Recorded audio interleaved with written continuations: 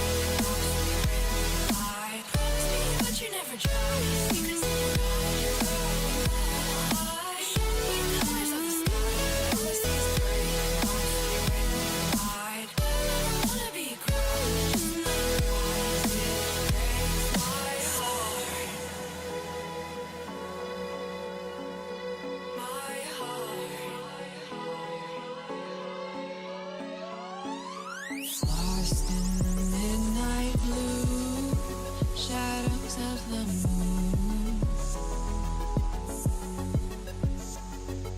Here with open arms for you, feeling something so new.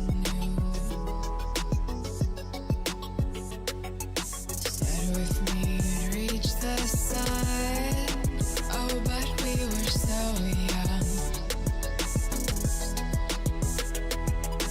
Love me till the summer's done, but keep me in your heart, so I hold on.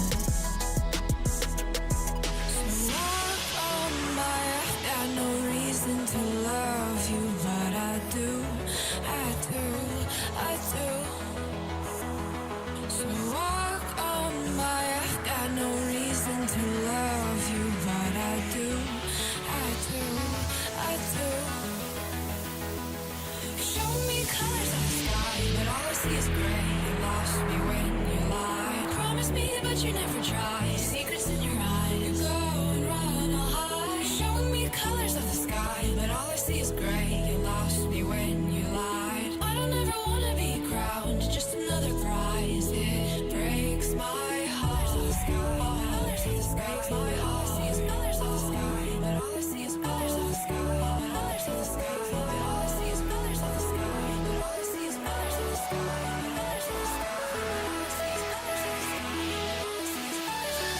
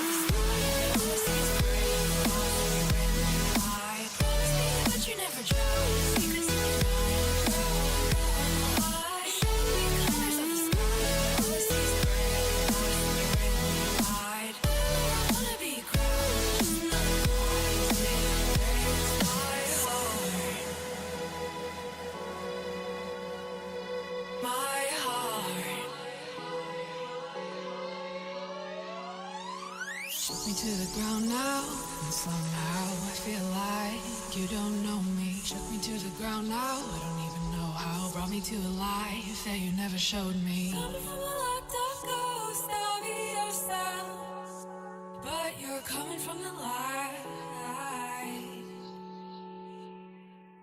There's more to you than you ever thought there was. Yeah, you're coming from the light.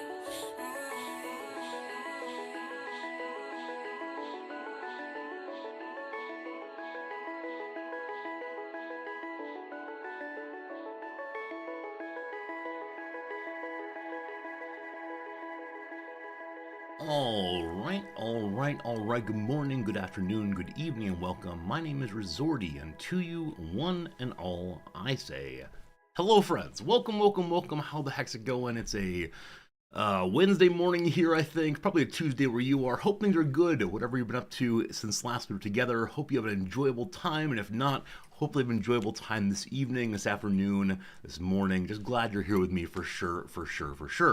Let me go ahead and get the piano music going like so. There should be a tiny little bit in the background. Just a nice background tinkling of sound, like out at a nice dinner as opposed to a rock concert.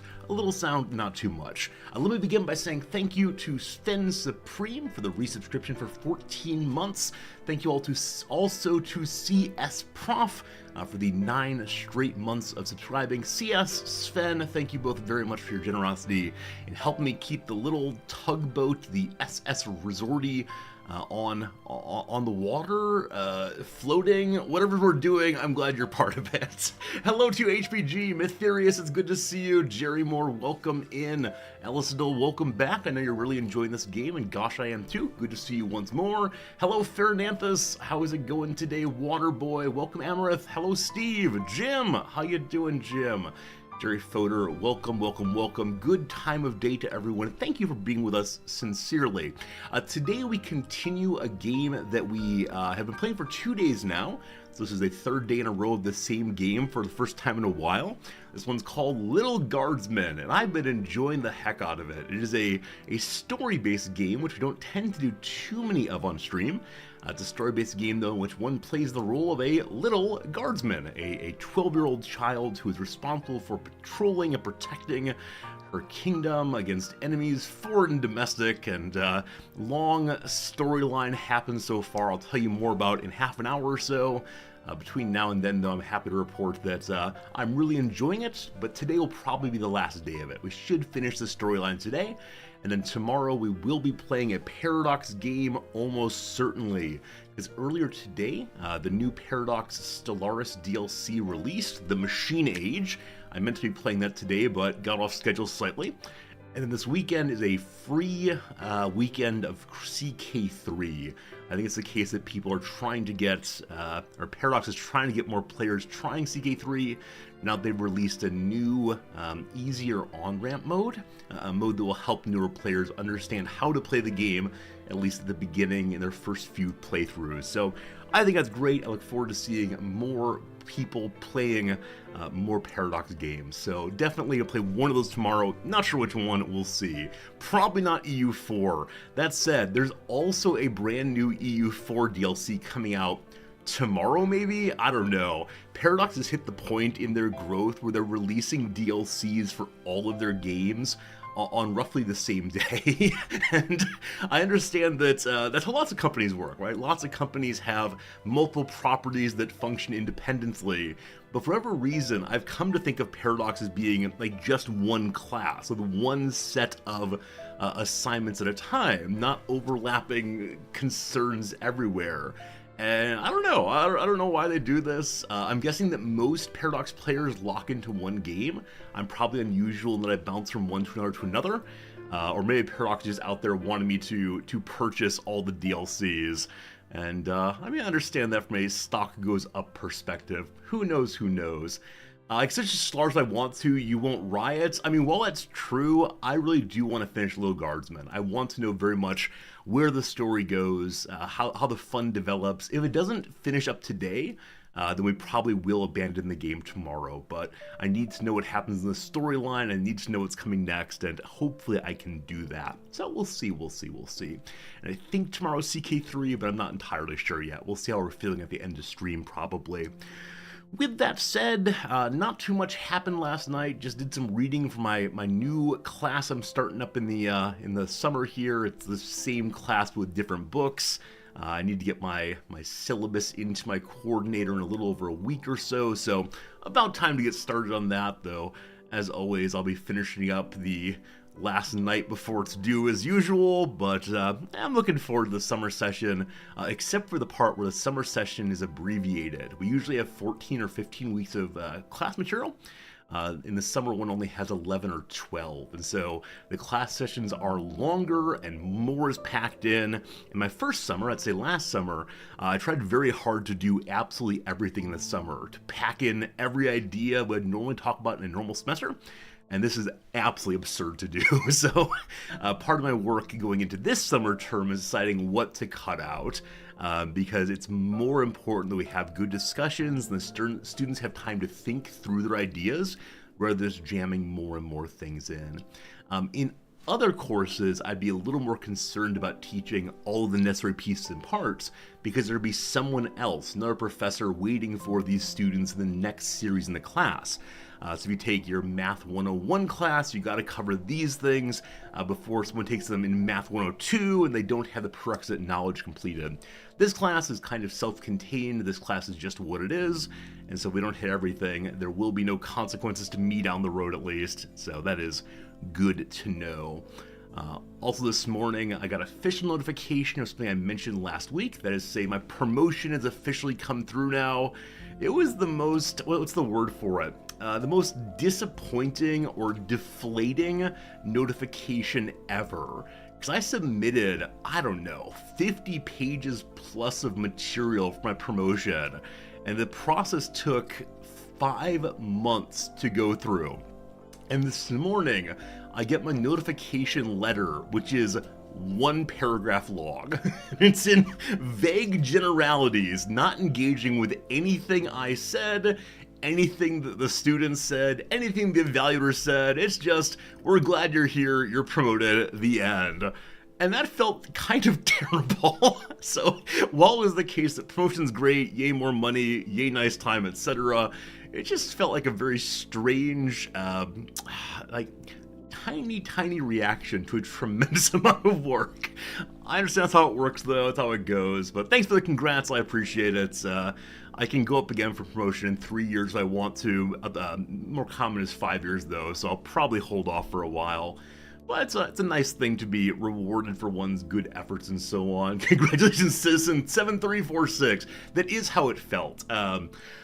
I have on good authority that this letter is not a template letter. Someone actually wrote this thing for me, and the reason for that is I follow a different supervisor chain than a usual faculty member.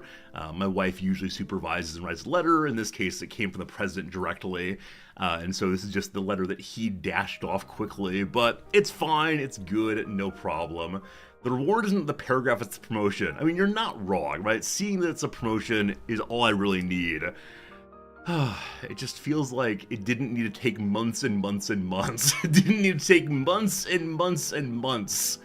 Yeah, still an adjunct was the change then? Yeah, it's just their adjunct ranks here, so we use a phrasing I don't like at all, but you can think of it as like adjunct 1, adjunct 2, adjunct 3, if you want to. So I'm adjunct 2 now, woo, woo! But, yeah, I'm only teaching a few classes, so it's still, part-time work, but the president just told me in other cases if I want to go full-time, if I want to go tenure track, I can do that, but I've got no interest, absolutely no interest. I just want to hang out with you all and play the video games, and if I were to try to work full-time professorship, I wouldn't have the mental space for the streaming, and so we made the decision long ago that the balanced life of doing some teaching and some streaming and a little bit of writing occasionally feels best for my life, so we'll keep doing that, I guess. Hello, Klaus, good seeing you. Hello, Slivers, what's up?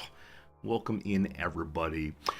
So, the only other thing that happened yesterday worthy of notice for you is this morning I realized once again why we call this place the Land of the Rising Sun. And that's because we didn't pull the curtains last night at bedtime. I'm not sure why we didn't, but the curtains were open. And at 4:30 a.m., the sun woke me up. And looking outside, it wasn't quite full daylight, but it was pretty darn close. I don't know if it's gonna be that way all summer long. I'm not sure if it's just, this part of the year, but man, the sun comes up really, really early around these parts. And yeah, there's no rooster. It's just really bright outside though. Now luckily I can fall right back asleep, but Noms can't. Once Noms is awake, Noms is just awake. So at 4:30 this morning, she was hopping up out of bed and immediately began working on email as usual. And I got a somewhat worried email from one of my colleagues this morning saying, why is your wife sending me business emails at 4:30 in the morning? And I wrote back saying, it's just how she works best, etc., etc. But man, I feel so lucky that I can fall asleep pretty easily because I like my normal sleep schedule. I go to bed around 10:30, I get up around 6:30 or so. And if that were disrupted too much, I'd be pretty unhappy, I'm suspecting. But Noms is cool with it. Noms is cool with very few number of hours sleep. She just go. At some level, she's gonna have more lifetime than I am. Independently of how old we are when we say goodbye, her life is full of more doing things and seeing things. And she, I just kind of lay there like a lump, and I'm okay with that. Hello, Cyber Oracle. Hope you're having a good day. Welcome. May I should buy Noms a nice eye mask as a gift? I can't decide if she'd like that. I could ask her. She does like bed accoutrement, right? She's a big fan of a sleep sack I got her a while back, in which she gets inside of a hefty bag, I suppose, and it keeps her nice and comfy inside. A couple years back, I bought her a weighted blanket. She likes that very much also. But things that are actively touching her face, I'm not sure that she would enjoy. I'll need to ask her and see. I can imagine her saying, oh, this is a sweet gift, and then never using it. But we should check and see. Jimmy, the social worker sent you an assessment at 2:45. She woke up and was thinking about it. Oh my goodness, that's so tough. Yeah, not just when you wake up because you have to use the restroom or, oh, it's a light or a noise, but instead because work is worrying you. That is pretty terrible. Noms occasionally does have bad dreams about work. And then the other night, this is a sweet story, I swear, but it's kind of scary. So I woke up quite suddenly because she was not like screaming, but making noises that sound like she was terrified. And so I woke her up and I said, well, what's going wrong? What's going wrong? And she was having a bad dream about being in a fallout vent. So I think Noms is not allowed to watch scary TV shows anymore.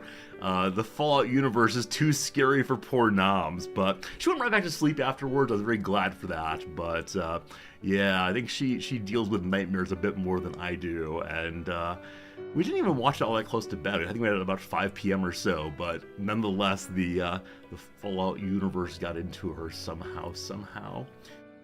Make sure we find a way to solve the sunlight through window problem. Yeah, just need to close those curtains. We do have blackout curtains.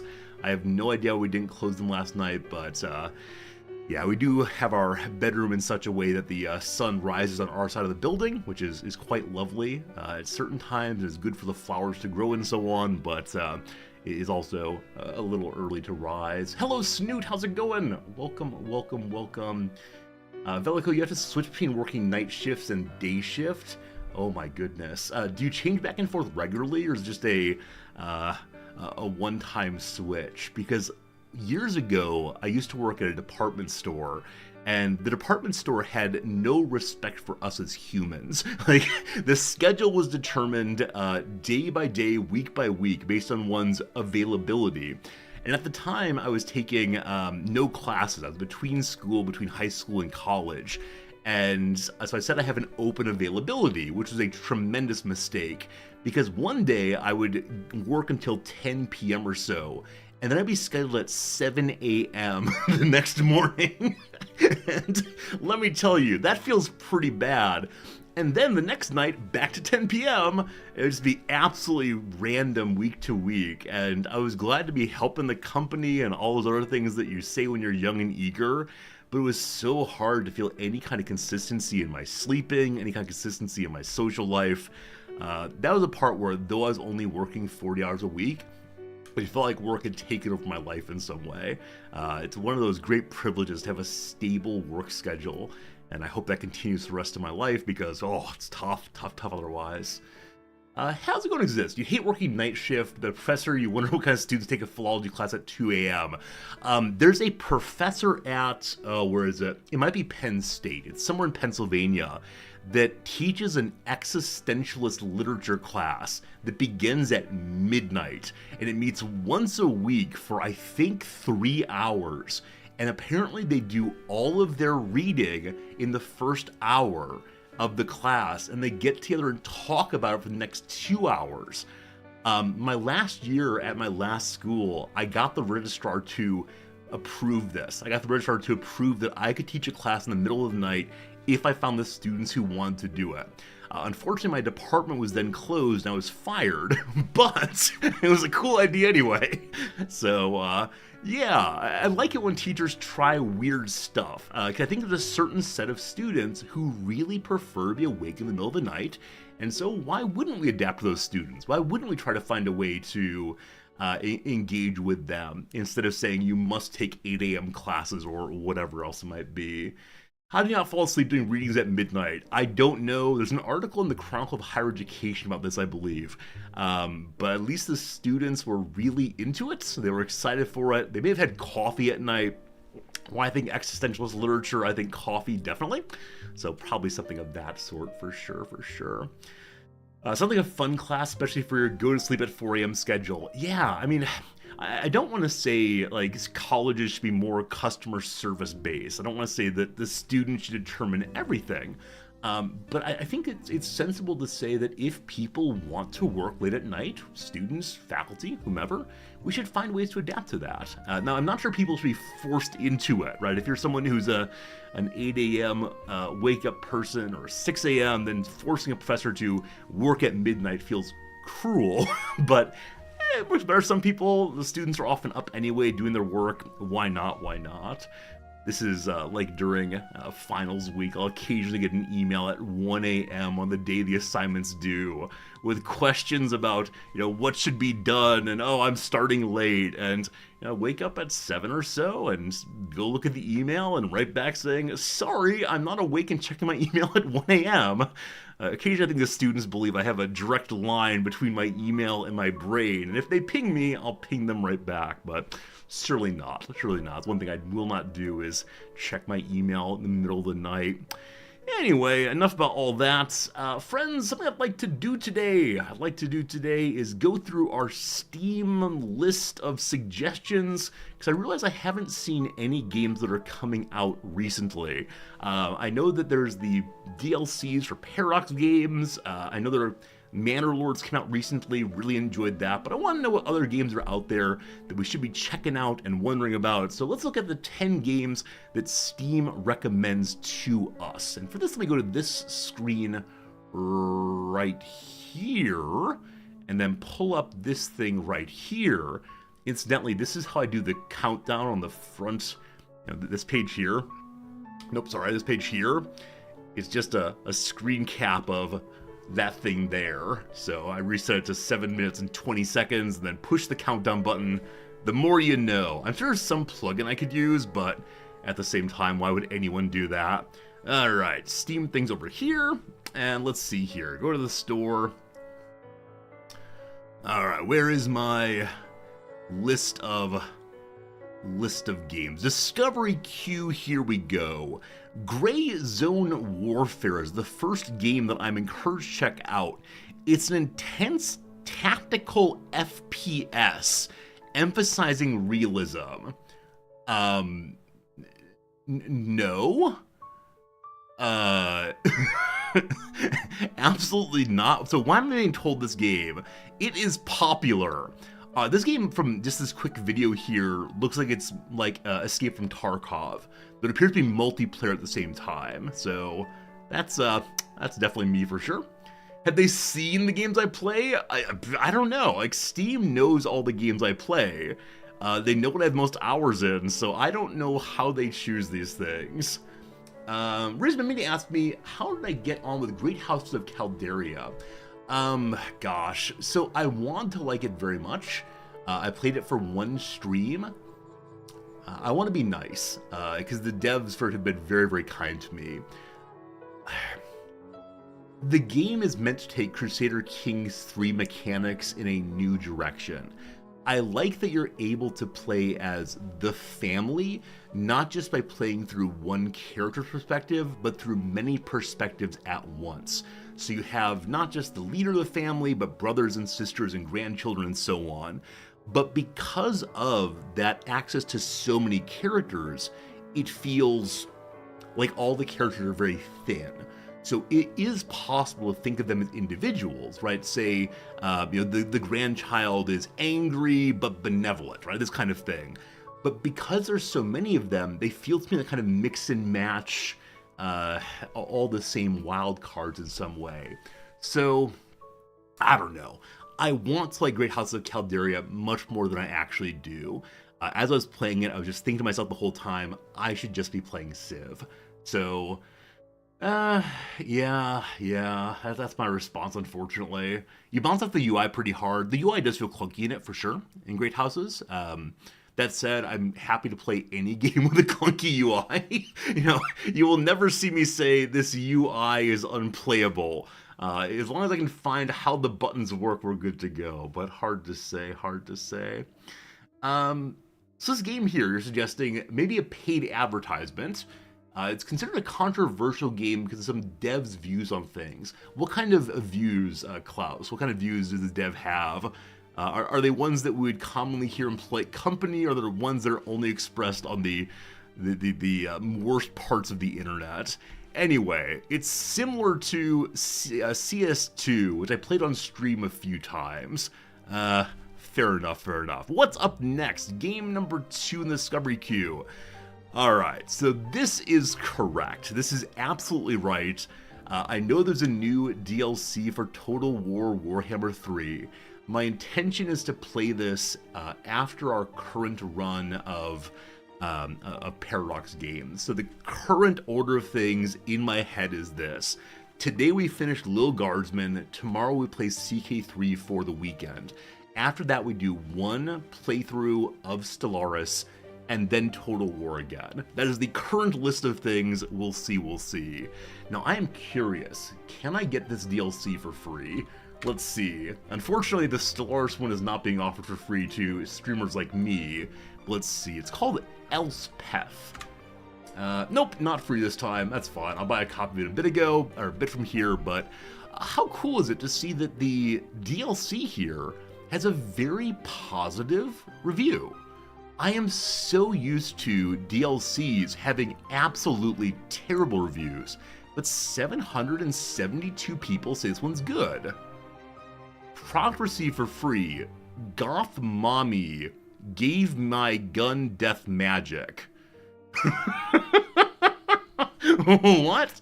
Try Thrones of Decay instead. Okay, let me try it again. Let's see. Thrones of Decay. Nope, not this time. There are other ones. So Shadows of Change and Forge of the Chaos Dwarves are both available to me right now if I want to download them and play them. We'll see how it goes, though. We'll see how it goes.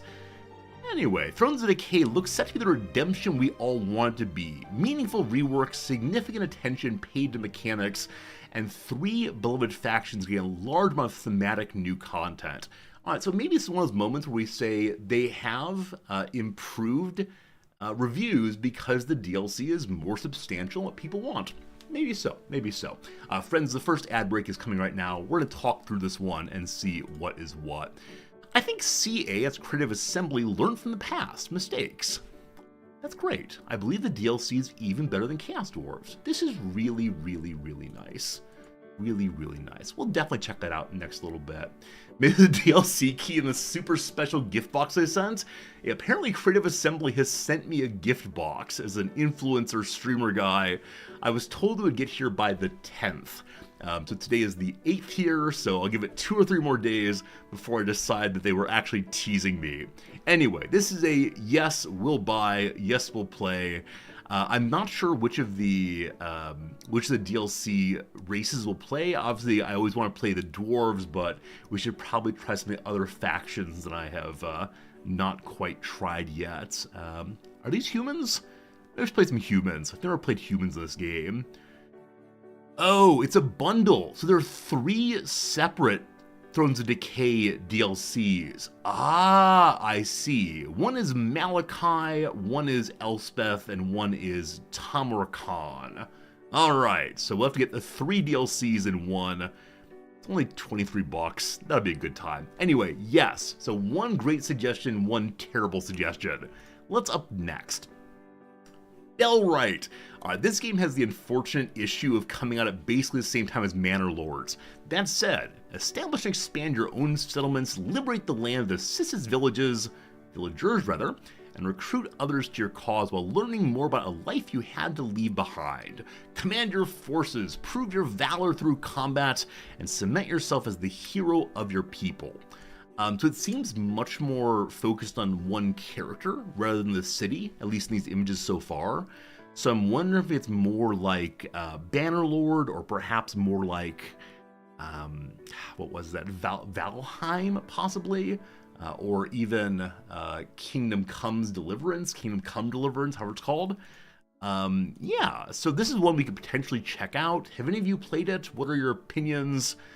Again, very good reviews though, and from a publisher called Donkey Crew. Donkey Crew, that's a nice name at least. Framed for the murder of the prince and sentenced to death by the crown, you've been living in the shadows ever since. After barely dodging an attempt on your life, you find the assassin's contract that raises many questions. Was it just misfortune you were framed, or is there more to it? You have enjoyed it. Alright, board games, what kind of game is it? It says action RPG, simulation strategy. Unfortunately, all those words together just confuse me. It's saying it's similar to Foundry and Manor Lords. So it is more focused on making the city as opposed to being the character, possibly? Maybe I need to watch a VOD of how this is played. AI-generated content. The developers describe how their game uses AI-generated content. We're using generative AI during development to prototype voice acting. Expect professional voice acting for the full release. After Star Trek Infinite's Klingon voice, I'm willing to tolerate any possible voice in any game. Do you remember that voice? Man, now that Star Trek Infinite is not in active development anymore, I'm considering taking that voice and using it as my, follower alert. It was so bad. It was so bad. I don't want to forget that one, though. This game is mostly running around cutting down trees. It's one of those. So I want to like games like Valheim and whatever that vampire one was. Yeah, any game where you have to collect huge amounts of stone or wood or whatever, and it's not that hard to do if you have lots of friends, but it's much harder to do if you're playing alone.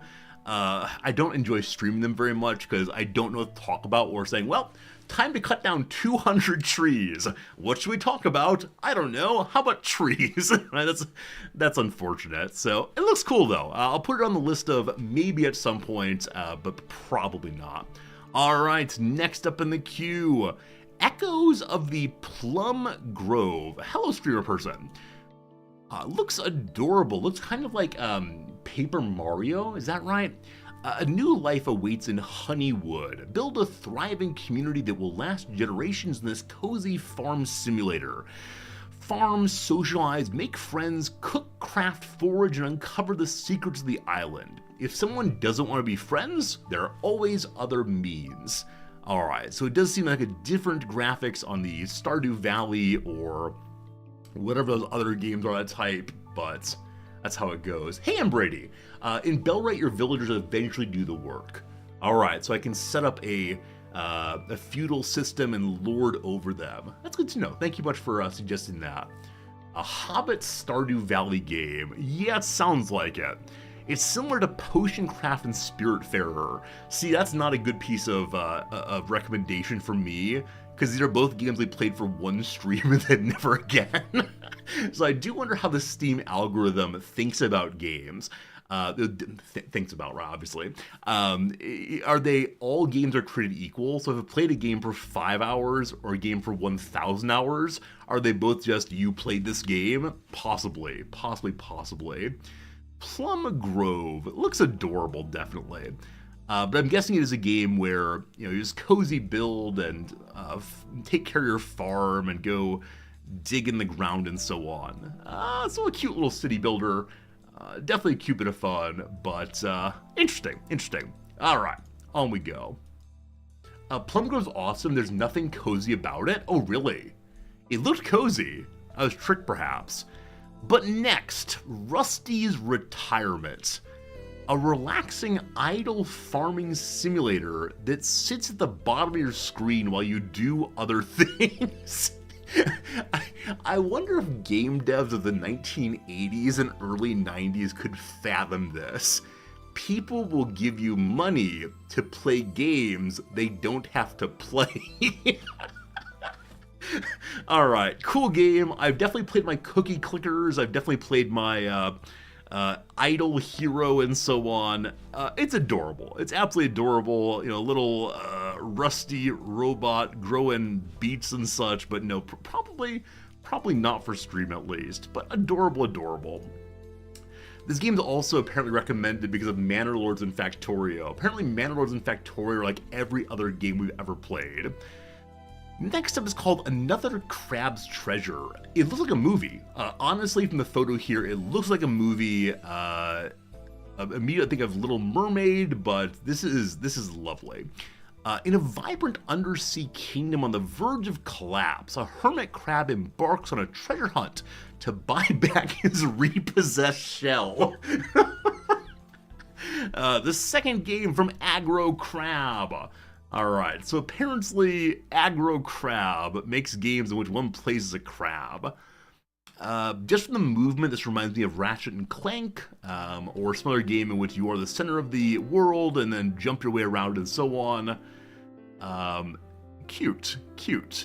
I've played games that are open world apparently, so the game is open world, maybe like Dark Souls possibly. There are big enemies and you're a small person. It's kind of spooky. Anyway, again, probably not for stream, but it has a 10, an 8, and an 8, all pretty good. And the graphics are delightful too. Anyway, on we go. We got 6 more to go today. Infection-free zone. Happy Polish Constitution Days, everybody. Is this game made by a Polish firm, possibly? Also, is Steam now willing to do a fest based on literally anything? Hong Kong Food Day. Let's make games from Hong Kong people a little cheaper. Choose any real region from the world. What does that mean? May I play in Botswana? Like, are you really modeling the world based on Google Maps, or what exactly? Choose any real region from the world. Choose your base operations, then rebuild and readapt the buildings around you to create a self-sustaining settlement. Take charge of a group of survivors from the city, and when night falls, defend the zone from the infected. Alright, so is this... I was trying to figure out if it was some kind of, like they are millions, billions, trillions attacking into your towers. Seems kind of like that. And maybe you get to choose which part of the city you control directly. It isn't like a strategic game as opposed to like a role-playing game, I see. Interesting. Apparently similar to Manor Lords and RimWorld. I don't believe you. I don't believe that every game is like Manor Lords. But apparently Dogberry already plays this game. I'll have to ask Dogberry how it is and see. Maybe it's like a squad management game. Cool. And there's lots of different bundles if you want to. Alright. Lots of red. Societies collapse. The mad virus, etc. Alright, probably not one for stream, but good to know it's out there. Then, oh boy, so here we go. There have been times I've said, shouldn't we do baseball simulation? Welcome to Out of the Park Baseball 2025. It marks a milestone, 25 years of sports gaming excellence. Officially licensed by the MLB, the MLB Players Incorporated and KBO. I have no idea who KBO is. This year's anniversary edition puts you in charge of your favorite baseball franchise. Your team, your legacy, your dynasty. Play what the pros play. Yeah, we're not playing Football Manager this year, so maybe this is the year of baseball management. For a while there, all of our strategy game friends were doing F1 Manager, I believe. I believe they were playing some kind of game which you control race cars. KBO is Korean Baseball Organization. Got it. Maybe this is basically Manor Lords. I think it might be Manor Lords for sure. It's similar to News Tower, apparently. Who plays this thing? AAJ. I have no idea who that is. For a while there, I was accepting any friend request that came in, because it's probably someone from stream, as I have a lot of friends who I don't know who they are. Anyway, it's $34 if we want to, and we can play this. Apparently you can bundle it with Franchise Hockey Manager. So in the same way I started playing Football Manager before I really understood how soccer works, we could play the hockey one, and I have no idea how hockey is played. I know you score points by putting the puck inside of the net. Past that, I got literally nothing. Alright, there's a possibility, but we'll see. Alright, 4 more to go. Odd Sparks. We played a demo of this game. This game is sort of like Factorio in that you make logistics cues out of adorable little magical woodland creatures, I believe. Our factory never ever got that big. I think this is my trouble in general with games like this. After certain points, once I understand the base mechanics, I kind of say, I'm good. It requires a kind of motivation in me as a player that I don't really have. So, I don't know. Like, once I understand, you just make more conveyor belts, make more machines. I'm good, thank you. Nonetheless, it's a blend of automation and real-time strategery for both the die-hard fans of the automation genre and the automation curious. Explore a strange fantasy world, uncover mysteries of the past, automate your workshops, and go on adventures with your odd and adorable sparks. Yep, you're gonna be a little magic buddy, doing little magic things. Love it. It's similar to Foundry and Oni. That actually seems fairly true. Having played the demo, it feels like that. I enjoyed it, but again, I'm not really a factory builder kind of person. I got 3 more to go. Rotwood. Immediately when seeing the image, I said, oh, that's clay. Indeed, it is clay. The world has been thrown into chaos. It's up to you and your friends to battle the corrupted beasts of the Rotwood. Upgrade your gear, choose your preferred weapon, and hone your skills to defend your safe haven. So, it's a side-scrolling clay game, possibly? Interesting. It's similar to Valheim and Path of Exile, allegedly. Are there other game modes, or is it really just shoot? Alright, so it has base building. Similar enough to Don't Starve and so on. Have I seen the game Lysira Summit Kingdoms? I have not. I'll look at that after we're done with the queue for sure. I'll check Mind Over Magic. Yeah, Mind Over Magic was the game that I was waiting for Clay on. I think it's a Clay published game as opposed to a Clay developed game. Particularly Kaiserpunk. Eka, it's been mentioned previously. I think I started looking to Kaiserpunk after I learned Hearts of Iron, maybe? I don't recall how it all fits together. Nonetheless, what kind of game is this? Let's read a little bit. Yeah, World in Chaos, etc. This is the part I'm curious about. Complex and rewarding combat. Button mashing and decent gear will only get you so far. You need to make use of your skills and whatever you can gather before venturing too far into the Rotwood. So I guarantee that I will be halfway decent at the base building and unbelievably terrible at the combat. So maybe I need one of you to take over the controller in the combat portion of the game, and I'll do the base building part. Also, tools of the trade. Master a collection of weapons to stomp your way through the Rotwood, or play to your strengths and stick to your favorite. Rotwood offers a variety of weapons that each offer their own unique and interesting ways to bash, smack, skewer, and blast the foes.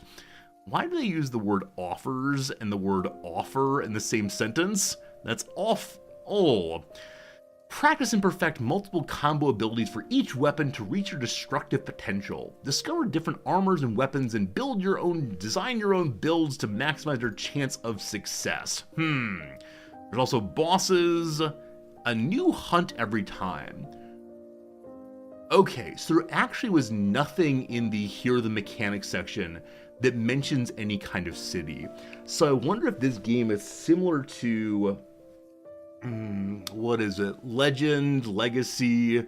You play as a family throughout history, dying over and over again, but eventually one of your grandchildren are good enough at meta leveling that they can win. Not CK3, not CK3. The game is Legends and such also. But yeah, I wonder if this is just like the back in the town portion of the game, in which you can do meta upgrades but not actually build that much. In which case, how cool that that Clay is trying another type of game.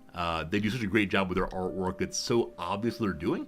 But probably the kind of game that I wouldn't play, because I'm pretty bad at combat in games these days. 2 to go. Yes, Rogue Legacy is the game. Thank you, Rogue Legacy. Alright, Planet Crafter. When I was playing Foundry last week, a lot of people said, have you seen Planet Crafter? I said, honestly, I haven't. So, it's a space survival, open world, terraforming crafting game designed for 1 to 10 players. After the ecosystem of an inhospitable planet... alter the ecosystem of an inhospitable planet to render it habitable for humanity. Survive, gather resources, and build your base. Then generate oxygen, warmth, and pressure to create a brand new biosphere. So from the small bit I've seen here, it reminds me of Subnautica, as far as the building mechanics, at the walking about making stuff. That you can grow flowers, I guess kind of cool. Lovely graphics entirely, but probably just another builder game, and that's fine. Might be worth checking out. It has really, really good reviews. 30,000 of them. When I see 30,000 on a game that's been out only a short period, about a month now, I assume that it's a game that was in early access for a long while, most likely. Anyway, what can we say about it? 1 to 10 players, yeah, any game that pushes co-op too much is probably not great for me, unless I want to invite all of you to play it with me. Maybe one of these days we'll do that. One of these days we'll say, okay, let's all buy a copy of this game on sale and make a world together. 1 more in queue. Oh, this is right. This is right. We are absolutely playing this game on release day. This is the game my expectations are way too high for right now. The guaranteed Norland all the way. It's a combination of RimWorld and the RimWorld mods from medieval period, and also feels kind of CK3 in some respect. Lead your noble family in this medieval colony sim, facing off against class conflict, religious struggle, and political treachery. Tend your people's needs, uncover lost knowledge of a fallen empire, and engage in nefarious plots against your enemies. So it comes out on July 18th, 2024. On that day, you will be seeing me play this game. We played the demo for it back during Steam Next Fest 6 months ago maybe, and since then I've been keeping an eye on it. It's our good friends at Hooded Horse. They'll probably send me a code for free. If not, they'll buy one. I'll probably do a giveaway, gosh, who knows, but very excited for this one. Yeah, that's the long and short. It looks really cool, and I believe in Hooded Horse, so you'll surely see that one all the way. All right, there are 2 more games that you all mentioned me to check out, and then we'll get back into today's game here. So one of them was Lysara, Summit Kingdom. Happy Polish Constitution Days, everybody! I do wonder if this only comes up on games that are made with a Polish dev team, or if everyone's seeing this. We'll see, we'll see. Alright, build and expand your own settlements in high mountains. Carefully plan production chains and satisfy various needs of your 3-caste society while dealing with mountain hazards like weather breakdowns and avalanches. Are you skilled enough to make your town thrive? Oh gosh. So, it is the case that horrible things happen. Assuming this is the in-game graphics, definitely pretty cool. Looks like an Eastern Kingdom of some type possibly. So instead of building your way on flat ground, you build your way up through the mountain. Interesting. Is it like Dwarf Fortress? I doubt it, except for the mountain part, probably. Out now in early access. It's similar to Manor Lords, you may have heard. And also it's part of the RimWorld averse, apparently. Alright, so what are the mechanics here? Deal with avalanches. This feels similar to that one game with the gophers or woodchucks or whatever, where your world gets flooded occasionally. An ever-present danger I have to deal with are mighty avalanches. You can't stop them, but you can take precautions and be prepared. A forest, the key area to create natural barriers. Build artificial ones to redirect rushing masses of snow to trigger the avalanche early while it's still manageable. Create a deliberate and reliable strategy, and you might even be able to use the power of snow to your advantage. Fail to do so and find your city buried and devastated. You have a transport network, seeing the people walk around like a theme park manager. Raise a summit temple. If you manage to endure all mountain dangers, build a network of efficient production chains and satisfy all the needs of your people. There's only one more thing to be done: conquering the mountain peak. Final note, the game is a pure city building experience focused solely on the economy, resource management, and survival despite the inhospitable environment. Therefore, the game doesn't feature combat or any other military aspects. I've been noticing more and more of these kinds of notes. More and more cases in which devs are being very clear, this is what our game is, this is not what our game is, or this is what our game isn't. And I wonder why that is. Are they concerned about getting bad reviews? Has there been a number of games, or have there been a number of games that people have said, oh, where's the combat? I know that happened with Clanfolk, which is a game that was similar to RimWorld, but there are no people attacking you. Instead, the real enemy is the winter and surviving through the cold and the food. So many viewers came in and said, Resorty, this looks cool, but where's the fighting? So I wonder if there's now a sense of city builder devs. You have to be very clear what kind of game you're playing. Anyway, looks cool. That said, we've played quite a few city builders recently, and I don't want to say I'm tired of them, but I can guarantee that this game starts with build a building to cut down some trees. Almost certainly. Interesting enough. The last game that was recommended to me to check out today was Kaiser Punk. There it is. What kind of game are you? Build and conquer in Kaiser Punk, the ultimate city builder and grand strategy combo set in an alternative 20th century world. Engage in epic battles on land and sea and air, or use your economic power to emerge as the ultimate victor. Alright, we like grand strategy, so I do see the grand strategy element there. Like I said, I was feeling this game has something in common with Hearts of Iron, so I kind of want to play Hearts of Iron first. That said, the graphics are fun enough. It's Manor Lords of alternative 20th century history. Every game is Manor Lords. This is my replacement for the old line of every game is banished, surely.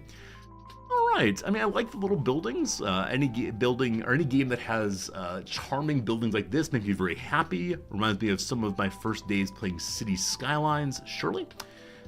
Looks like on the top line here we can see maybe different classes of people. If so, there are 4 classes.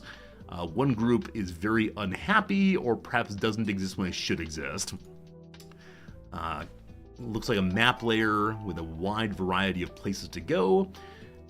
Also, we have a variety of different navies and armies and so on. Beyond with that, we see here a little port area. Beyond that, we have more map. Looking like maps and cities, maps and cities, maps and cities. And then your leader can be promoted. So looks like the battalion or navy or otherwise has one leader, and their traits determine something about the army, navy, otherwise. Cool, released in 2024. Okay, so another game for the future. This is always the issue. When I see new games, I think to myself, man, is this a game I should already be playing? Have I missed the hype? But no, sometime in the year it'll be released, so we'll put this one on the, gosh, we should play this one after Norland, probably, whenever it comes out. Anytime I don't see a particular day, or at least a month, I tend to think, man, is this game actually get pushed to 2025? I don't have a lot of confidence in due date, or a lot of confidence in days that are non-specified. But good to know. Thanks for recommending it. I'll be curious to see how exactly this turns out. So, thanks for talking with me through some games that are coming out soon. Thanks for talking with me about games that have already come out. I think we learned some new games. In this look through. Unfortunately, I don't recall what any of them were. I didn't put anything on my on my wish list. So give me 1 second to go back through and say which ones I say I'm a little excited about. There's at least one. Out of the Park Baseball, possibly. Infections Free Zone, no. Crab's Treasure, no. Rusty Retirement, no. Echoes of Plum Grove, I was told, is not as cozy as it looks like it should be. So, interesting, but probably not. Bellwright. Bellwright is the game I think I was most excited by, though if it involves a lot of chopping of trees, less so. Total War we're playing soon, and I believe that's that. So there's not terribly much that really stands out as being amazingly exciting, but we'll check again in a couple months here. I try to look once a month or so at what games are coming out soon. So I think that's all the opening blather.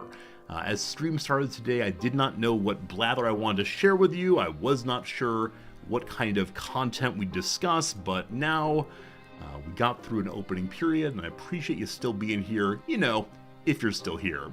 Time then to return to our playthrough of Lil Guardsman. This is our third day of playing the game. We are 67% of the way through, apparently, and so probably today we will finish this one. The story so far, let's see if we can summarize it effectively. We're playing as Lil, a little guardsman. She is 12 years old and has way too much responsibility for her age. Her father is an inveterate gambler, a person who's constantly shirking his duties, leaving her responsible for his job, which is running a gate guard position. That part of the game is very similar to Papers, Please, or other games where you have to look through different elements to determine who the person is and should they be admitted into the kingdom, the country, otherwise. There's also a layer of story that's happening where you go from place to place around the city and attempt to find items and talk to people, and it feels kind of fetch questy in some ways. The backstory that's happening right now, there's a couple crises inside of our kingdom.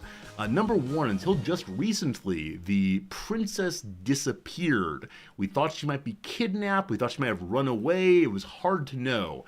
This princess, though, was supposed to be around because she needed to get married for the good of the kingdom. Her advisors encouraged her to marry one of two characters, one who was a fop and one of whom was a mindless, brainless warrior. We encouraged her to go with the warrior, but ultimately at last moment, the princess revealed herself to not want to marry either, but instead marry the leader of another faction. That's the leader of the Goblin Liberation Organization. The goblins are not treated like real people in the kingdom, and so they want to be treated well, and part of their being treated well is marrying the princess.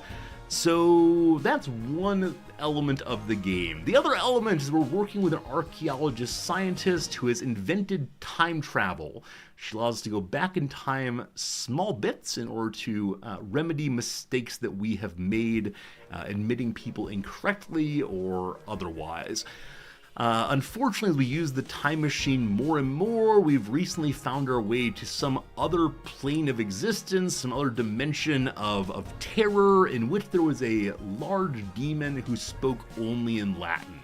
We do not know why this has happened, nor does the archaeologist, but the archaeologist insists we must continue using this machine, not for minor concerns like attempting to make sure we admit the right person, but instead for major concerns to stop the Civil War. And I believe that's roughly where we were when we said goodbye last time. I'm sure I missed something, but hopefully you can follow along with the story so far. That's how it goes. Let's continue and see where we are and what we're doing. Hello, Sim. Good seeing you. Hello, Lord. Welcome, everybody. The Sprawl We've gone to war. news about the war. On the front lines, our homegrown heroes are holding toe-to-toe against the pungent Petradians. But back in the barracks, folks from home and away are signing up to do their part. You might even find the odd Petradian joining our ranks to fight against their own. Go get 'em, soldier. And get 'em once for me. Talk to your local Godshed operator about how you can join the Sprawl Army today. Join the Sprawl Army today. So it seems that the game only saves at the beginning of a day. Yesterday we did about half of this day here, so we're going to go through the first portion of it kind of quickly to ensure that we can get some new content here. So part of our job this day is not just deciding who to admit and who to reject, we're also responsible for deciding who to draft and who not to draft. So we'll talk to a couple bumpkins here pretty soon and see what's going on. Did you see my dad? He was there. So we're skip through this. You mean the prop? No propaganda questions, thank you. I thought my...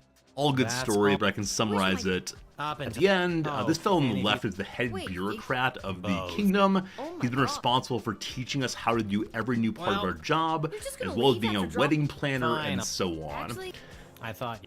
We're told, though, that we can't just recruit everyone. We instead have to recruit people who will do well at the war. Here is today's royal writ. After months of siege, the Sprawl's resource, namely its food stores, have reached a dangerous low. If the Guard discovers any means to improve our dwindling food supply, call either Ash, which is a councilwoman, or Lieutenant Stryker, the head of the Guards. Related, any individuals or group from outside the Sprawl who will burden our meager food supply are to be carefully vetted. Like with item 1, the decision to admit anyone should go from Ash or Stryker, as opposed to from us. Best of luck to those becoming responsible for drafting individuals for service on the front lines. Remember, there's always more that meets the eye, and although it may seem like sending more people to the fray is the right idea, that's not always the case. And lastly, hey Guardos! I'm breaking in a new assistant down here in the dungeon. Go easy on him if you get him when you call. Malcolm the Jester. That is today's material. Next up, we determine how we spend our gems on our various tools here. One big change between this game, or one big difference between this game and games like Papers, Please, is you have a limited number of uses on all of your tools. That said, we're doing pretty well on having enough power crystals to make them all run, and that will continue, I'm sure. So, who's up first on today's engagement with the public? Excuse me, ma'am. Is So this we the place actually where a engaged fella with this gets- person earlier. Sure do. On yesterday's Yeah. stream, this person is an ignorant bumpkin who is attempting to run away from relationship problems. He wants to go to war to do this, but that's not a good motivation according to the game. So we'll begin by immediately spraying him with a truth spray and learning what his story is. I can't believe Glory Ann would do me wrong like she done me and be caught in the arms of another man. I guess I could have talked to her about it, but the minute I saw her and that lug Bosco together, I jumped to the first conclusion in my head and left town to do the first thing I thought of doing. He's just looking for a place to be. Was this the right thing to do? Yes, it's Glory Ann that did the wrong thing. We can now talk to him and discourage him more. now what's a guy like you doing wanting to fight in a war like this? I fight for one thing and one thing only. My one and only love, Glory Ann. We doubt him. It's not clear you want to fight for her, you just want to get away from her. Who or what is Glory Ann? She's my sweetheart back home. Alright, this is going to be a little bit of silly jokes now. And does Glory Ann feel the same way about you? She sure does. At least, I thought she did. Oh, do they really love each other? We doubt her Dish the him one more details, time. Elmer. What happened? Well, you see, ma'am, how it is like... It's like this, you see. It all happened this way, it was. Elmer, faster with the dishing. I'm sorry, ma'am. It's just all too painful to talk about. We were engaged to be married, and I caught her in the arms of another man, my neighbor Bosco. Not Bosco. Hey, Red Zyrus, thank you for the resubscription, friend. 40 total months, my goodness. Red Zyrus, happy day to you. Thanks for being here. Alright, I doubt your story. Doesn't sound like much of an engagement then, does it? She took my ring and promised to be my wife. Then she broke that promise the very next day. So you're heartbroken and running away to war? Exactly. Alright, we've been told that's not a good motivation, so we're going to reject him. Don't know what a good motivation is, but that's not a good one apparently. I don't think I can, in good conscience, send you to the front, Elmer. Go home, find Glorianne, and talk to her. I honestly don't know what a good motivation Yeah, is. maybe you're right. Not Maybe to I ever was bring anybody I'll go in. home and see my... No What's an one wishes to apology die. banner? He's making an apology banner to try to make Glorianne his beloved once more. Up next. Ah, it's you again. I remember you, the miserable wretch who sought me the last time I came to this repulsive, simmering carbuncle of a city. So Ebenezer Scrooge here, we dealt with on the very first day. He is the richest man we know, and he wants to take all of his money out of the local bank, impoverishing the nation even further. We can't allow that. Now, from playing this part yesterday, we learned already that what he truly misses is not his wealth, what he truly misses is not his desire to make more and more, but it's actually his beloved whelp, a tiny little goblin that used to carry his things around. So again, we'll quickly go through this one and just ensure that he is reunited with his beloved. So I remember. Yes. we'll go ahead and use the truth spray one more time. I have one more truth spray after that.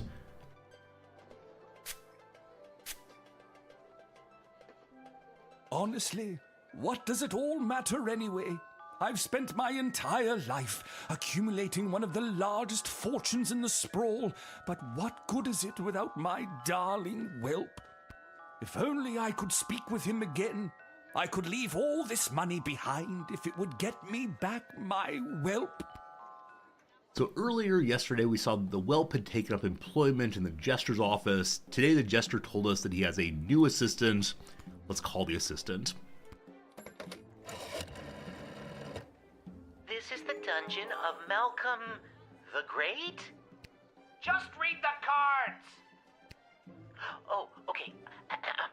This is the dungeon of Malcolm the Great. May I take a message?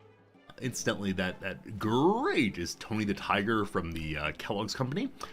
You might know this, you might not. The person who did the original voice of Tony the Tiger, their great, was Thurl Ravenscroft. And if you don't know who that is, he's actually the person who sang the "You're a Mean One, Mr. Grinch" from The Grinch That Stole Christmas. So a bass singer from the period back then. Also shilled for children's cereal. There you go. Wait, who is this? Who is this? Oh, it's so confusing. I'm Lil. Oh, Lil! It's me, Whelp! Hello, Whelp. I thought so. Listen, there's someone here I think would like to speak with you. Go ahead. Whelp, is it really you? It is, Your Grace. Whelp, I never thought I'd see you again. Well, we are on the phone. They can't see each other. Oh, gosh. How are you? Have you been treated poorly? No one ever treated me as poorly as you, sir. Apparently goblins like to be beat. I'm not sure. I miss you, Whelp. I miss you too, sir. Come, run away with me. We can leave this war behind us and start again with all of my money. Sir, I never cared a jot for your money. I only wanted to be with you. Oh, Whelp, my heart sings. No matter what happens to me now, I will dedicate my remaining life to you. Oh, back what together. about your remaining money? I'll donate it to the poor. Just kidding, but I won't take it away with me today. Alright, so the state gets to keep the money, thank goodness. Good enough. Get in there and reunite with your friend. I believe that's how much we did yesterday. true love conquers all. Well, way to go, Cupid. 4 stars. Good job to us.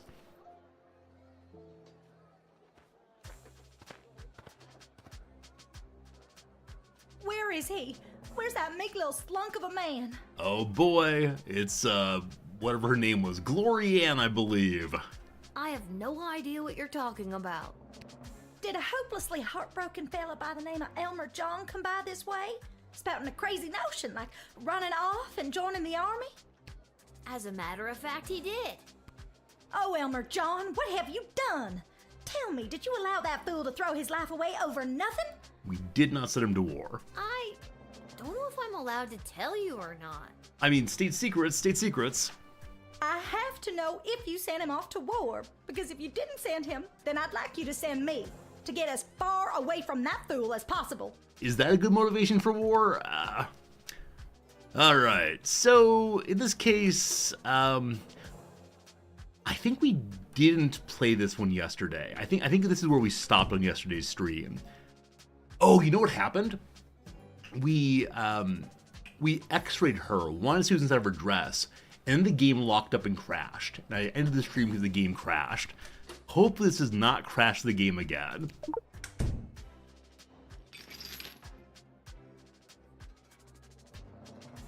Okay, that's where it crashed yesterday. What's you got there? That's my Elmer John. Oh, you're such a fool, Elmer. But I will carry this picture with me always, to remind me how much of a fool you are. Makes sense to me. Nice photo. And the frame's quite nice, too. This picture looks bumpy, like someone wrote something on the back of it. What does it say? Something's written there. I don't know. I never noticed that before. But reading time's over.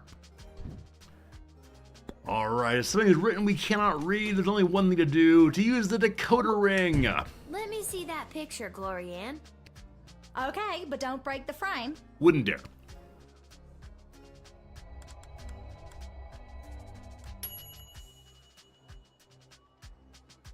My dearest Glorianne, if I ever lose my temper and run off to join the war, please know that it was probably in haste.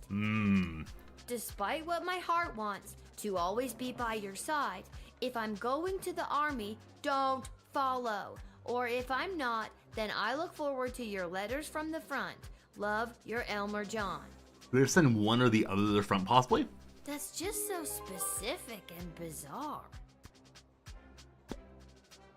Alright, so with those two done, I don't see anything obviously to use except for maybe the truth spray, but I want to save it for someone that we're a little bit less sure on. So we'll just talk to her for our third go and see what she has to say. I take it you're Glorianne. No, we already know that part. That's me, Glorianne. The same Glorianne that was caught in the arms of another man? It's not what it looked like. And if Elmer John had stuck around for more than a second, I could have explained that to him. What is it actually? What's your story? I'm gonna trust you. Tell me the rest of the story, And you're please. sick of these lunk-headed men getting all hot and bothered and making hasty decisions over something that could have been settled by a rational conversation? Exactly.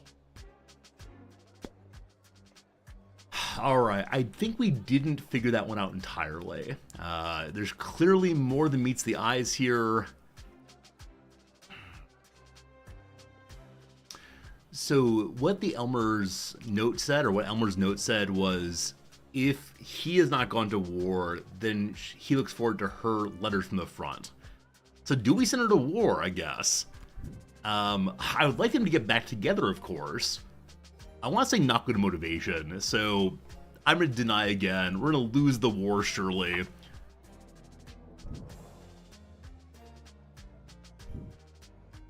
Now, I'm not doing this because I drafted Elmer John and I'm trying to keep you apart.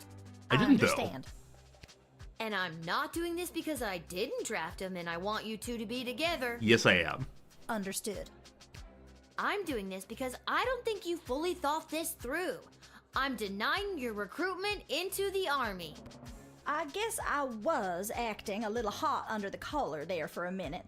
I should go home and talk things over with Elmer and... Wait. Now will you tell me? What happened to him? Did he get drafted into the war? I didn't send him to the front. I think you'll find he'll be waiting for you when you get home. Big ol' apology banner and all. It's true love. Thank goodness.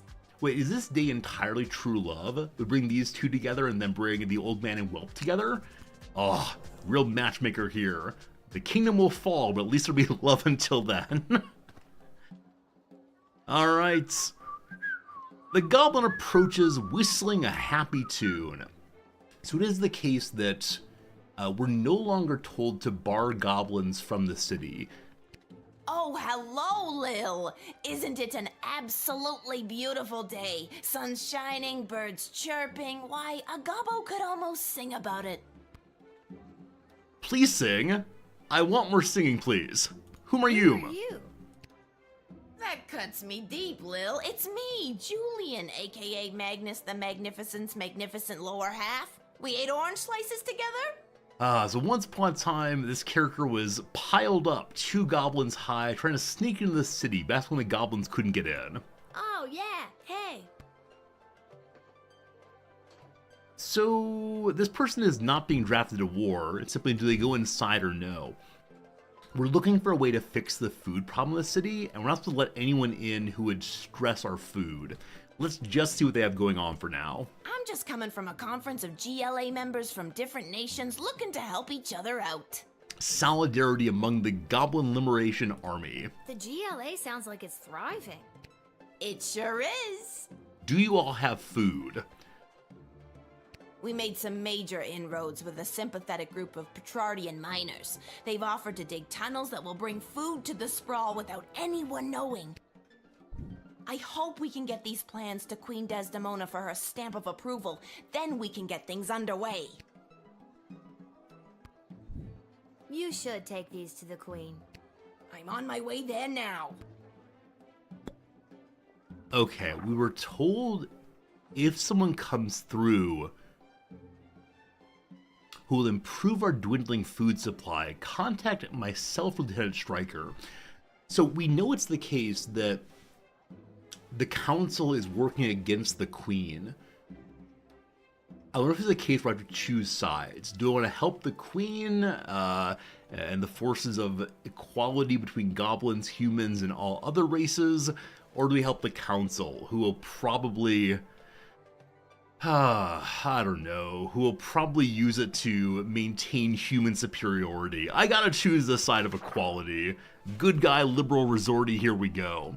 So I think I'm just gonna let him through. Though I wonder if there's a way I can talk to him into sharing the food more generally. I can't believe I didn't tell you. Big updates from the GLA. What else do you know? Queen Desdemona and her goblin lover, Chuck, have implemented all these different programs for non-humans. It's a great day to be a goblin. So the humans are gonna starve. And Gary is learning to become a mage. I think he got a bit carried away playing Magnus the Magnificent. Oh, I didn't realize that the person that the queen married, or is marrying, is actually the fake mage head.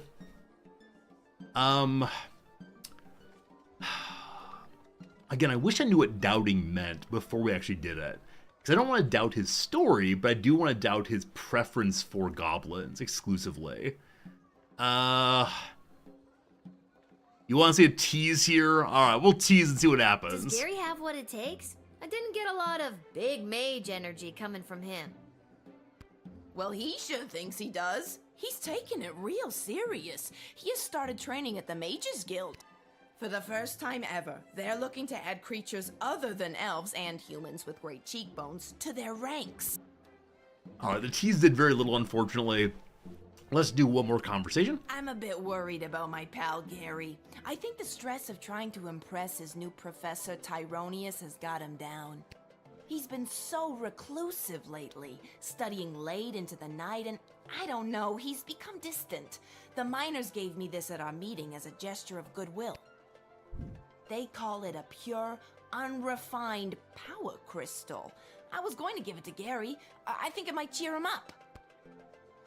This would be useful to have, of course. We use 7 or 8 of these every day, but I will return it. I'm not a thief. Gary is really gonna love this. It will fit right into the wand he's been making. But hopefully Gary uses his magic to protect the city as opposed to, I don't know, killing all humans.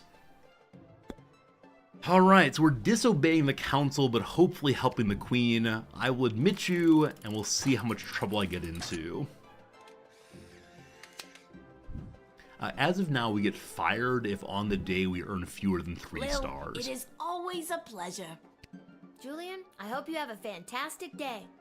Do you really mean that? Of course, Goblin. I mean, goodwill to everyone. I sincerely do. Keep up the great work, friend. Thanks, Lil. You're one of the good ones. All the humans up against the wall except for Lil. Okay, you admitted the goblin who was on a mission, but you missed something in the writs. Bum bum bum. That's fine, we got our 3 stars, good enough for now.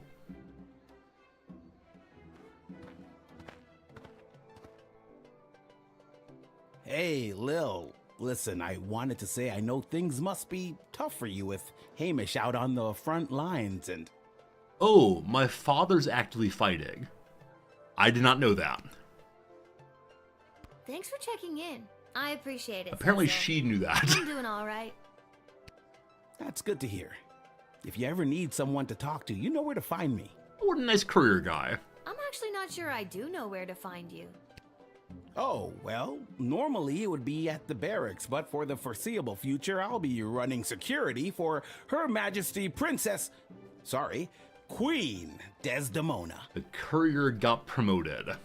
After you finish your shift, Her Majesty and the Royal Consort have asked to see you. Looking forward to being called the Queen. Our thing, figures, or why? What is our thing? Are we flirting? Is that your hat is a thing? I have no idea what these mean. Why does the Queen want to see us? Why does Her Majesty want to see me? She's meeting with some high-ranking member of the Mages Guild to discuss battle strategy.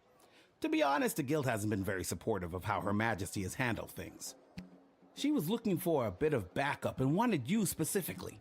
I'm gonna go argue with some old men. Look forward to it. Well, she can count on me. I hope. You'll recall that earlier, we had an opportunity to send a warrior, a thief, or a mage to help with the Queen. We chose the mage, so hopefully the mage guild thinks well of us for that choice earlier. I hope so too. The fate of the sprawl may rest in your hands. We'll see what we can do. It always does, Cecil. I'll see you after my shift. Great. Thanks, Lil. And if you write your dad, tell him we all wish him well. I will write my father a nice I will. message. I know he'd love to hear it. See you later, Cecil. I hope the next person is an honorable knight who wants to go to the front. I need to draft one person at least. But first, a familiar group of black-clad folk approach the shed, weeping and moaning. It's the mourners once more. Did they kill another cat?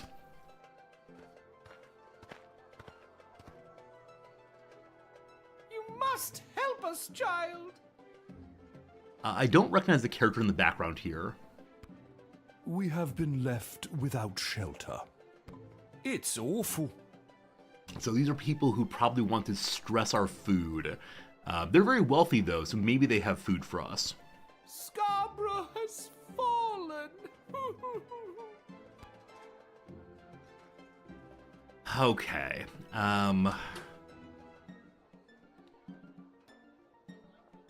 I have no idea what to use here. Let's just have a conversation first and see what's going on with them. The Duchy of Scarborough has been under constant siege for the majority of the war.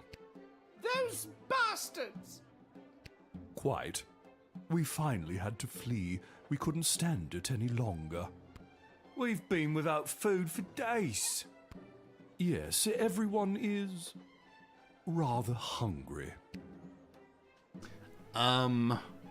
This seems true, but I'm gonna doubt who we got. I'm sure the Sprawl would have sent forces to help you if you had asked. I had no idea this was happening in Scarborough. Yes, it all happened rather suddenly. That's not true. They were told previously, or they said previously they've been sieged for days. Shush. Laundry best kept in-house, Diddums. Alright, so they're deceiving us in some ways. I so want to know what's underneath her clothing. Sorry, it's kind of creepy. What you got in that bag? Oh, something on this man's belt? What you got there? This? Oh, it's just a letter. From me aunt. Mind if I read that? Let's see. La la la, late at night while no one is awake. Blah blah blah. Lower the drawbridge and we will invade. Ba ba ba. We have a traitor in our midst. Long live Prince Phineas? What? He's working against the kingdom. Care to explain? All right, I did it. I lowered the bridge and let those... Bastards? Right, those bastards. I let them in. It was me.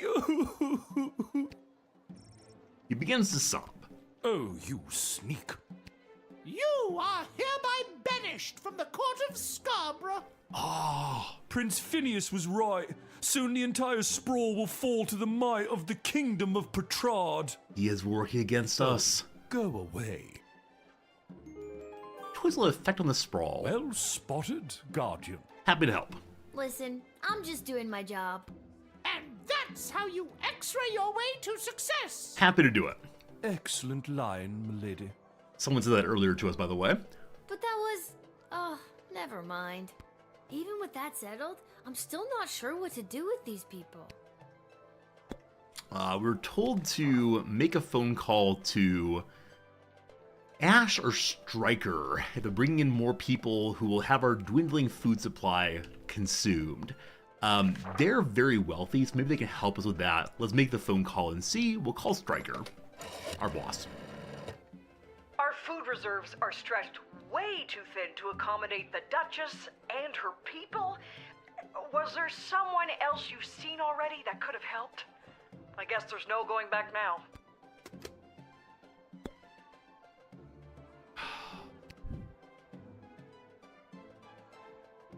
So maybe if we admitted or stole food from the goblins, that they would have enough food to admit these people. We didn't though, so sorry, Duchess, you're on your own. That's very sad. She's been through so much in this playthrough. Sorry, we don't have enough food for you to stay here. I hope you choke on your victuals. I feel horrible too. Come, Your Grace, let's not waste what energy we have left yelling at a child. Choke, I yell. Choke and die. Oh gosh. You founded an enemy of the state in their midst and managed to keep the Sprawl's food rations in check. Based on your previous actions, this was a good result. Man, I hope I feel better about, or good about, letting the goblins keep their food earlier. Oof. Oof. Oof. Where do I enlist? This man is who we've been waiting for. You're there. Here. Then what are you waiting for? Sign me up already. The name is Bosco. This is the other part of the love triangle. So the two bumpkins and Bosco. I heard that lily-livered runt Elmer John came by this way, and I want to catch up with him so I can smash his head like a jug. Oh, so we know we sent Elmer and Glory Ann back home.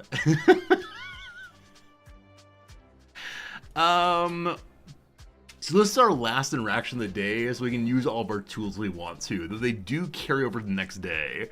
Let's figure out, do you have anything in your body made of metal? There's something there. What's that? Is it a photo of himself? A picture of me. Nice photo. That's what he truly loves. But the frame's awful. I hate it. Then why carry it around?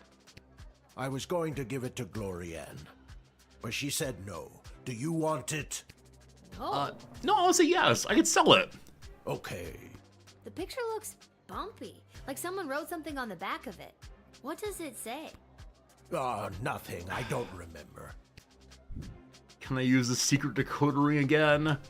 Hey, we've got one use left. All right, friends, it is the case now that it's time for our first ad break of the day. We run one ad or 3 minutes of ads every hour or so. When we get back in 3 minutes, we'll figure out what's on this man's picture. I bet it's going to be some sort of if Glory Ann is at the front, we should go to the front, etc. We'll see, though, in one quick 3-minute break. Thanks for being here. Thanks for hanging out. While we're waiting, we'll do some crossword. We almost finished yesterday's crossword. Tiny bit left, just one corner left. Hopefully we can finish the Tuesday pretty quickly and then get back to our Monday. So thanks for being here. Thanks for hanging out, as always. Here's how it goes. Engage in dirty campaigning.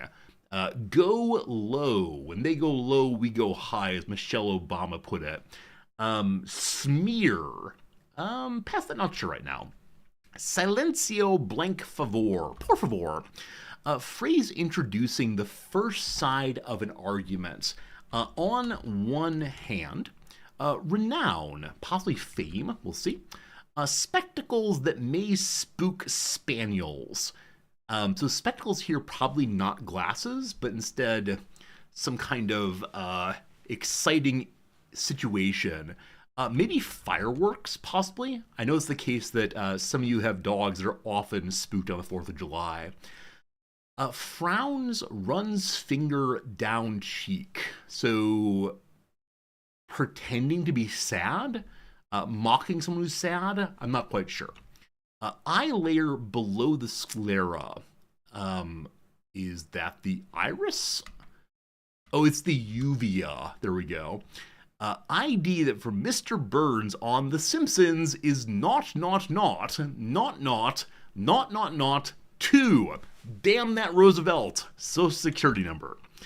Heats with a steam wand. Is that dry cleaning? Is that steaming? I have no idea. Beef cut that gets its name from the shape of the lumbar vertebra. So lumbar is lower back. I know that. It's going to start with an S because serviceable is of use.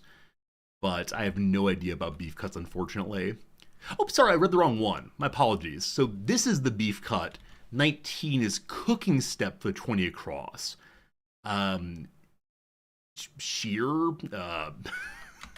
Wine obnoxiously is snivel. So probably you sear that meat. I don't know. Baby back ribs, possibly. 90-degree angle is an L, double L spelling. Ollie performer, a skateboarder does ollies. Tony Hawk, let's do boarder, skater, maybe. I don't quite like skater, but we'll see. Runty, tiny, small, impish, unsure. Hot shots, I know there's some kinds of alcohol that are given with flames. I don't know them well enough, though. Maybe Zambuca, not sure, though. A blank suit, a Harlem fashion innovation popular with Mexican Americans in the 40s. It's a zoot suit riot. Certain birth control options, abbreviation. I assume it's the case these are IUDs, but I'm not sure on that one. A town where Elizabeth Cady Stanton read the Declaration of Sentiments. I believe that was at Seneca Falls, though I'm not sure on that. Hamlet, for example, by origin, he's a Dane. Blank in the Blowfish, it's Darius Rucker, also called Hootie. Boston University, home to the Great Dome. I honestly don't know. There are a lot of universities in Boston, upsettingly large number actually. I was a finalist at a professorship for one of them, and the big appeal was that you know so many other people in your field because they're so close by. It could be MIT, though I'm not sure. This stays here. Don't tell anyone. Keep it quiet. Assignment at a track meet. Track meets, it's your lane assignment. Beat at a track meet. To come in first, to lap, to do one. A beat could be a news reporter's assignment, like the track beat, possibly. Beat is also one's pace or one's tempo, or tempi, possibly. The beat of rear running, not sure right now. That said, 42 across, journalist Nellie, who wrote the book Around the World in 72 Days, is Nellie Bly. All right, that's enough for right now. Back to an hour. I think we got our Tuesday figured out, hopefully. So, back to this love triangle. What is on the back of your card, good sir? Let me see that picture of you. Okay, watch out, the frame is broken. The synonymy between each character having a picture and that picture having a message on it, I'm loving.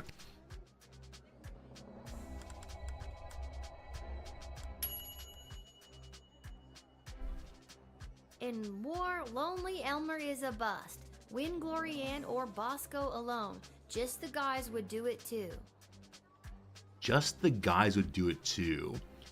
So does that mean Elmer and Bosco should have gone together? What the heck does that mean? Looks like somebody tried to write an emotional poem on the back of that picture of me. They're definitely not trying to hint at anything or anything. What a loser, whoever they are. Oh, Bosco wrote this note to themselves. A Blue Moon remembers that Nellie Bly had herself committed so she could write an undercover article on the treatment of asylum inmates. Absolutely true. Absolutely true. It is the case that Nellie Bly was one of those first gonzo journalists. Would go try to do weird things and then write about them. And I absolutely love that. Absolutely love that someone's willing to go try cool stuff. It's like George Plimpton did the same, and then Hunter S. Thompson and lots of other people who have done this kind of experiential journalism. It's cool stuff. All right, we still have other items. Let's use the true spray for the last one. Do you want to go fight? I want to join the army so I can find my place, my purpose. Glory Ann doesn't want me. I have come to terms with that. Maybe in the army I can find some brotherhood, some kinship with other people who maybe have signed up for the same reasons as me. A broken heart and a desire to break heads like jugs. All right, a broken heart all of them have had, but the desire to actually fight is a legit reason. My friend, you may go to war. We drafted 1 of 3. Hope that's enough. And hopefully Glory Ann and Elmer get back together. Listen, Buster, we need you. My name is Bosco. Bosco the Buster. I know. But... Listen, Bosco, we need you. Okay, good. Look out, Elmer John. I'm coming to smash your head like a jug. Close enough. Yeah, go get him. If he's there. Honestly, I forget what I did with him.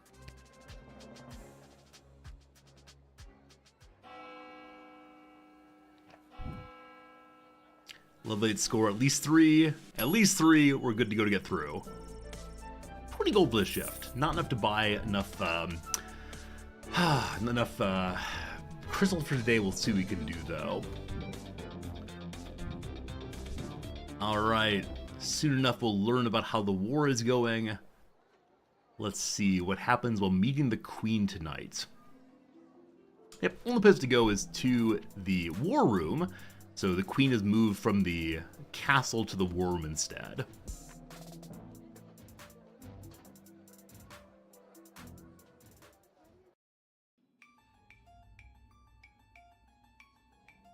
Which is exactly why we must start using them immediately. This is the head of the Mage Guild, this is the archaeologist, this is the Queen. I love that we have computers. The risk is too great. Oh, and the front here is the Goblin leader. We need more time to study the long-term repercussions. A luxury we can ill afford. Your Majesty, Lil has arrived. So they want to use some technology. Thank you, Cecil. Lil, thank goodness you're here. I've got a problem. You have an opportunity, Your Highness. You know Tyronius Athanatos, I believe. We refused him entry once and let him in once, I believe. I've had the pleasure, I guess. Yes, I remember this little guardsman. They said the name of the game. And Dr. B. Have you met Dr. Beatrix von Matterhorn, Lil? We have. I have. She works at the hole in the ground by the edge of town. Yes, I mean, it's an archaeological dig site, but yeah, that sounds about right. She always forgets who we are, though. Yeah, she's the one who gave me the chronometer 3000 on my first day. Ah, so she does have access to power crystal technology. I might have known. Wait, Lil has had access to power crystal technology this whole time? Maybe it's not as dangerous as we imagined. She seems fine. Do you recall we were almost destroyed by a demon? We don't know that. It's still too early. How long can we wait? How many brave soldiers of the Sprawl must give their lives before we use the tools we have available? Let me fill you in on what's going on here. The Mages Guild feels that if they had access to power crystals, they could hold back the enemy and maybe even win the war outright. So from very early in the game, we learned that the mages hated the power crystals because the power crystals replaced magic. Technology overtook magic. The mages now offered the perhaps opportunity to unite technology and magic together. Okay, so why don't they go buy some? I know a guy in an alley. You know what? I'm gonna stop there. It's starting to sound weird. It's true, power crystals are very easy to get. They want all the crystals. Access to every dig site and existing stockpile in order to amplify their power. Seemed unwise. The good doctor could simply give us the blueprints. Or better yet, the working model the child has in her possession. This would allow our research to flourish in no time. Oh, I don't want to lose the war effort, but I'm pretty sure we're not helping him take over everything. Dr. Beatrix feels that there are too many unknown variables to use it safely on a larger scale. Seems true. That said, if the demon horde works for us... The Mages Guild is and always has been reckless. There's no way I'm handing my research over to you, not until I see the full effects on my human test guinea pig here. Yeah. Wait, what? We both knew what this was. Well, Lil, you've been using power crystals at the guard shed. What do you think?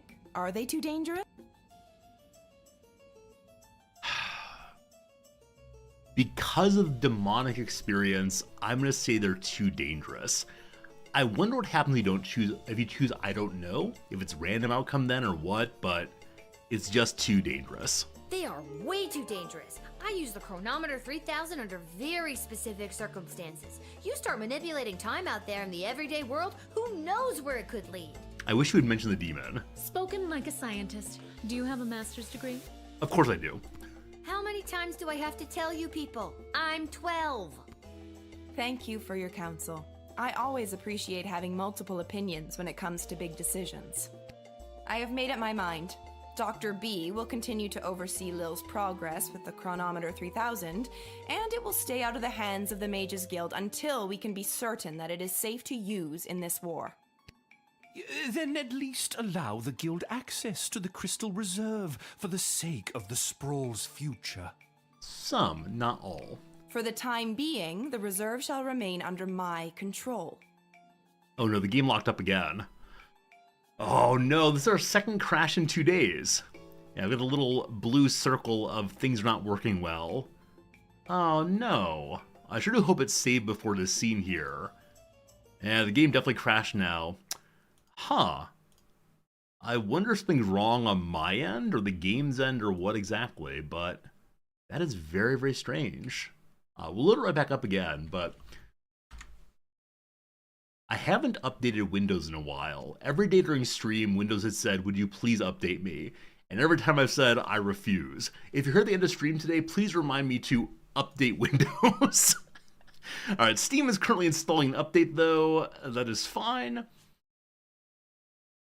What a way to break the aura of our streaming together. Alright, logged into Steam once more. Maybe it's time for a new stream computer. Crashes twice, time for a new computer. Alright, let's reload this thing and see. Which means the majority of tomorrow's stream will be me cursing myself for needing to change settings on the stream computer. We'll see, we'll see. You have a flashback of me saying, buy a new computer in January. I did say this, but I decided against it because I'm going to save money, of course. Maybe one of these days I'll get a new computer. Things are working fine, though. Oh, it says 67% still. Please don't make me redo the whole day.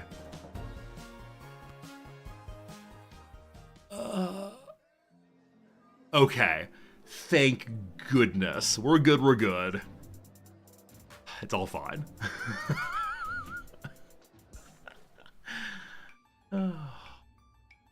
We're gonna click through. We know the conversation. Thank you, Cecil. Yeah. And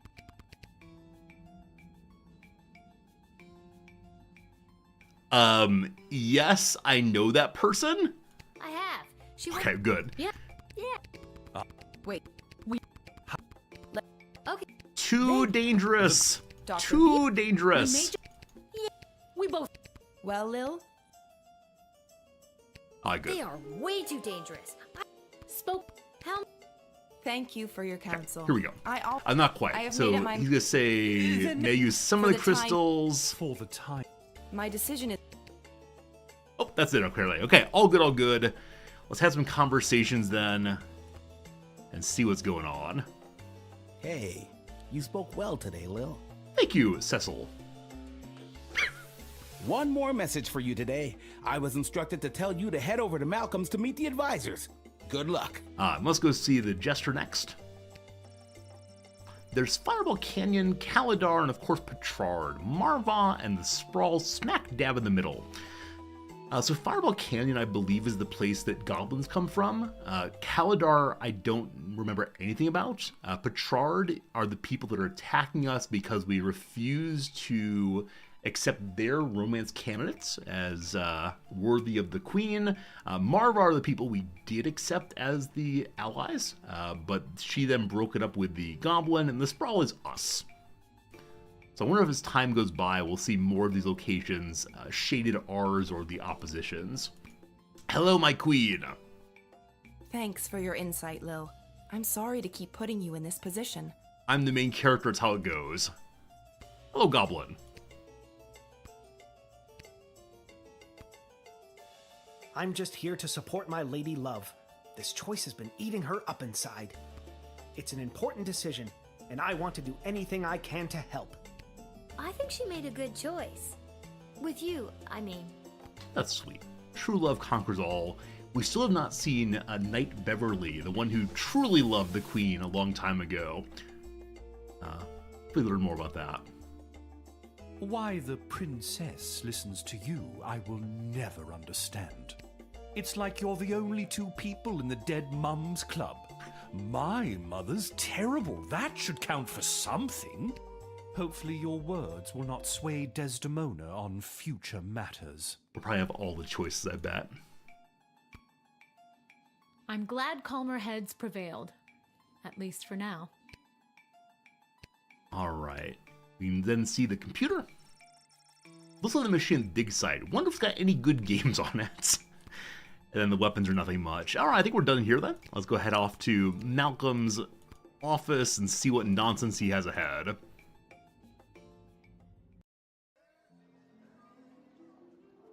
Only place to go, or we can head to the tavern, or we can head to the shop and refill our items. Let's go see Malcolm first, then drop back there.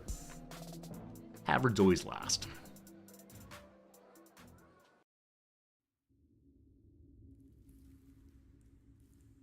Dungeon is open once again.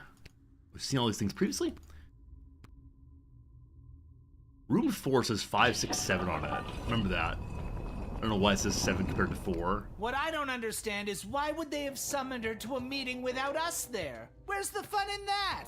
Alright, so the council is once again cranky about being left out. I didn't give the council the food they wanted. That may have been a bad call. But I did go along with them in refusing access to the city for the Without hungry at least people. one of us there. And we all know it should have been me. You really believe that, don't you? So internal strife on the council. When it comes down to the serious, important things that affect this kingdom, I think they'd rather take advice from the strategic mind of a ranking military officer. Rather than the 2 cents of a goofy, hopped-up lunatic with questionable taste in fashion. Or a lousy court jester. Oh, snap! Oh, so she's the lunatic and he's the jester. I hope we don't have to choose which of them to trust, because I don't trust any of them. Ouch! We were both in the firing line on that one. Well, all that being said, you still weren't asked to join said quorum, but she was. And she is here. What? Are they working against me now? She is here. She's here. She's here. Lil is here. I really have to work on my subtlety. Ah, Lil, you're here. We heard you got summoned to talk to the Queen and her new choice of partner for some kind of special quorum. Do we reveal what we talked about? How was it? Was it boring? What kind of boring things did they talk about while you were there? Tell us. I shouldn't say, or I'll tell you. Because I believe they're plotting against the queen, I will not tell them what happened there. I think if they wanted you to know what they talked about at the meeting, they would have invited you. She won't tell us anything. She's as useless as you two are. I take offense to that. Offense to what? Sorry, I got distracted. So I don't know if we've seen much about the ways in which the city changes, other than the one time we had the jukebox fixed. We have lots of these pop-ups of this city will be different, but different how? Can I go now? You're dismissed.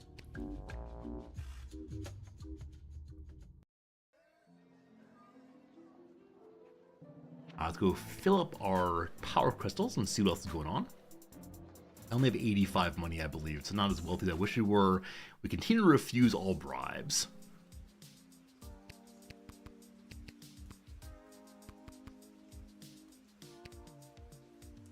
Welcome to Garby's Emporium of Wonder. Lil, about time you showed up. I've had every mage in town come by the shop today trying to buy up all the power crystals. Uh-oh, are we on a day with no crystals? Really? You mean you don't have any left? I wouldn't have, if I didn't hide a few away for my best customer. What a sweetheart. I'm your only customer. You were my only customer, but now that I cornered the mage market, I don't know if I'll be able to keep these crystals in stock. So we need to use fewer of them, but it's hard to know which crystals we should use day over day, as the characters are becoming more and more deceptive at the guard shack.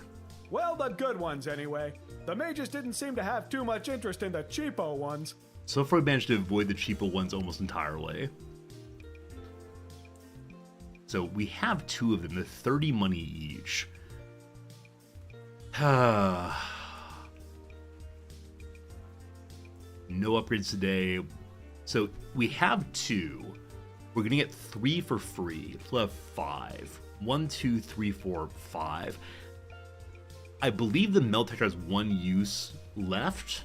I believe the bullwhip has 2 use left already. So 2 already done. So 1, 2, 3, 4, 5, 6, 7. We'll have 5. We'll buy 2. I guess that's all for now. Alright, let's go on the tavern.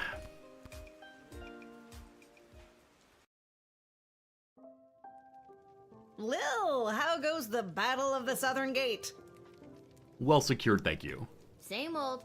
How are things around here holding up? Great! Business is better than ever. Something about war and the idea of impending doom really gets people out to the bar. That's good? You bet it is. If this keeps up, we'll finally be able to get this place up to code. They got rid of the rats, though. Then we can get rid of the rats. They didn't get rid of the rats. We don't have rats. I mean, we do, but technically they have us. There are a lot of rats. Turns out they own the building and we just rent from them. But if we make enough money, we can buy out from under them. As far as landlords go, they aren't the worst. I could do without all the hissing. Hey, that reminds me. Lil, you got a letter in the mail. Oh, it's a letter from Dad, maybe? How did that Never mind. A letter? From who? From Hamish. Our father. A letter from Dad? Gimme. Hey, Sweet Pea. How's everything back home? I'm doing okay here. I've gotten to know a lot of the guys. Then when they don't come back from battle, I get the chance to get to know a few more. I miss you. I know you might be scared right now, but don't be. It'll take tougher stuff than this little war to do in your old dad. Please let me know that you're all right, or even if you're not. I need to hear how you're doing. I love you, Lil. Dad. Is Dad gonna die? I can't deal with this. We're only 12 years old. Oh, Love you too, Dad. Dad. But what should I write back to him? If I tell him things are tough here, he might worry and get distracted in battle. But if I tell him I'm doing well, he might feel like I don't need him and then get distracted in battle. He's easily distracted. Oh boy, neither answer seems right. Are you talking to me? No. To be positive or honest. We want to encourage our father, I think. We don't want him to worry about us. Let's be positive. Lil writes a letter that suggests everything is going great or make your father feel better. Are you sure? So the way this game plays with you choose one thing and the worst happens, there's probably no good choice, but I will be honest. Nope, I'll be dishonest. Hooray for dishonesty.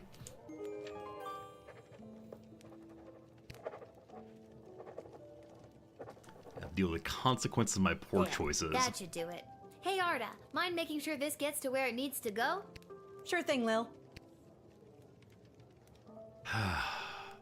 What's going on? We're all thinking of your dad, Lil. There's gotta be a way which he dies. Anyway, this is the popcorn vendor who also takes bets. Well, if it isn't my old pal Lil. Previously said he didn't remember us. Maybe only when he's in gambling mode does he not know his customers. Oh, so now you remember me. Always did, kiddo. Just had to play it cool while at my legitimate place of business. My former legitimate place of business, that is. Did you lose your job? Oh no, what happened? Tough to say, kid. Could have been any number of things. Change in management, downsizing on account of the war. It was probably the illegal gambling operation you were running out of the concession stand. Tough to say, kid. Regardless, I'm here on official bookie business. I've come to collect a debt from Hamish. Oh no, my father's in debt. Sounds about right. How much does he owe you? I believe you have 25 money. 30 gold, and I've got the marker to prove it. Sorry, I don't have that kind of money on me. Either come back tomorrow and I'll see if I have the money, or wait for Hamish to come back from the war. Both those options sound lousy. Tell you what, let's forget the debt altogether. But tell Hamish I ain't taking any more of his markers. See you around. I wonder what would happen if we had the 30 money there. It's probably good that Dad can't gamble anymore, but I wonder what we missed by not saving the money. Yeah, occasionally the game has unexpected demands for money, and I often go and spend all my cash before those happen. It's our friend. Hello, friend. Shh, Lil, I'm being discreet. Isla bet me 5 gold that I couldn't steal a bottle of fizzy when Arda's distracted. How are you planning to do that? I figure if I wait long enough, one of the rats will bite her and she'll freak out and maybe run around a bit. Solid plan. I was doing our 5 gold there, but unfortunately not. Alright, I believe that is the day. I believe that's what we got. Let's go to bed and see if we wake up with Dad. I think I've done everything I...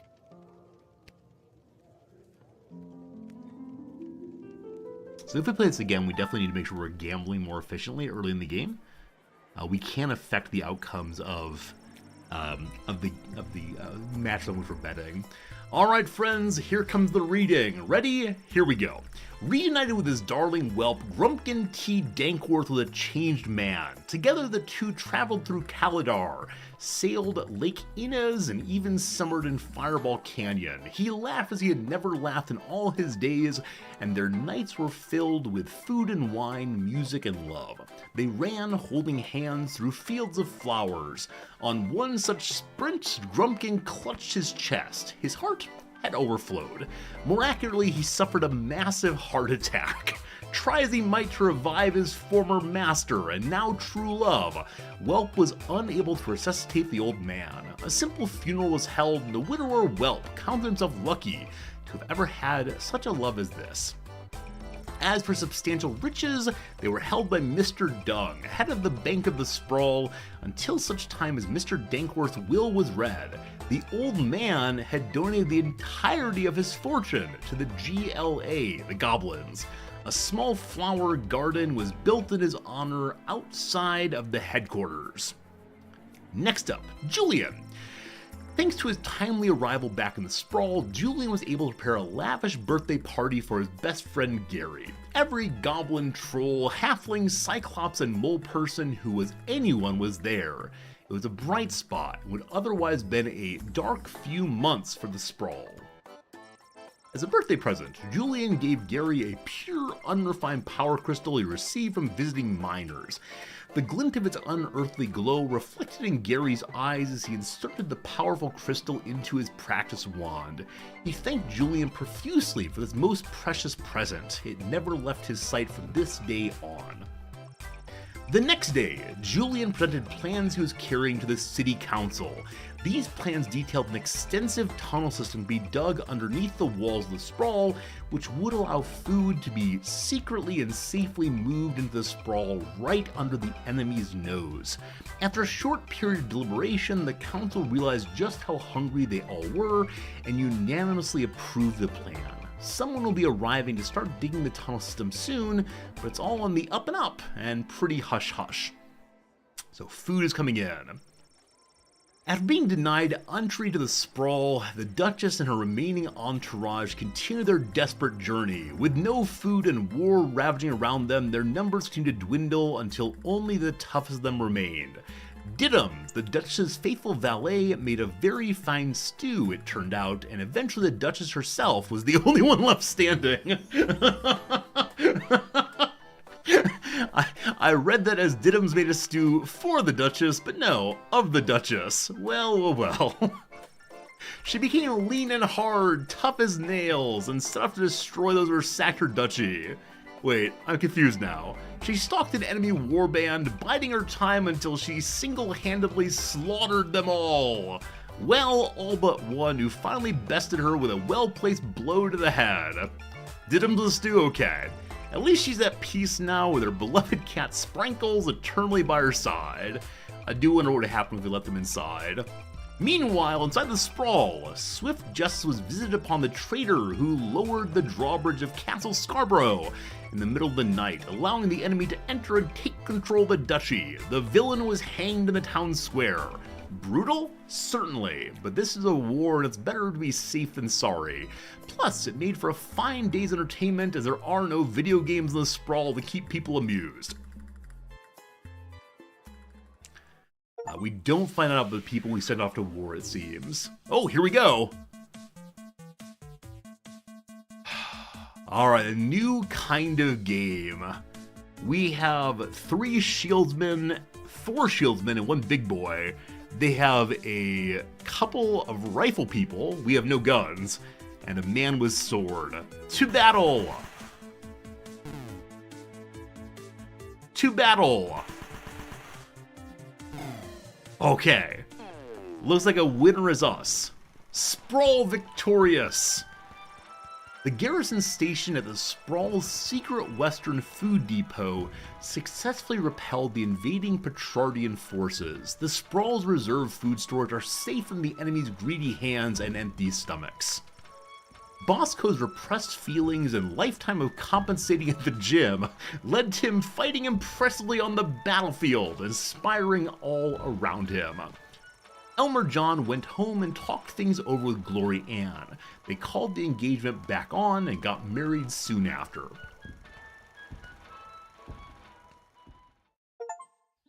That was a very silly fighting version. Anyway, level 9. Leading to the highest levels of brutality ever recorded, with the pointless bloodshed sure to scar the psyche of all those involved for years to come. Maybe we should become a Haunting therapist. words from one of the survivors of last night's charity bake sale at the Garden District's Haven for the Elderly. And now, news from the war. The battle for the Western Food Reserve Grotto was successful. That is the only detail I have to report. And now, more exclusive audio from what has been dubbed the Goodies for Geezers Bake Sale Massacre. This game does such a great job of surprising the player, setting up false expectations. I've been so delighted. Nothing new in here, all looks the same, Hey, a letter arrived from Dad. Dear Lil, thanks for writing back. Your letter really made my day. Hearing you and everyone back home are doing so well made me sleep easy. So easy, in fact, that I missed the morning bugle and was late for roll call. Boy, was I in trouble, and because I wasn't there, I got stuck with mechanic duty for the next big battle. They say this time it'll be fought in the air, and it's my job to help repair the planes. Don't tell anyone, but I really don't know what I'm doing. But your grandfather on your mother's side was a master mechanic, and I'll always remember the words he said to me on my wedding day. If your wife doesn't find you handsome, she better find you handy. So I guess if I investigate each aircraft that comes my way, I'm sure I'll find something to fix, and then help win the battle. Thanks, Granddad. I recognize this quotation here. There's a comedian who I saw in person with my father some years back. Right, Red Green. Red Green is the comedian's name. He's a fellow who talks about life in the outdoors and marital strife and so on. It's very funny. That goes for you too. If you draft any would-be airmen, make sure there isn't anything on their end that needs fixing first. Okay, so only let through airmen whose planes are working, through airmen who have no psychological problems. Not quite sure what the issue is there. Anyways, I better go. Draw me a line again, will ya? But this time, maybe don't write such good news. If I get in trouble one more time, who knows what'll happen? Oh, I'd be honest with Dad next time. Dad. I'm so glad he's okay.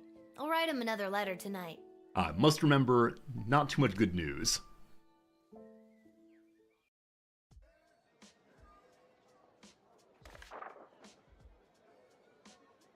My spies inform me there's increasing dissatisfaction fostering dissent within the enemy's inner circle. Do that information what you will. So, inside of the foppish people's land, people are unhappy. In addition to the force we're drafted, the outcome of last battle was also due to the state of our equipment. Pay attention to what our men, women, and creatures are marching into battle with. I wish I could send the Ent. We had an Ent earlier that was a mighty stomper. Although the proposal for addressing our little food shortage problem was rushed through the council without scrutiny or approval, please extend my associate from the catering corps every possible courtesy. And don't trouble yourself too terribly with the nature of the plan. Nothing to see here, as they say. Guardman Randy has been brought out of forced retirement to supervise food stores. Welcome back, Randy. And lastly, I may have stolen a deck of tarot cards off an old wandering nomad type woman. So far, everything I predicted has come true. Now the old bag yelled something about a curse if the cards were overused as I was running away. But I'm sure it's nothing. Look at me! I'm batting 1,000. I've got all the answers. Call me now. Malcolm, fortune teller to the stars. These feel a little vaguer than usual, but we'll keep them in mind and see what's what as we do our work today.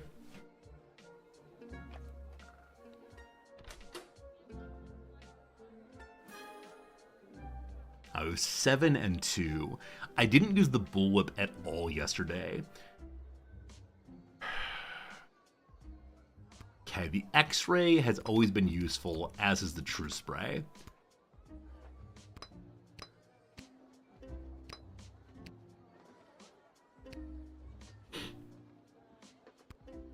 I have no idea. I have absolutely no idea. So we have only one decoder ring. Hope that's okay. If only we had a lot more money for upgrades, but someone's morals, someone's not taking bribes has gotten us this position. Unbend me, you fools! I must be granted entry immediately!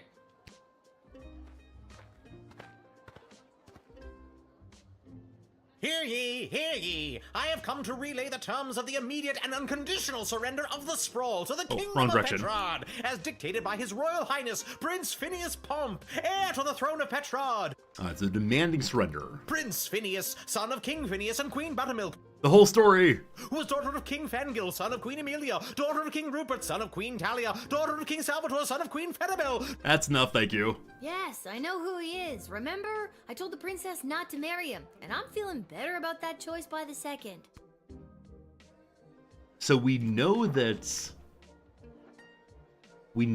the inner circle, which includes this fellow, I'm guessing, are unhappy generally. So we could use a truth spray right away. For now, let's just say hello. Let me in, peasant, Princess Desdemona. Peasant? Wow, I didn't realize you were royalty. Well, I'm not. So that means you are also a peasant, right? And it's Queen Desdemona now, so put some respect on her name. Very well. Let me in, person of equal social standing. Queen Desdemona will want to hear what I have to say. I don't believe it. We're not gonna surrender. This guy comes from a hostile enemy nation. I'm not sure I'm buying what he's selling. I don't think you were talking to me, but you're wrong. I'm selling the straight goods. We have 2 uses of True Spray. I'm going to use one now.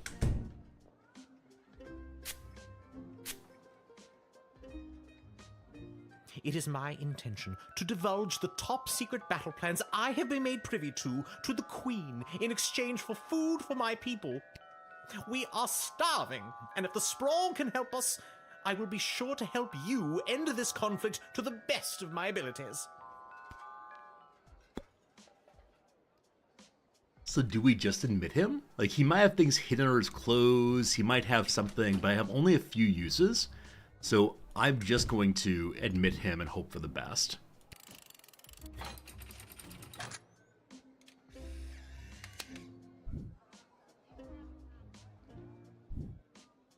Thank you. Hopefully this exchange of food for information will help put an end to this bloody war. So he is now admitting what's going on. Awesome. Having heard their true intentions, you let them in. Now it's up to the Queen and other people above your pay grade. Good, one good.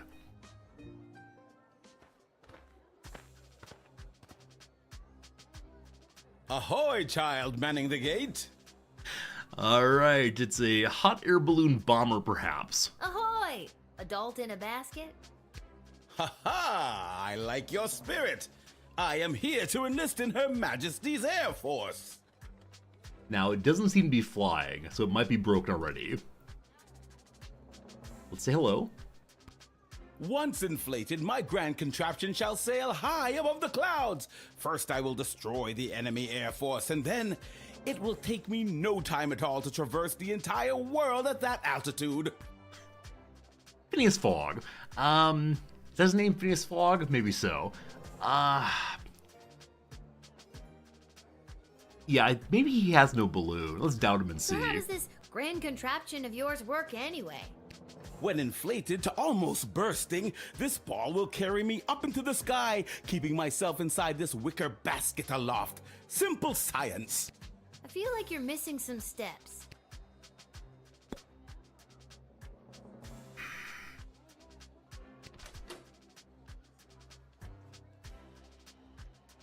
Let's X-ray.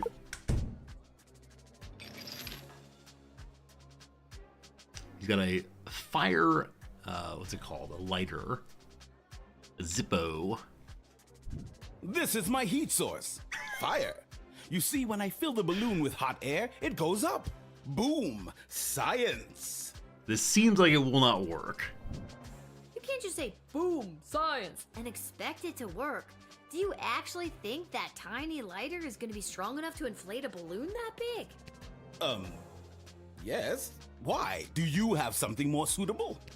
Don't look at me. I got no candy for you. I wish I had a torch or something. We'll talk one more time, then we're gonna refuse him. I first read about the floating ball machine in a book about a chap going around the world in 80 days. Julie Goblin Vernon, I think his name was. Julius Verne. This was many years ago, mind you, so I figure doing the same in 79 days should be a piece of cake. A new record, I'd wager. Talk to Nellie Bly. We're gonna doubt you again. Of course. All that depends on whether or not you help win the upcoming air battle first, right? Obviously. That is definitely my top priority. Got some doubts. I have doubt. Alright, we'll be refusing this fellow. Hopefully enough items to get through the rest of the few days. We're gonna just guess, possibly.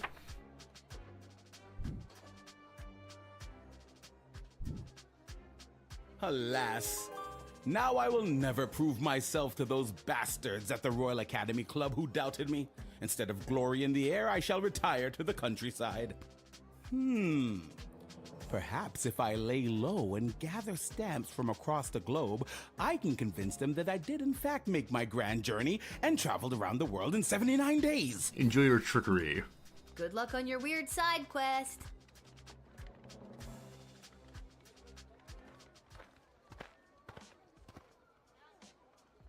Hey, I remember you. Really? Most people don't. Regardless, I am here today on behalf of Catering Corp regarding our services and food management. We are prepared to oversee the appropriate distribution of the Sprawl's food rations up until the time when this war is resolved in favor of either side. Very heroic of you to volunteer aid. The proposed services rendered come with a detailed budget and a projected ROI. Less heroic. As a corporate food guy, we were told to let through immediately, I believe. Please extend my associate from the catering corps every possible courtesy, and don't trouble yourself too terribly in the nature of their plan. Nothing to see here, as they say. I'm gonna call Ash or let him in, maybe? I don't know. I don't know. Let's just let him in. I don't want to waste any of my items. Please don't steal the food, thank you. You may enter, and do your best to help us with our food crisis. Thank you. We at Catering Corp know that you and your general population are going to enjoy eating Soylent Beige nutrient bars as much as we enjoyed making them. I don't think they enjoyed making them.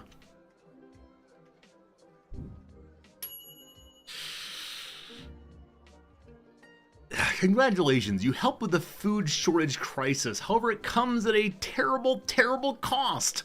But you help with the food shortage crisis. It's people. It's people. Let's rewind it. It's people.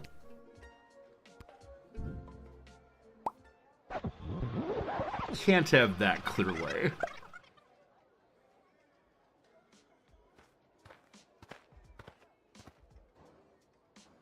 Hey, hello again. We are very the proposed less. So I have only multiple uses of the whip. I've not felt good using the whip on anything but goblins so far. So let's just talk and see what's what first. It has come to our attention that the food rations are being severely mismanaged.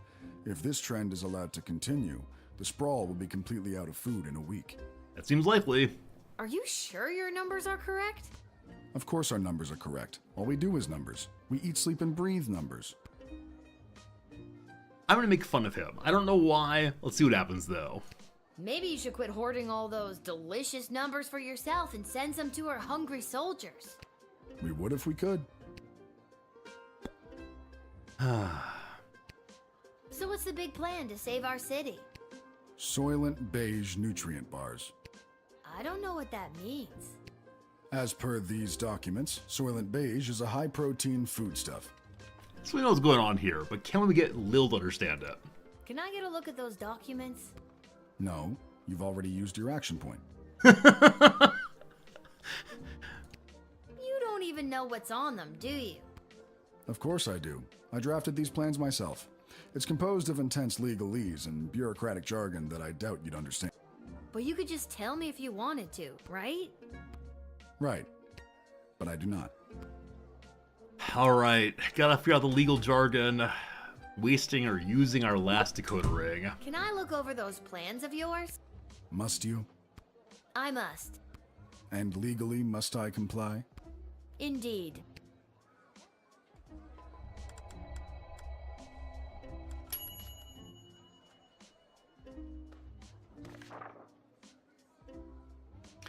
Item 1. All individuals with a weight of 71.6 kilograms will be allowed a single 14.7 gram ration of Soylent Beige nutrient bars per day. Item 2. Anyone below 71.6 kilograms will be restricted to food scraps and or edible waste either begged or foraged. Item 3. Individuals below 71.6 kilograms who succumb to hunger will be collected and repurposed into said Soylent Beige nutrient bars in order to sufficiently feed the remaining individuals above the weight of 71.6 kilograms. I wonder why that amount. Collected and repurposed into Soylent Beige nutrient bars? Oh my god! I've got to tell everybody! Soylent Beige is people! This game is doing such a great job on references, I love it. Not just people, it could be goblins or ogres as well. So I guess I'm gonna deny him. We'll see if we all starve, but I feel like a better call. Working against the council still. I'm not gonna let you in to turn our people into food. But what about... No! Again, not exclusively people. We're open to all creatures. Straight bureaucrat. Maybe my favorite character in this thing. Other than the woman who sings. I want the woman who sings to come back still. Just no. He discovered Catering Corps' nefarious plans and stopped it in its tracks. I mean, people are still starving, but 4 stars!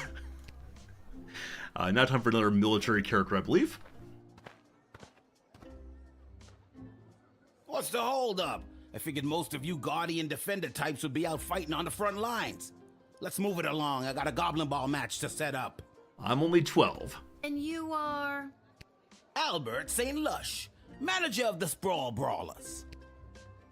So we've been on the Sprawl Brawlers twice, and both times we won, actually. I could show him that I'm part of the Goblin Liberation Army. He does not care. We tend to whip goblins. Let's talk to him first, though, and see what's what. I didn't think any more home games were being played this season. You know, because of the siege of the Sprawl, the threat of invasion, and the ongoing war that could destroy us all. Yeah. Let me in and I'll make sure we get one last game. Could be nice to have some entertainment. I don't believe you, though. What are you truly doing? You sound very confident about that. What's not to be confident about? I'm a Goblin Ball manager. I've been managing Goblin Ball since you was in diapers. Besides, I've got a plan how we can get a game going. I wonder if he could be repurposed as some kind of tactical genius. Or maybe logistics. This doesn't feel good. He's a goblin. Here we go.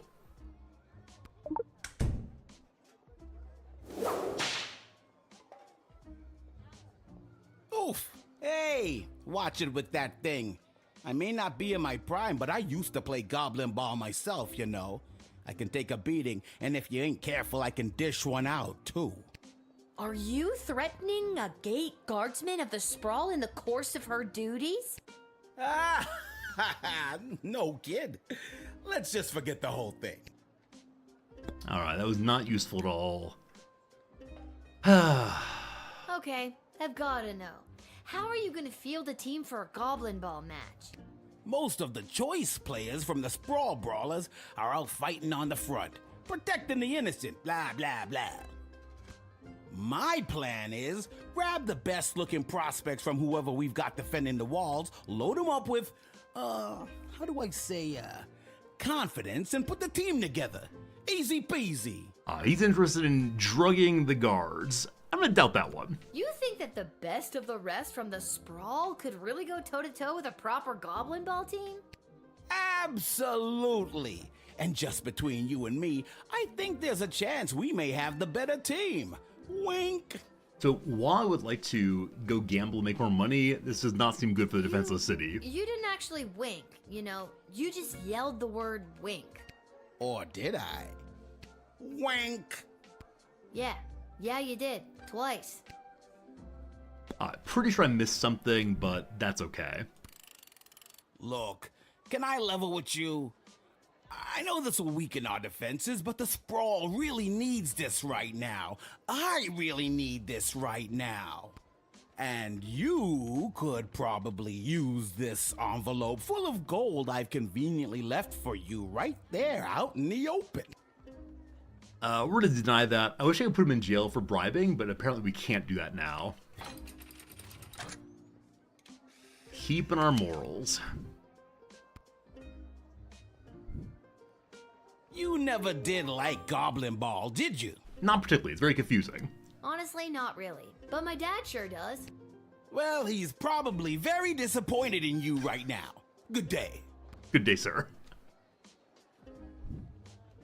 Hey, it was absolutely the right thing for the Sprawl's spread thin resources, but now there won't be Goblin Ball game. And where's the fun in that? You will not be able to visit the arena. So no more gambling, definitely. Hey! Echo! Echo! Oh my god, what a lame joke. What is? That your name is Echo and... Echo! So, I hope the drug out wizard is actually an incredibly powerful wizard, because I want to let him in. I hate myself. Alright, brother, what's going on? What do you want, Echo? And don't you dare say Echo again. All right, little sister. Chill out. What are you doing here? The Mages Guild are all gathering in the sprawl to discuss our place in the war efforts. Been a long time since we've all been summoned together like this. All right. Who summoned you? Who summoned you? The High Council of the Mages Guild summoned their membership by sending a glowing green light into the sky.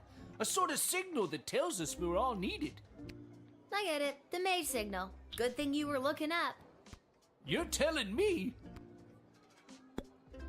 Okay. So, we tried to use the True Spirit on him previously, but he's so drugged out that it does nothing. I have this metal detector. We were told earlier to keep an eye out for the characters that have good quality armor and weapons. I think I'll probably need to detect someone's armor as plastic eventually. So I'm just going to talk to him again and see what's what. The reason I founded the Mages Guild was so that we wouldn't have to all gather together this way. It was a set of guiding principles that all mages would adhere to. So if you knew a mage, you knew what to expect. So he is the founder of the Mage Guild. Kept people from fearing us. Now it looks like some mages want people to fear us. It won't end well. So maybe he will bring reform to the Mage Guild. That sounds to me like a good thing. A set of governing rules to make sure people feel safe? Am I wrong? I don't think you are, but darker forces in the guild sure do. They think the rules are too strict. They want to use magic to control people, and eventually, the whole kingdom. Oh, can't trust the mages. If we don't stop them, there could be a rift in the guild itself, with mages on both sides. It's getting pretty hairy. So we need to admit him, almost certainly. But how do I figure out what else about him? These power crystals are what changed things. Back in my prime, a mage might see one power crystal in a lifetime, and even then it might not be a particularly powerful one. What they're pulling out of that dig site could open the door to worlds of possibilities, and not necessarily good ones.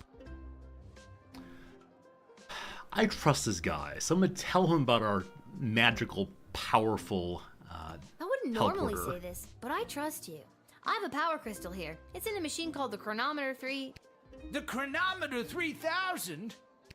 Yeah. How did you... For years they've been tinkering with power crystals trying to make a chronometer. Oh, this is pretty spooky stuff. Be careful, Lilith. Too much messing with space and time can rewrite the whole world. I agree.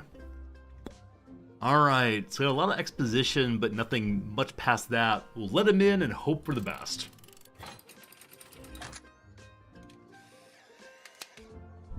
Maybe he echoes through time and space. Thanks, Lil. I better get to the Mages Guild. But first, I may stop by the Twisted Sister and grab some grub. Man, have I got a case of the munchies. Rock on, little buddy. Rock on, Echo. He was here on official guild business. Sure, he's a stoner windbag, but he's good people. 2 characters ago, I believe.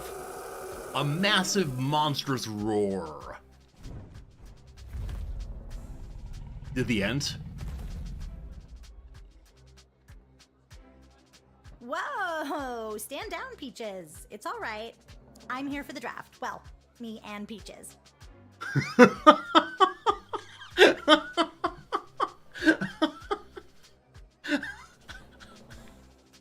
Alright, an absolutely gigantic dragon, wearing absolutely fantastic dragon helm. I believe I want to admit this person to the War Effort Toot Suite. We'll look in a moment, because friends, it's time for a quick ad break. Been live now for 2 hours and 30 minutes, so time for 3 minutes of ad break, and I want this person in instantaneously. When we get back, we'll have some conversation time and see what's what. Thanks for hanging out, though. Glad you're enjoying this somewhat unusual game we're playing. Tomorrow, a Paradox game, I guarantee it. But today, we'll keep enjoying this one. Alright, flour used to make chapati. I believe that's probably Spanish? So maybe masa, though LM, I have no idea what that would be. Spinning woodshop tool is a lathe, surely. So is there a kind of flour called a tar, maybe? I'm not sure on that one. A small drink amount, drams probably. That much is clear. I see what you mean, I agree, etc. Hey, this one's great. Tree-like creatures called Onodrim in the Sindarian Grey Elven language, the Ents, surely. Sandwich cookies with lighter wafers and less cream. Is it Oreo Thins? Oreo is in the puzzle. Direction opposite south-southwest. Sorry, north-northwest is south-southeast. Kind of easy one. And then function with squares.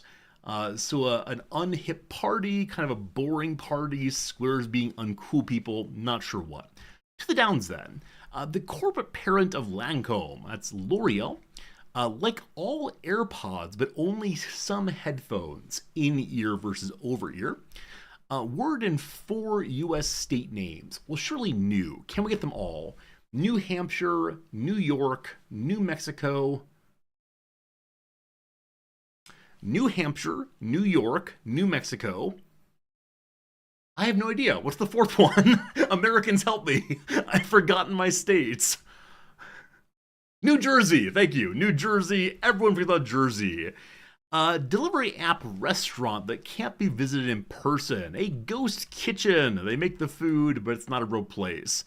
Milky Way kin. So another galaxy possibly, or possibly a candy bar. Nolans? No, New Orleans. Nolans is a city. It's in Louisiana. Oh, you non-Americans. Good try.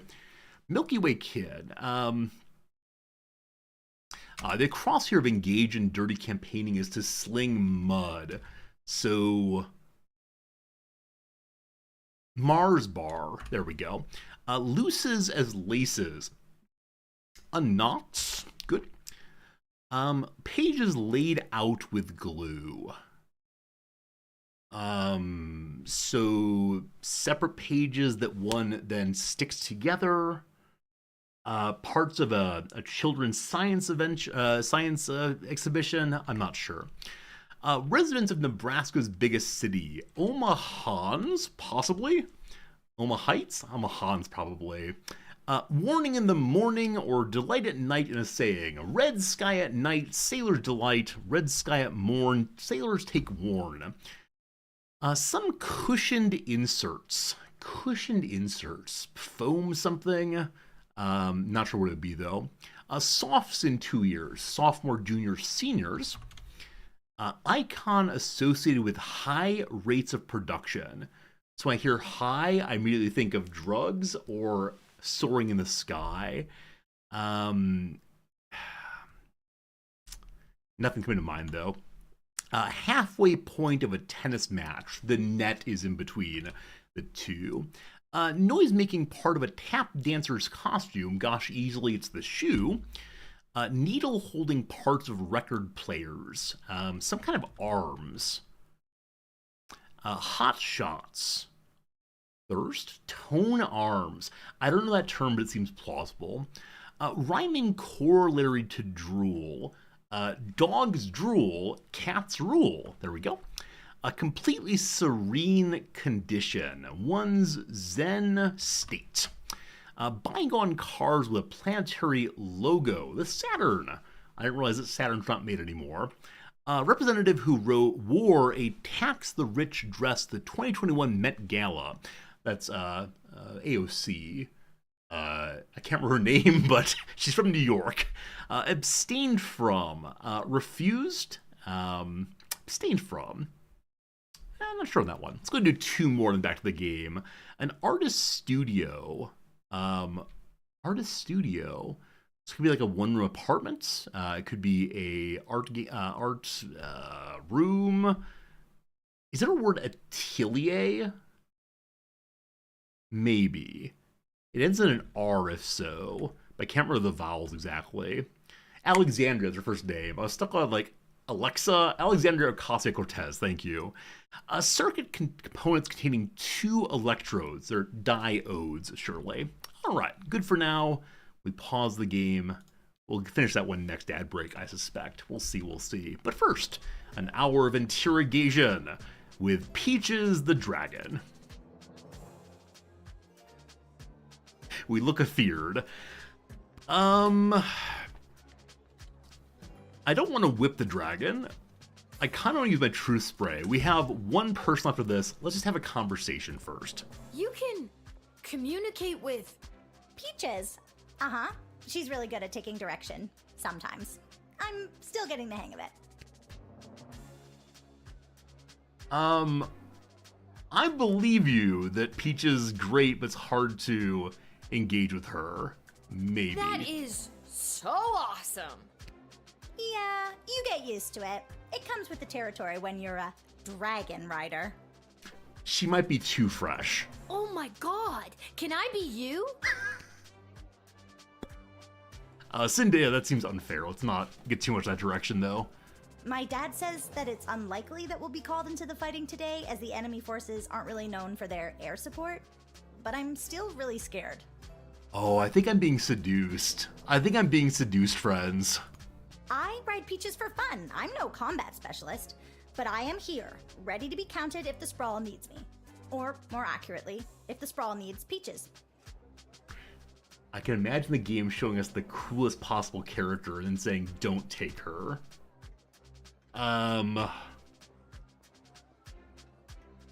Let's drop that topic, folks. I appreciate y'all, but let's not make it too weird here, thanks. If you want to talk about such things, the Discord's the place to do it. I think I need to doubt her, because she seems a little uncertain. Are you sure that you're actually prepared to go into battle? I know I'm nowhere near as good a rider as my dad, and I feel like I'm missing something. Oh well, I'm here and ready to go. I think we have to reject her. Let's go with the true spray.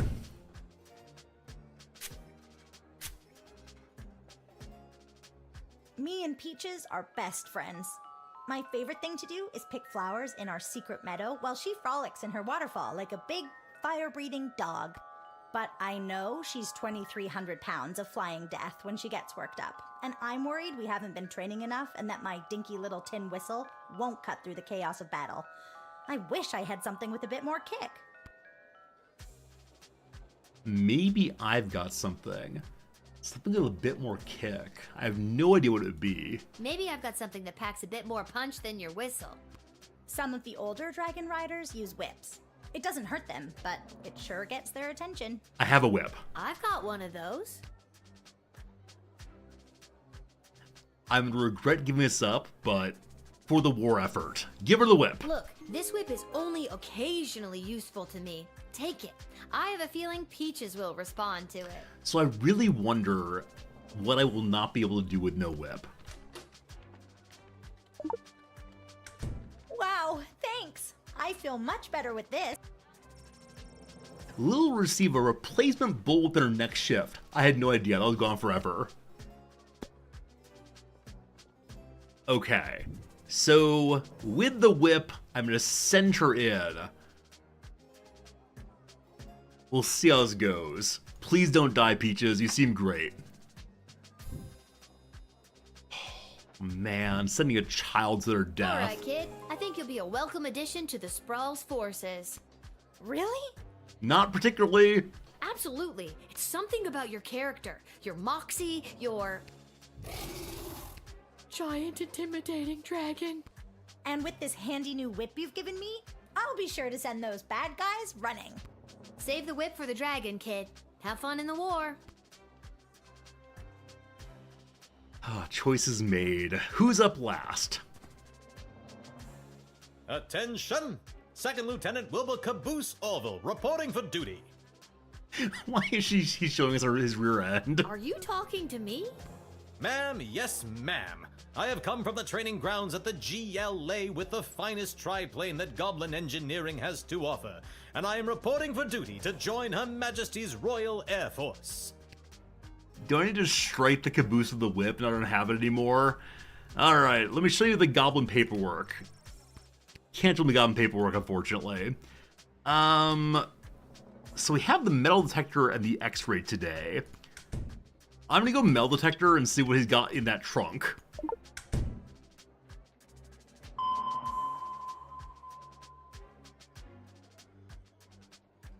Ah yes, that is the finishing touch. Julian down at the GLA equipped the plane with it this morning. I don't think he was an engineer, just an enthusiastic volunteer. She's a large bomb we call the Inside the Park Home Run. A nuke seems a little bit much, possibly? It's really heavy. How does the plane fly with that? Well, I haven't tried flying with it yet, just taxiing along the runway at a sensible speed. But there's plenty of space for it to roll around back there, with all those loose tanks of fuel and barrels of gunpowder. Alright, he's gonna blow himself up, surely.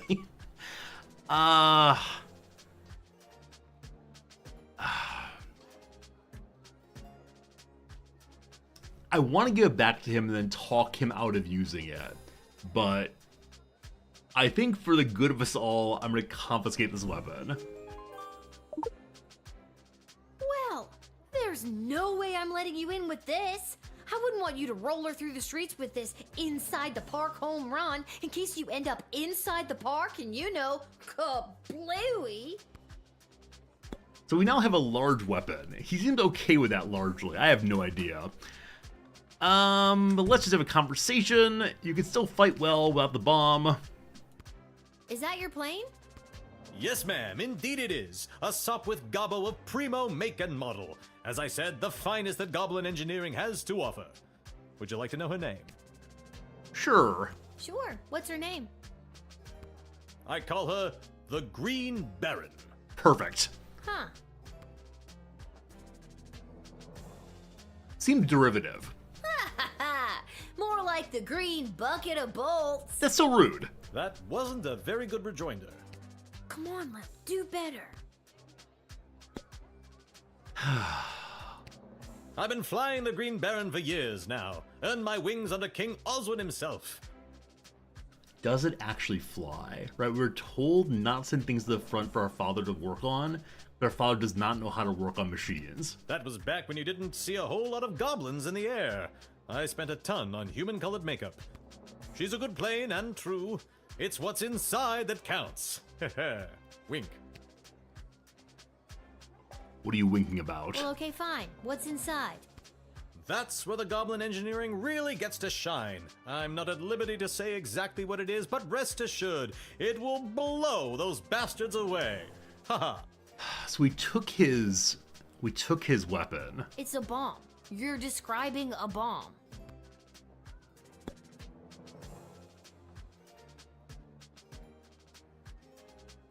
I honestly don't know what to do here.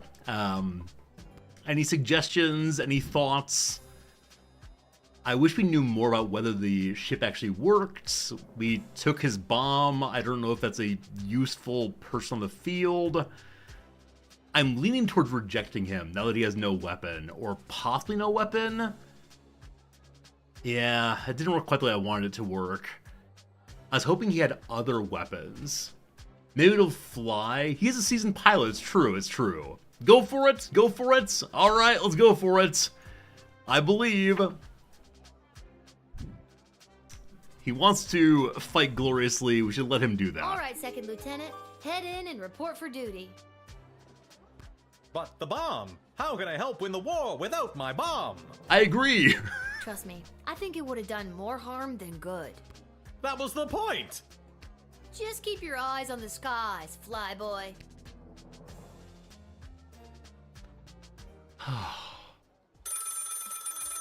What you got, phone?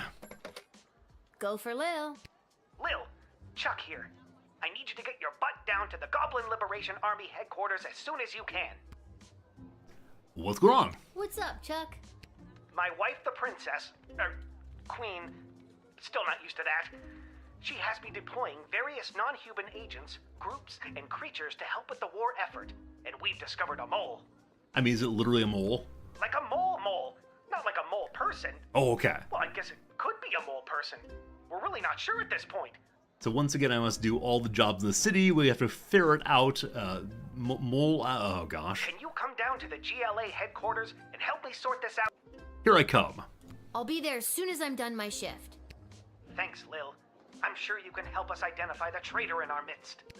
Yep, sounds like something I'd be expected to do. Time for the deduction game, I'm guessing.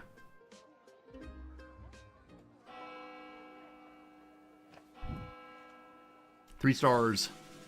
Good. Oh! our first ever true perfect day. Only 30 money. We definitely spent more than that today. Alright, so we got everything absolutely right this time. Fantastic. Hopefully we win the war also.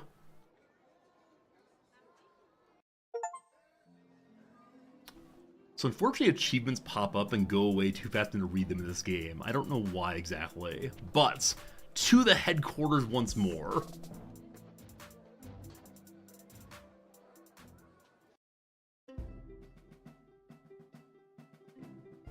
Lil, thanks for coming. Are you ready to help us whack a mole? This guy gave us oranges previously. He can't be the mole. What's the scoop so far? Yesterday, we captured an enemy spy who confessed that they were meeting with their informant, who is part of the GLA. But before we could get a name out of them, the spy chomped down on a poisoned tooth. We've gathered 6 suspects. One of them is definitely the traitor, but so far they're all sticking to their stories. 6 is a lot. Maybe I can threaten them with the bomb. Truth spray? I use a truth spray entirely, but let's ask about it though. Couldn't you just get a mage to put a spell on them? Or better yet, I could go get some truth spray from the shed and be done with this in a flash. Good thinking. But the guilty party could have built up a tolerance to truth sprays, or be in league with a corrupted wizard from the guild. Your deduction skills are the only method we can truly trust. Think you can help us out? Inconceivable. Well, I have done this once before, but it was a low-stakes situation with my little friends. I guess I'll see what I can figure out. You can interact with each of them twice. No! Just repeat their stories after that. See if you can detect any inconsistencies about their whereabouts last night, and catch them at a lie. Alright, so maybe you could talk to them over and over again, but they only have 2 messages.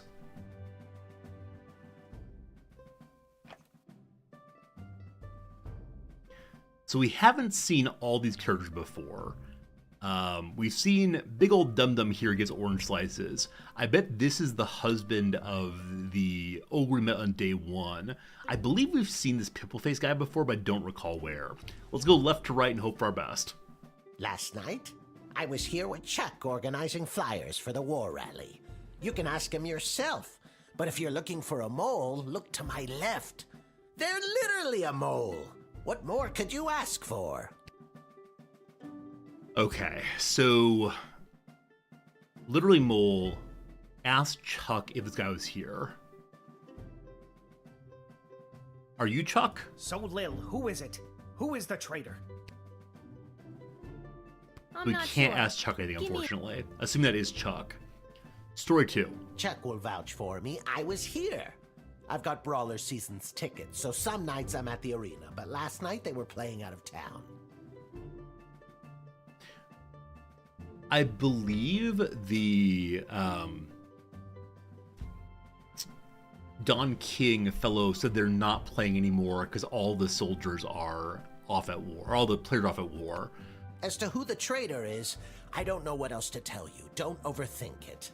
They're a freaking mole person. You're looking for a mole! Come on! So as of right now, I'm thinking this character is the mole. Next up. Listen, I know everyone's gonna think it was me because I'm a literal mole. But last night I was at a bar in Little Ogre Town watching the Goblin Ball game, I swear. Maybe there was a Goblin Ball game, so our theory is ruined. Maybe they're all the mole. Miss a game, even when they're out of town, like they were last night. So these 2 stories cohere. I honestly have no idea who the traitor is, but all I know is that it's not me. Ask anyone who works at the bar in Little Ogre Town. They'll remember me. I'm a really bad tipper. Does the ogre work there? We'll keep that in mind as we go along. I was at a friend's house. A friend who was out of town. I was at their house while they were out of town. They asked me to water their plants while they were out of town. It's the truth. Not a great alibi. It was... All right, fine, you caught me. I didn't go to a friend's house to water their plants. I was out on a date with a human I met last week. Humans! Guess I still feel weird talking about it, but the date went great. This is not helpful. You're all not helpful. I know where I was last night. I was at the big game happening downtown. But I'm more concerned about the big guy to my right. So, was the game downtown or was the game on TV? Have you ever met a troll you liked or even trusted? Something seems fishy about his story, if you ask me. I told you, I was at the Goblin Ball Arena last night. I live around the corner from the stadium, so after the match I went straight home, no funny business. Okay, X marks the spot, I think. I'd ask that elf. Hard to trust those uptight, pointy-eared snobs. So, either the mole or the ogre seems very likely, given that one said they were watching in person and one said that they were watching it away. So these can't both be true. I was quietly meditating in my chambers last eve. The degrading acts of skulking in shadows you're picturing are obviously more in line with a creature half the honor of an elf. Someone like a halfling, perhaps? Alright, settle down. No accusations needed. They're half the size, therefore they're half as trustworthy. Stop wasting everyone's time and accuse that suspicious-looking halfling. So the elf has nothing to say other than he was alone and the halfling's to blame. Last night I was attending my sister-in-law's cousin's nephew's birthday party. It was quiet down by the Goblin Bowl arena, with it being an away game and all, so I Everyone's didn't see saying it's an anyone away on my way game. home. I don't know why anyone would suspect me. I have a leftover apple tart in my freezer to prove it. What else you got? Fine, I'll confess. I don't actually have any leftover apple No. tart in my freezer because I ate it on the way home. My sister-in-law's cousin's nephew's mother is a professional cook and I couldn't resist. You should lock her up for the crime of making irresistible dessert. Alright, do we agree Big Boy here is not to be trusted? I think Big Boy is the problem. I'm ready to j'accuse. Who is the traitor? J'accuse. I think it was. Am I sure? I think I could have accused Chuck there. Or whatever his name is. John, Charles, average name. But I'm sure. The Cyclops. What? Why me? Because you claimed you went to the Goblin Ball match last night, but the Brawlers played an away game. You're clearly lying. Ha-ha! Very clever, little girl, but it's no matter. You and your kingdom will burn, and out of the ashes a new glorious nation shall be born. Take them away, Carl. Carl's name. Carl. Alright. Good job, team. Good work, Lil. We couldn't have done it without you.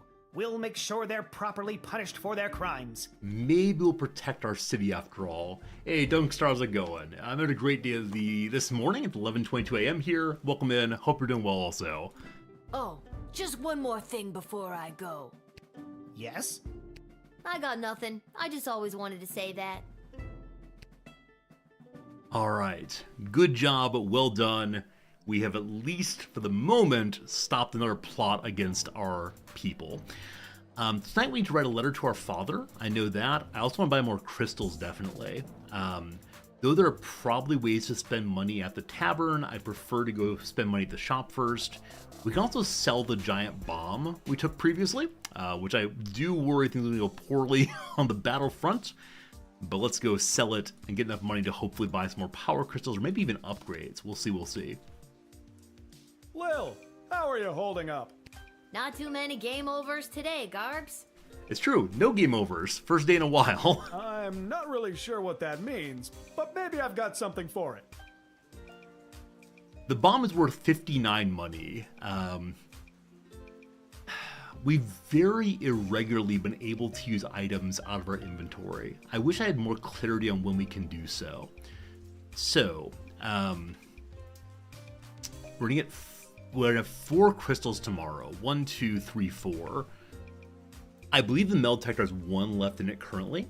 So we have 5 covered. 1, 2, 3, 4, 5. I can afford 1 unless I sell the bomb. I'm gonna sell the bomb. God. We could get an upgrade right now. Let's see here. We can still do 1 upgrade. So 3, 6, 8. 1, 2, 3, 4, 5. Nope, wrong direction, sorry. We have 1 filled here.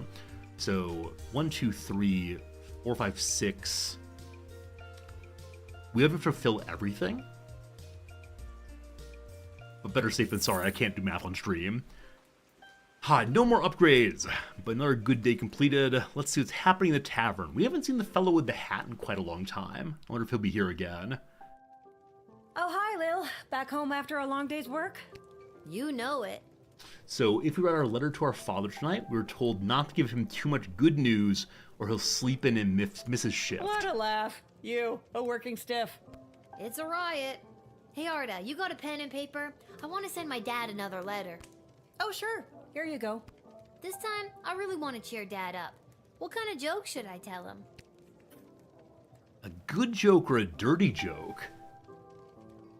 Okay, neither of these seem quite right. But it feels strange to talk about that kind of thing with my father. Not sure I want to do that even a little bit.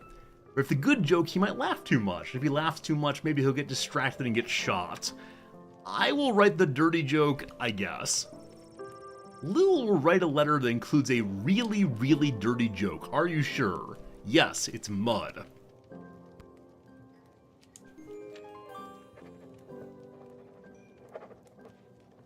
We're in so much trouble. That should put a smile on his face. Thanks, Arda. Can you send it for me? My pleasure. I know how much your dad loves to hear from you. I probably should have written the good joke. Alright, who else is here today? What's going on? We're all thinking of your dad, Lil. The same message as yesterday. Alright, Echo again. What's going on? And I think I don't know this person to the right. Or is that the princess / queen? That might be the queen, actually. I don't know why she'd be here. The Mages Guild is gathering in the Sprawl to discuss our place in the war efforts. Been a long time since we've all been summoned together like this. So I think this is again an exposition if you missed the exposition during the guard phase. End it. End what? I need help with pronouns, please. When are you all meeting? When was that? The last time was the only time. It was the founding of the Mages Guild itself. Before that, we were divided into factions, gathering with other mages who shared our sense and sensibilities. Jane Goblin Austen. Yeah, I'm a reader. I do appreciate the funny references to books here. Do you want to hear more lore from the Aging Stoner? I'm good for now. Thanks for the chat. Anytime, little buddy. Oh, maybe this is the girlfriend of the pimply troll. Maybe so. She looks similar, though, to the person who dressed up earlier as the Praetor with her feather duster on her head. Oh, this is so weird, being out with you. Anybody could see. Aw, honey. It's what's on the inside that matters. I'm not embarrassed to be seen with you. Oh, this is so sweet. Embarrassed to be seen with me? I'm worried someone's going to see me with a human and tell my mother. Oh, what would Troll Mama think? Oh, brother. Him too. Alright, we talked to the troll directly. Baby, relax. Take a deep breath. Ah, you're right. You do look pretty tonight. That's more like it. So, this is a strange question, but many of you know D&D and similar systems. Can trolls and humans procreate? Are there half troll creatures? I think there are. I think they're often made fun of in society.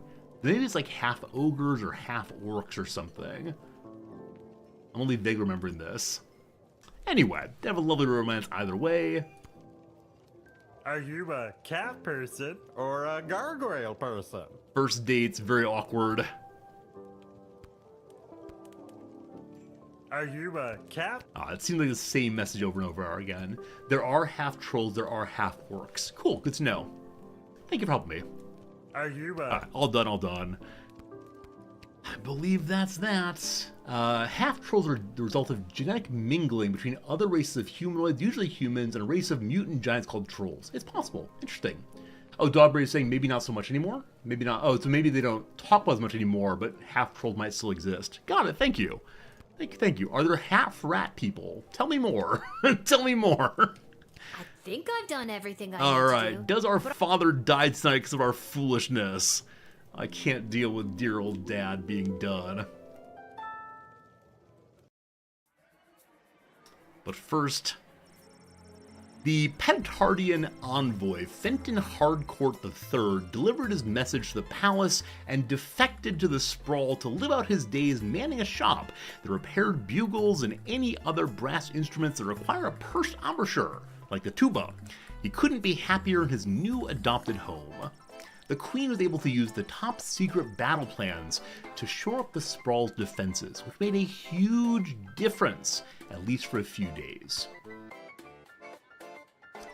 Having been denied entry into the sprawl, the Catering Corp rep went back to corporate headquarters with a surplus of the food supplement bar known as Soylent Beige. While the Catering Corp execs weren't pleased by the lossless contract, they also weren't surprised. Soylent Beige hadn't been selling like it used to, not since the FDA made it mandatory to display the ingredients list on all packaging. Ingredient 1, people. Ingredient 2, water. Was it the artificial flavor and coloring, the MSG? No, it was the main ingredient, human flesh. Catering Corp would have to deploy their best marketing wizard to spin a new angle on this one. Denied his planned big comeback Goblin Ball game, Albert St. Lush wasn't able to convince a single pro team to hire him as their manager, so he set his sights lower and went on to coach at the minor league level, until a doping scandal got him fired from that job too. He repeated this process for teams in AAA, AA, Single A, etc., until he finally wound up coaching a little league Goblin Ball team, the Sprawl Sprouts, for children 12 and under. They were some of the most suspiciously large fourth graders you ever saw. They swept this season. This reminds me, one of my favorite YouTubers to watch is called Away Days. It's a person who goes to different football stadiums around the world and watches a football match of a team that is not the one that he usually watches. His favorite is Luton Town, I believe. He watches other people instead. In this past week's episode, he managed to convince a semi-professional football team, or maybe a Sunday League football team, to let him be the manager. This team is part of the English pyramid, but I think 14th tier maybe. So it's really, really far on the pyramid. But it's so funny seeing someone who tends to watch football at the highest level manage some team that was just some random guys who play on Sundays. As always, I love the English football pyramid where teams can move up and down the ranks based on performance. I'd love it if American sports had the same kind of movement.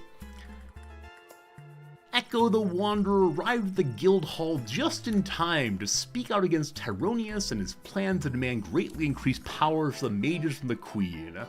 I do wonder how long his story went on. Echo successfully argued the guild to use its power to support the city council and guard corps, and help the people support the war was hurting instead. Due to Echo's timely intervention, Tyronius did not get the 2/3 majority vote he needed. He and his followers loudly insisted the election was stolen, and Tyronius vowed to use his power to stop the war by any means necessary. His people formed a radical group that dubbed itself the Freedom Caucus, and they soon vacated the guild hall in a huff. Echo breathed a sigh of relief at a job well done. He took a trip to his favorite haunt, the Sprawl's premier bowling alley, Pinheads. It was a pretty righteous way to end the day. The dude. Correctly identified as being a traitor, the guilty Cyclops was loaded into a catapult and flung at a brick wall the next morning. There was much rejoicing. Yay. The Sprawl and its secrets were now safe thanks to your masterful detective work. The time for war. Alright, there's an air battle. We have our pilots and our dragon flyer together. Let's see how this goes. Good luck, team! We're all gonna die. We're all gonna die. Oh! I'm sad we didn't get to see the dragon. That said, that first hit was so hard, and then we did okay.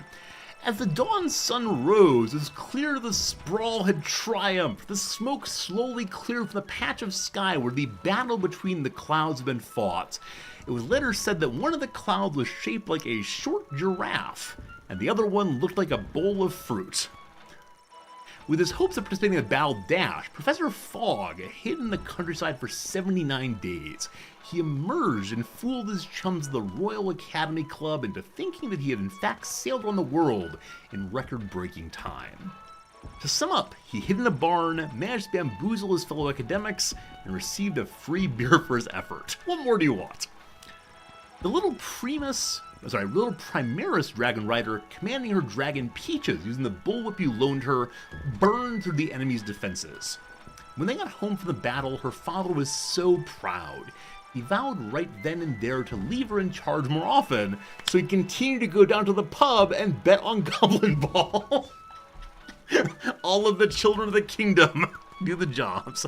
Unencumbered by the inside the park home run bomb, Wilbur Caboose Orville performed impressively piloting the Green Baron. In fact, he made an impressive 8 kills single-handedly and was awarded the Golden Wings, the highest honor for a Sprawl aviator, and was the first goblin to receive the prestigious award. What a good day that was. What a good day. Level 10 is upon us. How many levels can there be? Happy St. Swithin's Day to all our listeners. We're here live down at the parade where St. Swithin himself is set to make an appearance any minute now. Oh, I think I see him. Yes, there he is, riding merrily atop his rain cloud, throwing many barometers to the happy dancing children below. Just a reminder, because of the parade's extensive and convoluted route, many stores and services will be closed today. We'll now take the traditional tour. Alright, they're throwing barometers at children. Love it, love it. Blue Link wants to say what could have happened with the bomb. Sure, Blue Link. What happens with the bomb if you don't confiscate it from the goblin? Did we get a letter today? Huh. I guess there's no letter from Dad today because of the holiday. I hope he's doing okay. It's because of the holiday. It must be because of the holiday that Dad didn't write. Oh no. The rats are back. The rats. So many rats. Maybe we can hire our friend to be a rat thumper. Come on, give it back already. Stop saying that. What'd the rat steal? All right, break it up, you two. Lil, what are you doing here? I live here. What are you doing here? I work here. I got a job getting rid of the rats. Rat thumper indeed. There's a lot of rats in here, Lamont. I'm not very good at it. These rats are pretty smart. This one stole a crystal that I found. Give me that crystal. I need crystals. No, I found it. Ugh. Lil, can you talk to him or something? Reason with the rat or meow at it. Let's meow at it. Try to scare him away. Hey, rat. Meow. The rat looks at you. The expression that conveys is not only embarrassed for you, but also for all humans in existence. It removes, revealing a mage-grade crystal. Hey, he gave it back. Thanks, Lil. Now, shoo! Get out of here. May I have the crystal, please, Lamont? Jeez. I have to go to work anyways. No, not you. The rat. Can you tell Isla and Simon that I won't be able to meet up with them? I have to clear all these rats before this place opens tonight. You might as well take this crystal. Free crystal. We were told that many of the shops we closed today. So I wonder if the shop includes one where I buy my crystals. So where is Simon? I was supposed to meet him down by the docks. Our first time ever going to the docks. Where's Isla? I was supposed to meet her at Councilwoman Ash's office. I don't know if I know where that is. Good luck. I don't need luck. I need a foolproof way to get rid of these rats. I'll work on that. Maybe rats don't like certain music. May I turn on jukebox possibly, or do they eat the chords again? People are sleeping upstairs. Better not. Alright, no music allowed. Squeak! Hey, this rat's pretending to be a rat. Wait, did you just say the word squeak? Suspicion. Back to normal squeaking again. Anything else to interact with in here? Must find some secret to the rats. Must be something to it. All the same for now. There's the rat hole here. I hope I can use that eventually. There's a note! Dear whoever reads this note, Garby's Emporium of Wonder will be closed in honor of St. Swithin's Day. Please feel free to take your business to some other establishment in town. Oh wait, there isn't one. I'm the only shop you got. I have you people in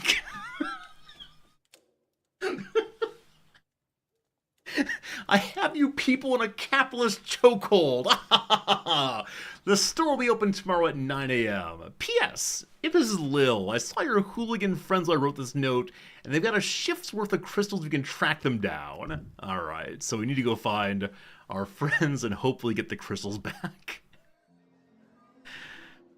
The dock and the office and the dungeon, etc. While I'm here, actually, let me go back inside and ask Rupert or Lance, whatever his name is, if he has those crystals. He said our little friends have them. Nope, can't say anything else. I don't need luck. Alright, very good, very good. Let's head down to the docks first and see what's going on. Sorry. This game's writing is absolutely fantastic. It surprises and delights me so often. I wonder if I would laugh if I were not reading it all aloud. I suspect I might have. This game is pretty funny.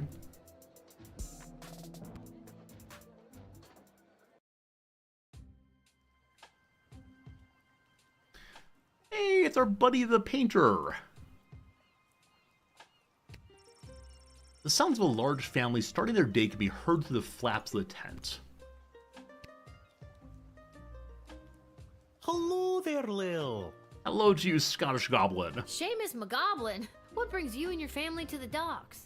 Oh, we live here now. Things got a bit tight after the war started, so we had to relocate. It's not the prettiest or safest place to live. But... No but, this place is awful. Well, at least you're all together, right? Oh, not so. One of our boys, teeny Tom McGoblin, was lagging behind when we fled, so we had to hurry along without him. Not Teeny Tom. He should be arriving in the sprawl any day now.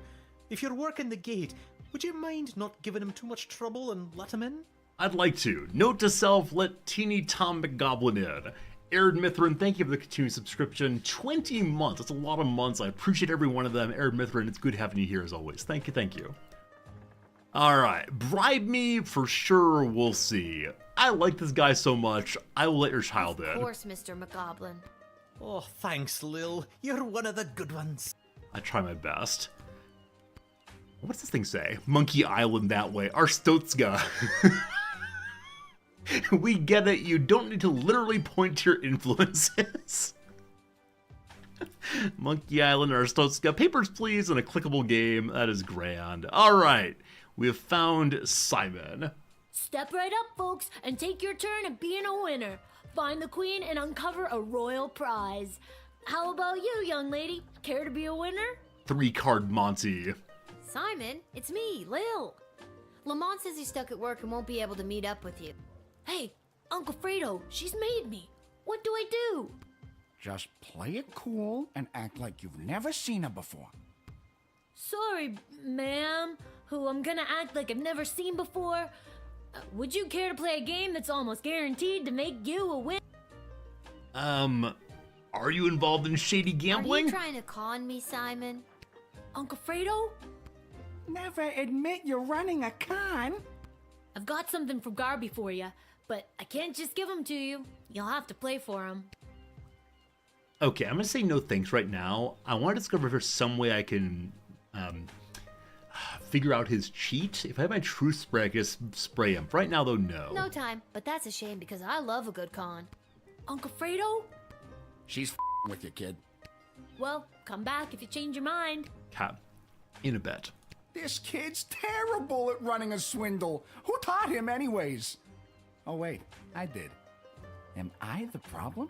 You are. So I do wonder if, because he's bad at running this scam, if we'll be able to discover the card easily. Hat guy has a new hat, also a bomb. Now that can't be safe. All right, just a bomb sitting there, that's fine. I like your hat very much, sir.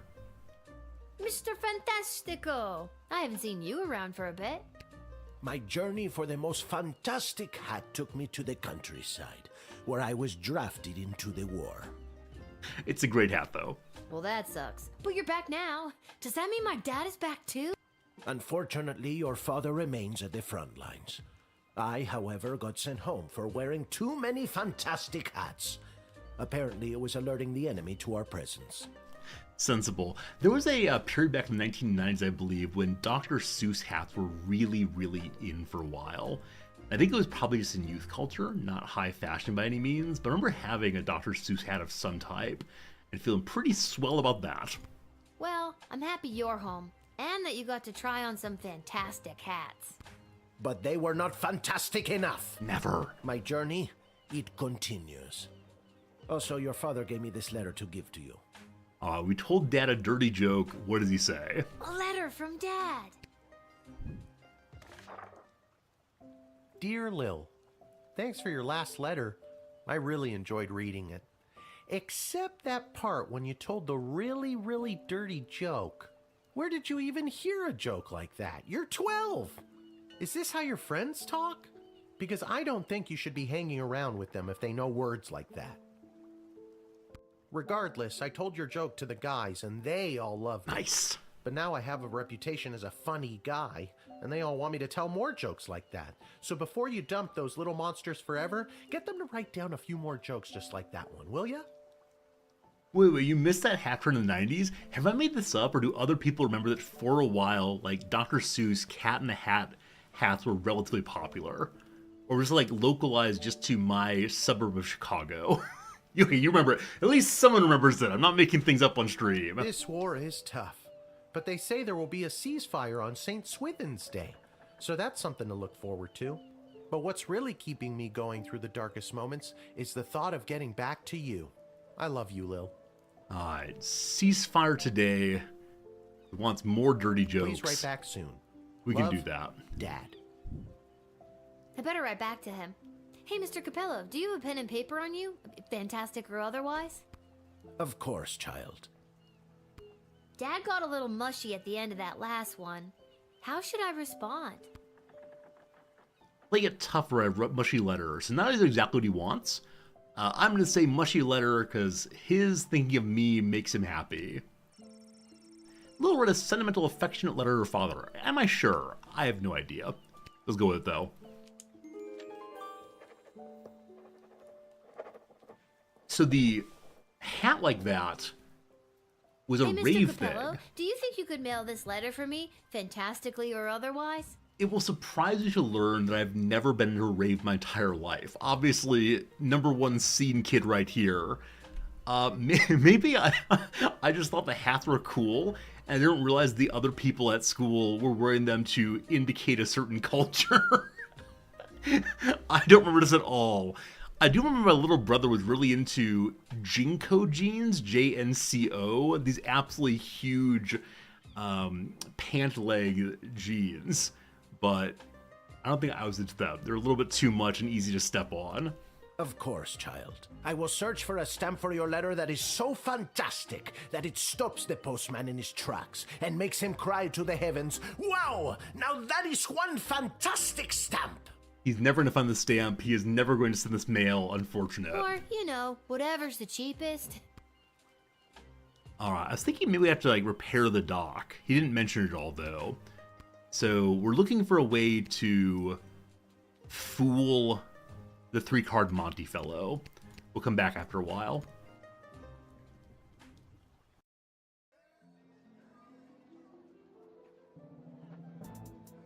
Lots of places to go. I'll hit Ash also, as she is someone who has one of the children I need to engage with, and see what her quest is also. I guarantee they're not just going to give me the crystal straight away. Remember, goth friends wore Mad Hatter hats. I don't recall that. I need some goth people, though. Lil? How unexpected. So Ash is not here. You two are Where's Travis? I have no idea who Travis is. Sure, who's Travis? Does Ash's assistant Travis know you're in here? It's an assistant. I had no idea. Oh, he knows. And he's not happy about it. Councilwoman Ash took me on as her new unpaid intern. My mom said this will fast track me to get into the youth politician training program for two-faced cutthroats and liars, or the YPTPT-FCL. She says it'll help build character. The meritocracy starts early. Yikes. I'm here because I'm supposed to tell you that Lamont won't be able to meet up later. He's, stuck at the office. Oh, that hard-working lug. He'll be the perfect trophy husband for me. He's so distractingly handsome that it'll both impress and intimidate my opponents. I was hoping that her inability to see Lamont because he's busy at the fighting rodents at the tavern would cause her to say, "Aw, rats." That's the kind of writing you would have gotten if I were on this game. Good thing I wasn't. Okay, well, let me know if there's anything I can do to help you with that. Now that you mention it. Alright, let's cause them to fall in love. Crap. The YPTPT-FCL does have an entrance exam that I could use your help with. And I've got something from Garby if you do. YPTPT-FCL. Am I going to need to remember that? So double PT. So why am I remembering this? PTPT. So physical training. FC, Football Club League. Why PTPT-FCL? Nice. We'll see how I remember that one. Okay. Okay, what do I have to do? There are a couple of questions about current and historical affairs that I still need to answer. Here we go. What was the name of the late King Oswin's father? There was King Oswin the First and King Oswin the Second.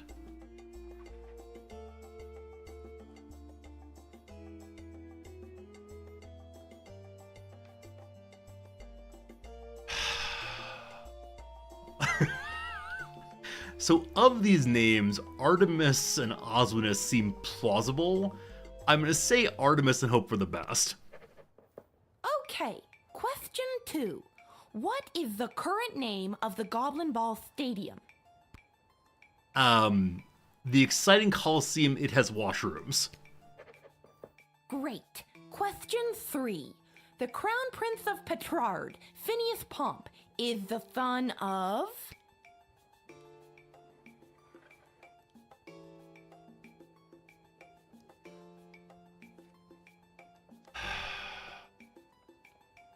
I vaguely remember Queen Buttermilk. There's 2 Phineases here together. Was Queen Buttermilk his mother or just some random person in the line? I'm guessing it's one of these 2 with one of the Phineases, but this is unfortunate. Well, per se Buttermilk, remember the name vaguely. And last one. Mega rock superstar Vlad Extreme plays what kind of instrument? A guitar thing. Okay, the lute, the bouzouki, and the guitar are all kind of the same.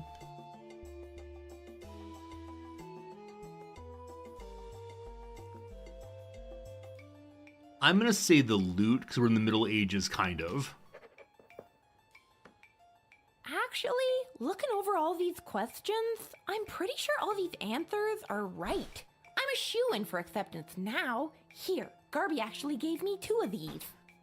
I don't know if she's right that we're right, but if she'll give me the crystals, I don't care past that. Nice! Alright, got some crystals. The late King Oswin, when will they get around to replacing those with Queen Desdemona? So, it's a strange thing to have to answer those from memory alone instead of hunting around to figure stuff out. I'm glad that we have a halfway decent memory though. Travis isn't here, but even if he were, would you want to talk to him? I honestly don't recall Travis at all, so I'm not sure. What's this book here? Is it Secret Passageway? The 7 Habits of Highly Effective Dictators. A survivor's account of the Marley Threepwood dynasty. Isn't Threepwood Guybrush Threepwood from Monkey Island, I think? We're with some drinks. What a fancy collection of bottles. May I take a bottle, please? Oh, one of them appears to be poisoned at the bottom there. Or at least marked with a skull. Marley is Elaine. So honestly, I've never played Monkey Island. I know of it in general, but don't know much about it. Okay, so let's hit the dig site and see what's up with the archaeologist bee these days.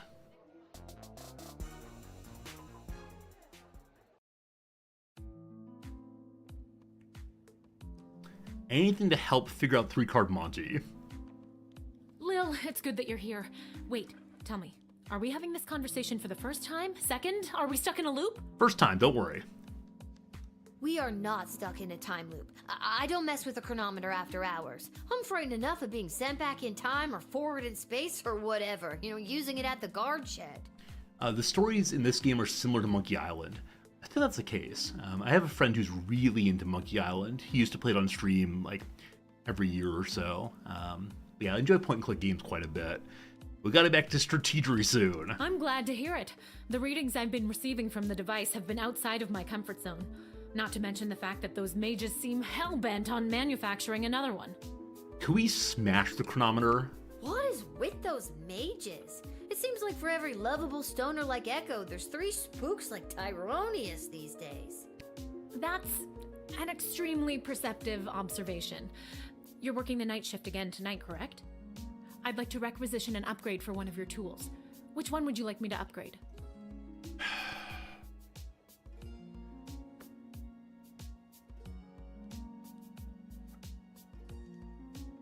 Awesome to get a new tool. I have no idea though. I'm going to upgrade the decoder ring because one of the ones we don't have fairly well upgraded. It is done. Gee, not sure. Thanks. That's awesome. I just hope it's not too little too late considering what we're up against. What are we up against? What does that mean? Just stay focused on the task at hand. That's all any of us can do. What's my task? That's still pretty vague. I'm just trying to get us through this in one piece. Fine, don't tell me. Goodbye, Lil. Goodbye. Goodbye, Dr. B. Dr. B. I may poke around your office now. No office poking. Alright, we have the tavern, we got the office again, we got the dungeon. We'll hit the dungeon next, because we've not been there yet today. Maybe the jokester will know a way to fool 3-card Monty dealers.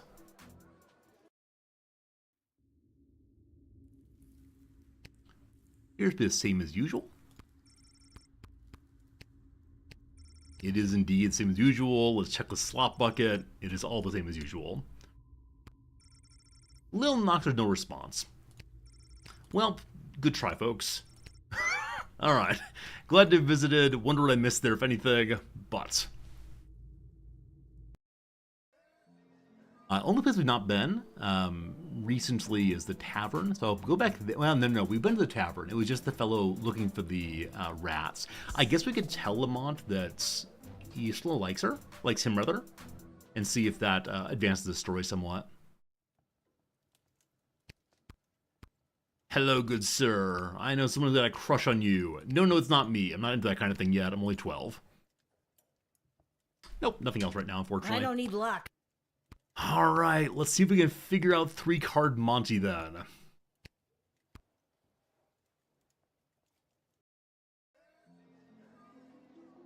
Back to the docks. And friends, that's been another hour of play, so it'll be time for another quick ad break. We've been live now for 3 hours, 30 minutes. It's about noon my time. I do intend to get through this game today. I'm not sure how much more there is, though it is day 10. Day 10 feels like a convenient place to end. We'll see. For now, though, 3 minutes ad break. Let's see if we can get through 1 or even 2 crosswords in this break. Let's see how it goes. The 12th of Never Singer Johnny. The word Ramon would fit here. Is there a Johnny Ramone? I have no idea. Locked in, so to speak. So locked in can mean to choose something, to lock it down. Locked in could mean unable to speak, like locked in syndrome. Not sure. Turns to confetti, say. So slices, dices, rips apart, unsure. It could be rends, but doesn't feel quite right. Far from trustworthy, briefly. Far from trustworthy. So someone who's doubtable, BS maybe. The blank of man, a painting of a person whose face is obscured by an apple. The son of man. We have a mode of that for cheering in this channel. Part of the Resorty artwork collection, unlockable with cheers. Organization that regulates explosives in addition to the categorization acronym. Tobacco... the ATF. Alcohol, tobacco, firearms. There we go. Frowns, running a finger down one's cheek. So sad. Heats with steam wand. Unsure. Beef cut that gets his name from the shape of the lumbar vertebra. It's a T-bone steak. Runty. I said tiny. It could be eeny or incy. I'm not sure. Hot shot. Thirst. No idea. Boston University, home to the Great Dome. I'm going to put MIT in. I'm not sure that's right, though. This stays here. It's secrets. Beat it a trap meek. Trap meek is to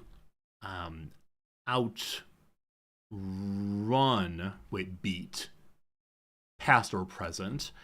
Far from trustworthy is suspicious. That's sus, comma man. Flour used to make chapati. I think it's autoflour. That much is clear.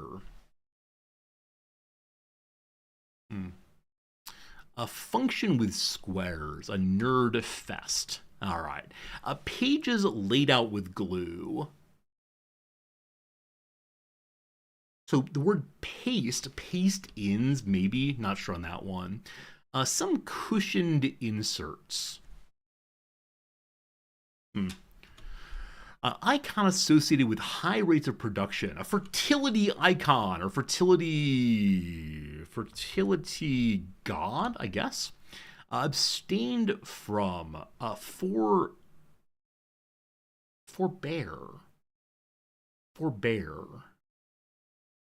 Isn't it spelled B-E-A-R? Forbore? Oh, I don't like that part of speech at all. We'll see, though. Artist studio. It is the atelier thing. The across is so I gather. Okay, just a section here. Heats with a steam wand. To froth, like frothing up a drink. And lastly, cushion inserts are foot pads? Maybe? Thirst trans. Oh, thirst traps. Hot shots like sexy photos of someone. So, paste ups possibly? Okay, paste ups I don't know, but puny works just fine. All right, Tuesday puzzle's done. Hooray, hooray. And then we have 1 minute left to work on the Monday puzzle. All that's left is the upper corner here. I'm still nearly certain that cor anglais is the woodwind instrument, but lower arm is looking plausible. Radio confirmation. I still have no idea. This was meant to be... It's Kismet, possibly? So the name K and J are both names of letters. So lower arm might be wrong. Okay, wood blank, a kind of mushroom I do not know. Stole. The word robbed comes to mind as a fit, though. Tattoo sleeve begins. So it's still stuck on upper arm or lower arm, but I think that it's Kismet's probably correct. The forearm, the shoulder part of the arm, the underarm, I don't know. Places to stretch. So some kind of areas, possibly. What's here then? Wood blank, yeah, still unsure on that mushroom. Ding dong, could be a clod. Ding dong, huh? Rapper with the 1987 debut album Rhyme Pays. Feet. All right, this corner's really throwing me off. I'm going to pause the game there. We'll get back to an hour. We will finish that one today. I might need your help to do it, but we will get it done before we say goodbye. It is time now for us to interact with the big old cheater. Let's see what we can figure out. Come on, Lil, try your luck. I will play your game. Alright, what's the hustle? It's not a scam at all, man. All you need to do is find the queen. She's one of the 3 cards you see in front of you. Just keep your eye on the prize. I don't believe you. She's in the middle, though. Maybe not.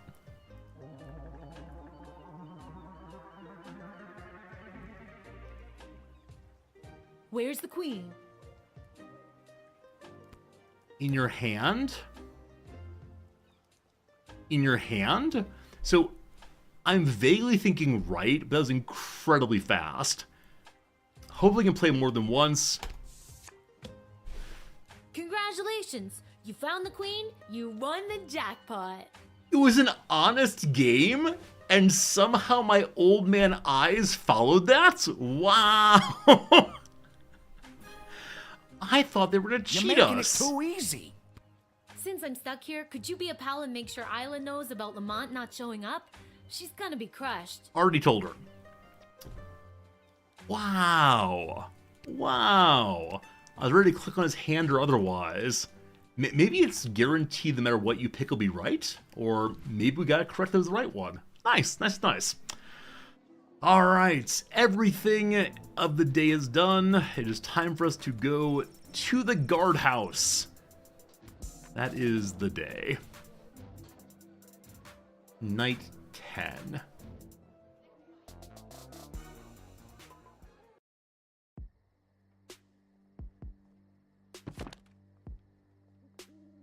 The Book of Monsters 2nd edition. So previously this 1st edition. So cryptic runes again. Will there be a new creature? Ghosts. Ghosts, no such thing. Weakness is being make-believe. So I don't believe in ghosts. Again, the werewolves. It's the same as previously. So the werewolves are blissfully unaware. In some cases, they know and desperately seek asylum. So werewolves are same as previously, it looks like. Mole people, we know them previously. They're probably true neutral. Well, considered disfigured and even monsters by some. Please do not persecute the mole people. They're not to be punted. God. Necromancers, same as before. Again, the Mages Guild welcome fallen wizards who have seen the error of their ways and have given up necromancy. We don't trust the Mages Guild anymore, but keep that in mind. Vampires we've seen previously. Witches, this is new. Frequency rare, spell attacks or spells, weaknesses are water and fire, alignment very good or very bad, they're human-sized. Though rare and often indistinguishable from regular folk, it's possible to encounter a witch while on guard duty. There are tests that can be done to confirm they are or are not a witch. For example, if the suspected witch weighs the same as a duck, it confirms they're not made of wood, and therefore, a witch. In practical terms, witches are not so different from regular folks. However, beware ulterior motives. They often have a plan on the go, and their moral compasses have a tendency to be, well, differently calibrated. Lastly, the zombies. They're somewhat common, their attacks are biting, weaknesses, no match for fast walkers, they're human-sized. Look, the only zombies we have around here are the old-timey, slow-moving ones. Thank God. Treat them like sheep, herd them around when you need them, they're relatively harmless. So some new creatures. We have 9, now 12 crystals. We can refill everything, I believe, with that. 1, 2, 3. And 2 of you, and 3 of you, 2 of you, and 2 of you. Awesome. Perfect. Wish I had more uses on these, but it's all we got for now.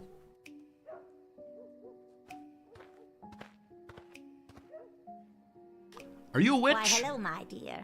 I'm just coming home from a long night tending the apple orchards. It's almost harvest season, and it couldn't come at a better time with the food shortage. Will you let me pass? I shouldn't assume she's a witch. She's just some person. That said, she might be a hippie. Maybe it's Echo's wife. So I want to make sure that we don't have any other orders. Nope, only orders today are the Big Book of Monsters. For witches, we're told to determine are they good, are they bad, or otherwise. Beware their unusual moral compass. We have only 6 people tonight, so we could use a truth spray early. For now, though, I'm just going to say hello and see what's what with her. I've got the first apples of what looks to be a very fruitful harvest. Tee-hee. Just a little gardening humor, dear. I'm using them to make a delicious pie.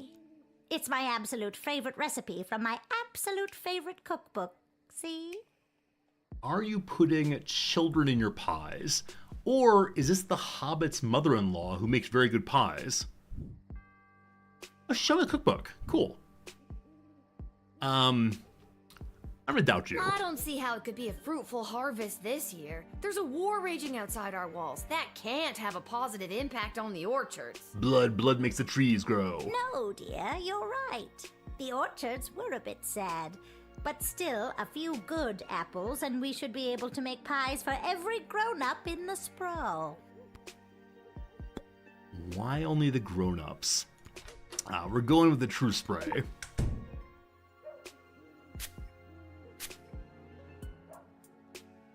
With all of these candies wrapped in foil, I can fatten up the children of the sprawl. Then, with these delicious magical apples, I'll put the fat little piggies to sleep and bake them into delicious pies. Okay, kind of expected that she was a witch. They give themselves away a little bit too much. Let's have one more conversation and throw her in jail. But are you a witch? Oh, oh, my dear, it's not rude at all. Of course I'm a witch. It would be rather dangerous being out all alone if I wasn't a witch, wouldn't it? Most people just assume I'm a witch, but it's nice to be asked. That's lovely. I trust you. You are a witch. Cool. I've never met a witch before. Haven't you? I wouldn't be so sure. You may have known a witch all your life and just not known it. Bum, bum, bum. All right, straight to prison, unfortunately.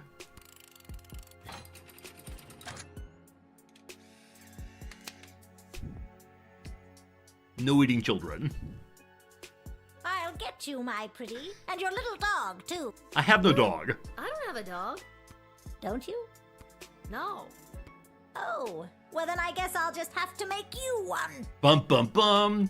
I mentioned previously, one of my favorite crossword answers ever was a combination of the number that comes after 1, the dog in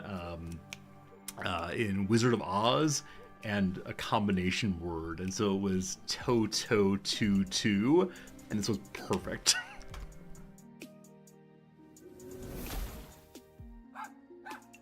I think that same puzzle also had the answer tote.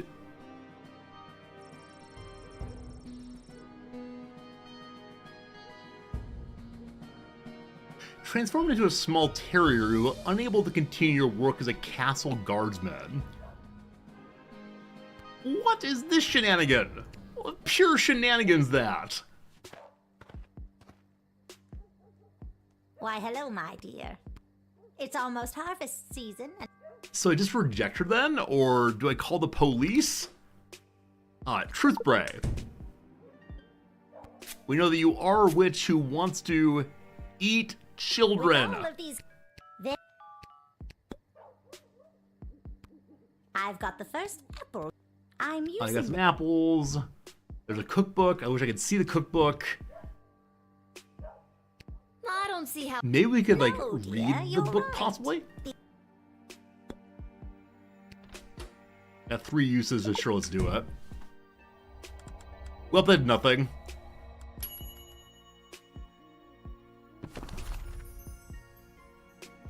Brings our book up again, unfortunately. So, I guess we just reject her out of hand here. Please don't turn me into a newt again.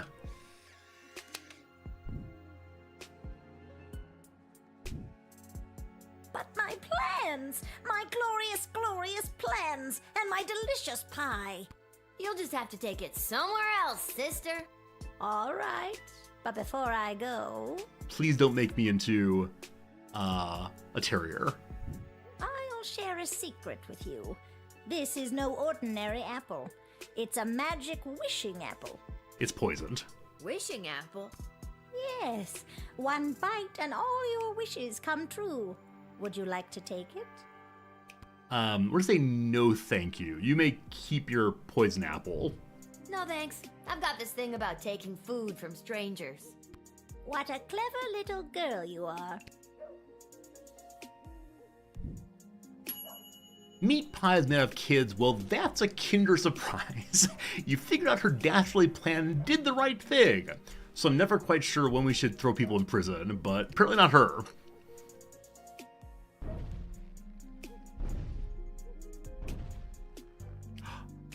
The end returns!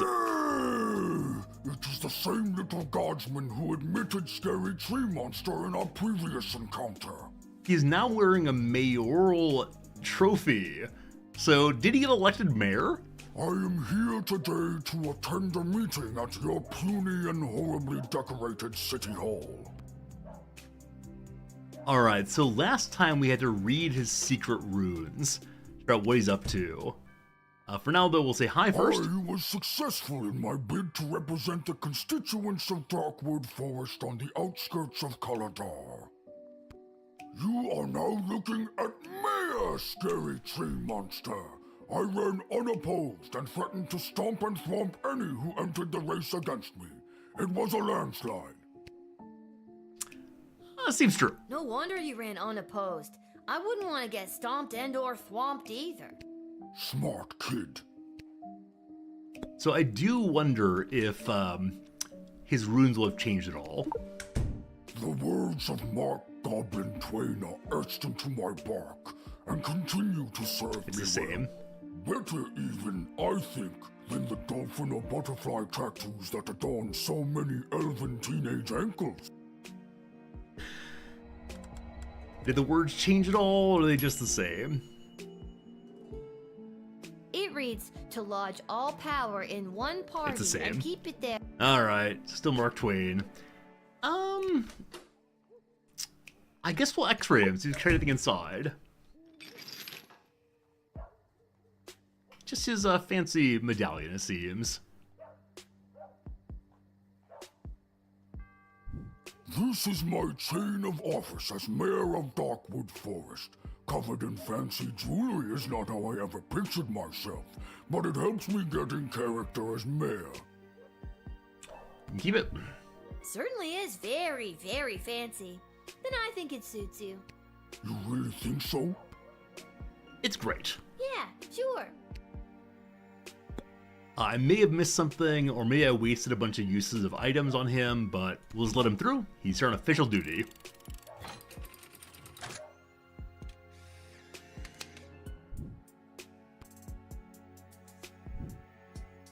Mayor Scary Tree Monster humbly accepts entry into the sprawl. Second best character in the game, Oh, well, IMO. that's very nice to hear. To stomp and thwomp any who oppose his demands. Oh no! Oh no! You admitted the former terrifying tree creature turned public service. Good call! Otherwise you would have been stomped and thwomped. So missed one element of that story, but good enough for now.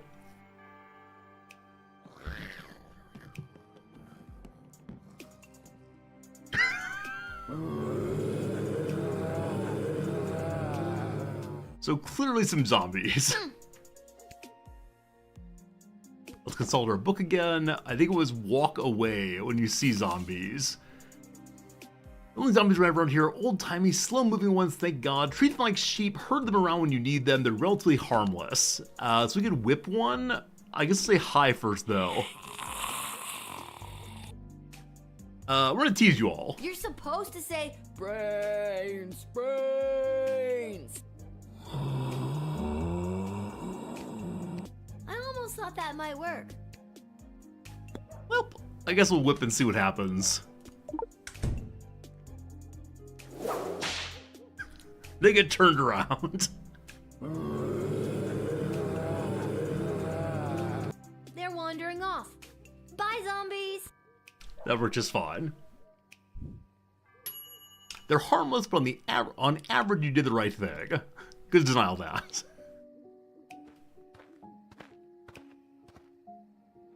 Hey, it's the mole person. Oh, hi. You must be Lil. I was told to come to these gates so that I could be looked after by you. I'll be heading in now unless you need something else from me. Alright, so the mole earlier was not a mole. We were also told in the book not to over-hassle the mole people. They're responsible for the sewers, I believe. Please do not persecute the mole people, not to be punted. While their labor, they probably want to enjoy the world's greatest sewer system. Let's see what you're up to, boss.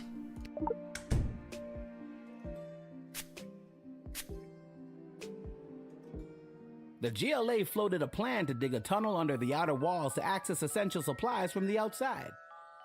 They might weaken the walls. I'm here to get the project started. Let's go Meltech Moss. We have 2 uses of that left. Here's a shovel. Yeah, that's how it goes. Back in the old days, I would have done most of the digging myself, you know, with my own claws. Now we have so much equipment available to us, it speeds our digs up exponentially. Should be able to get this project done mighty quickly with these tools. Hey, HPG, thanks for the resubscription, my friend. 15 months, really appreciated. Thanks for being with us. Hope we're giving you some relaxing time tonight. Good to see you for sure.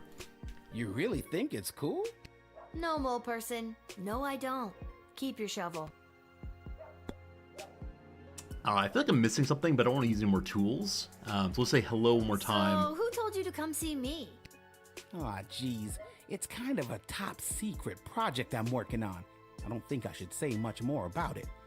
It's on the up and up, but I'm afraid it's also pretty hush-hush. I'm gonna doubt you. Name and species? Always the same. Poxitani Polly, mole person. Let me just turn to mole person in the good old monster manual. I am not a monster. Oh no! I am a person. A mole person. If you prick us, do we not bleed? Well, that's a bad example. We don't bleed easily. Mole people have exceptionally fast healing, but that's pseudoscience for another impassioned speech. I am not a monster, and I do not care to be labeled as such. With that, I shall take my leave. Goodbye. Oh no. Lil, what'd you do?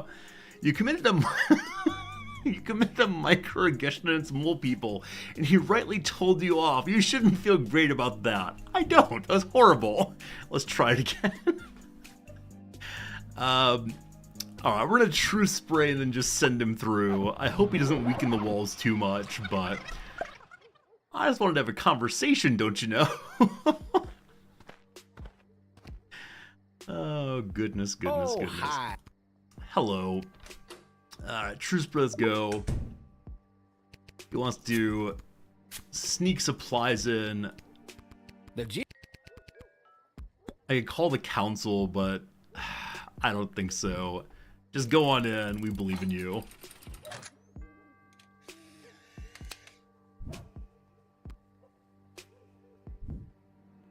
I'll be off to take care of this top secret assignment. Thanks, kid. I knew I was right to come to your gate. Yeah, I'm not sure. You heard the details of the tunnel plan finally coming to fruition. Remember the one we first told you about in level 8? Go you! I thought these were different plans. I thought there were different plans, but okay, this is bringing food into the city. Level 8, so long ago. Hello. Hello. Holy hell! You are actually a nightmare come to life. Is it the belt? What? No. Is it the knife and the hockey mask? And the knife glove.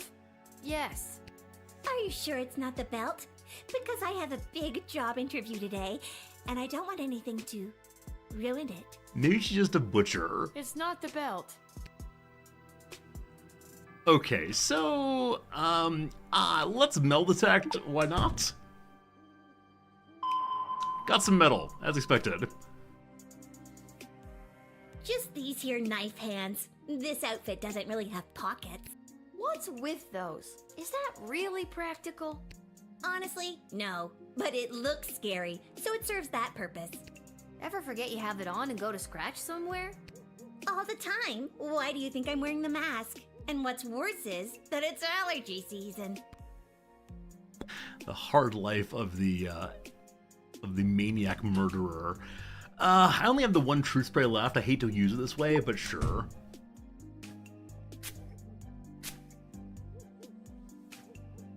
That night I died in the woods, a demonic spirit of vengeance possessed my shattered heart and brought my twisted corpse back to life.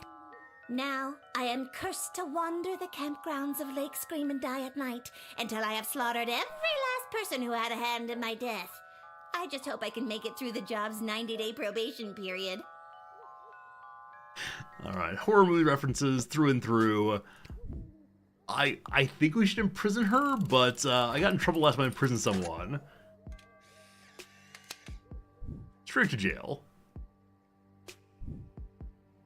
Tabitha Greaves, you are hereby under arrest for the crime of wanting to kill a bunch of teenagers.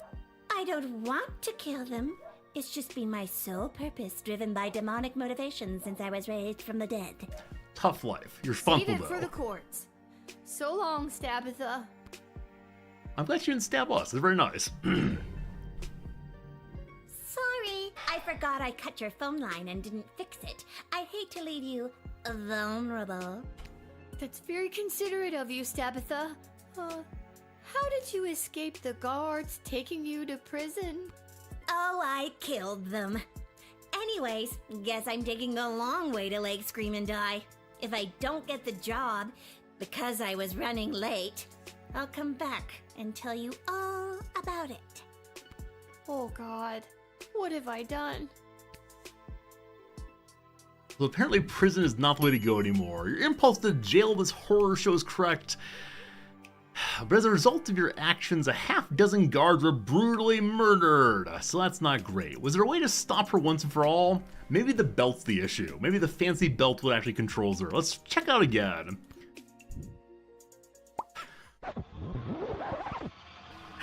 This level's introduced some new mechanics, namely jail not functioning. Hello, Stabitha once more. Hello. So we're gonna go for the Is it? truth spray and then the Ammonite? x-ray machine and sure see it's what's not- what. It's not the best.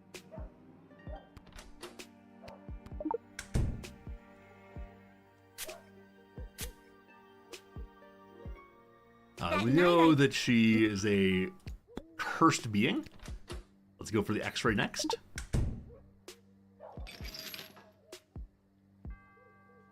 Ah. Possibly nothing. Oh. Yep, Her heart glowed. There's your problem right there. Looks like you got a demonic hex on your heart. Gonna be hard to get rid of that bugger. Seems to be written in a different language, so we're gonna need foreign parts to fix her. Oh, I don't want it removed. It gives me the unnatural strength and endless stamina I need to hunt down camp counselors in the woods at night. So she mentioned a different language. Let's get checking.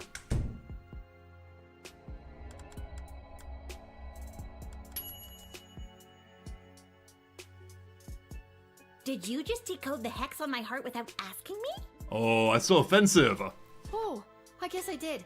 I'm sorry. That's a little presumptuous. I don't have to read it if you don't want me Maybe to. she likes being a murderer. No, go ahead. I'm curious what it says myself. It translates to, if this hex is read out loud, the cursed shall return to whence they came.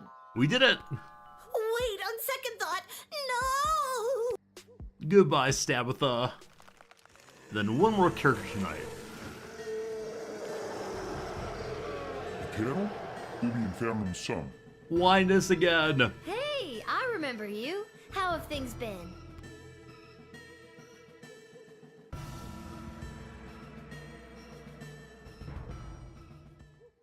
We saw a demon this has been briefly. one for the books. What a strange night it is. You exorcised the demon inhabiting this undead serial killer. Bravo. We did it.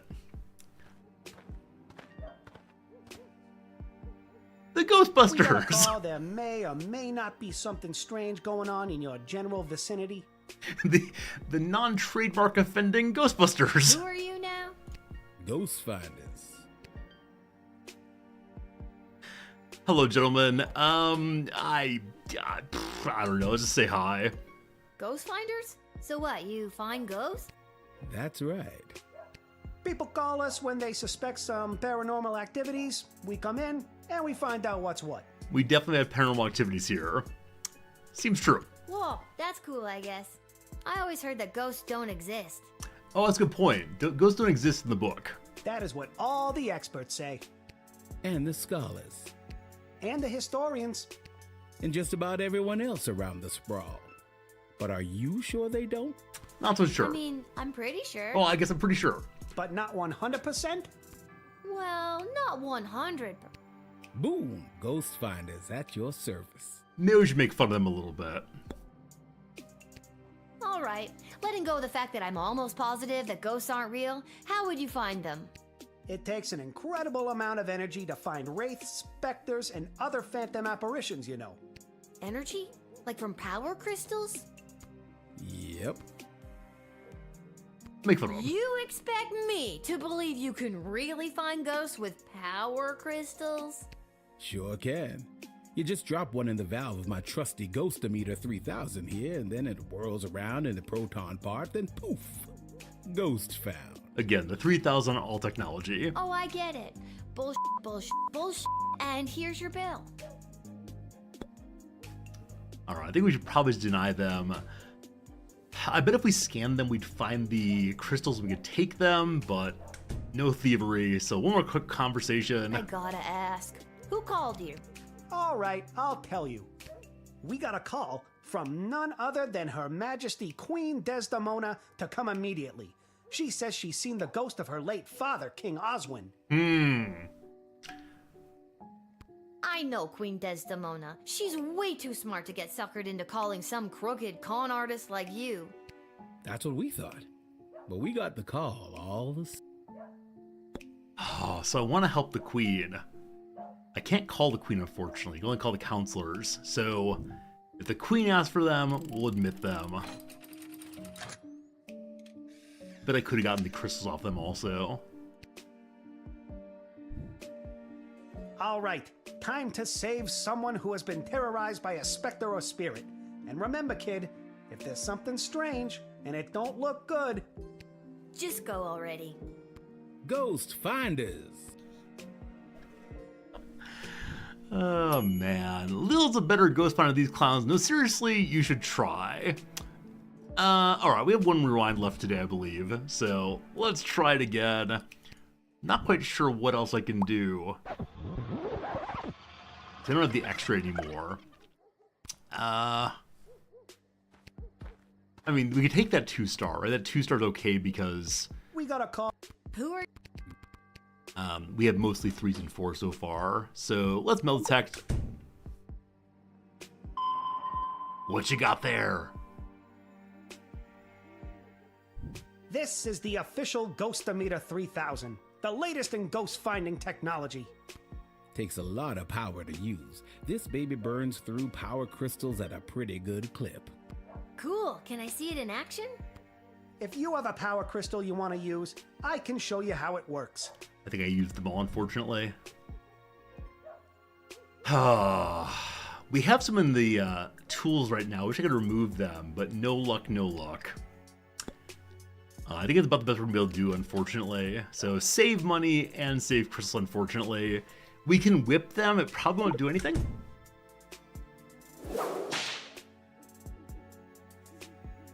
Hey, quit it!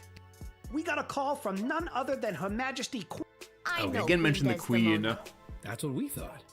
But we got... We're not going to learn much else, unfortunately. So I think we're just going to reject them this time. And see what we get as far as stars go.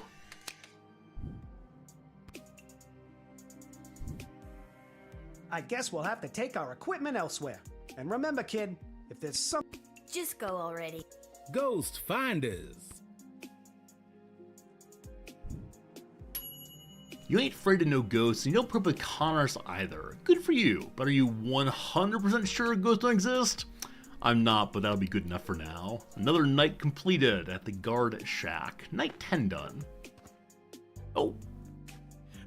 It is imperative that you invite me in. The sun is coming up. We've seen him previously.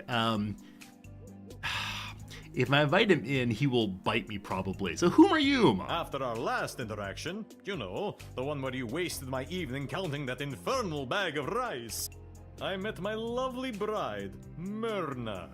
who now waits for me with a group of our close friends and family to tie the knot in the vampire crypt. Please, invite me in for eternal love's sake. Alright. For true love, we let him in. Don't make me regret this, Heinrich. I invite you into the sprawl to get creepy married. You have just completely redeemed yourself, Lil. My love, I'm coming. So no pop-up, that changes everything. We'll see what it changes, though. At least 3 stars. At least 3 stars. Good to go. 20 more gold, too. Alright, so... Scary tree monsters, stomp people, unfortunately. Dealt with the zombies. Mole person, good to go. Stab with a good to go. Ghost finders, didn't have that pink crystal, unfortunately, but that is okay. Altogether, pretty good shift.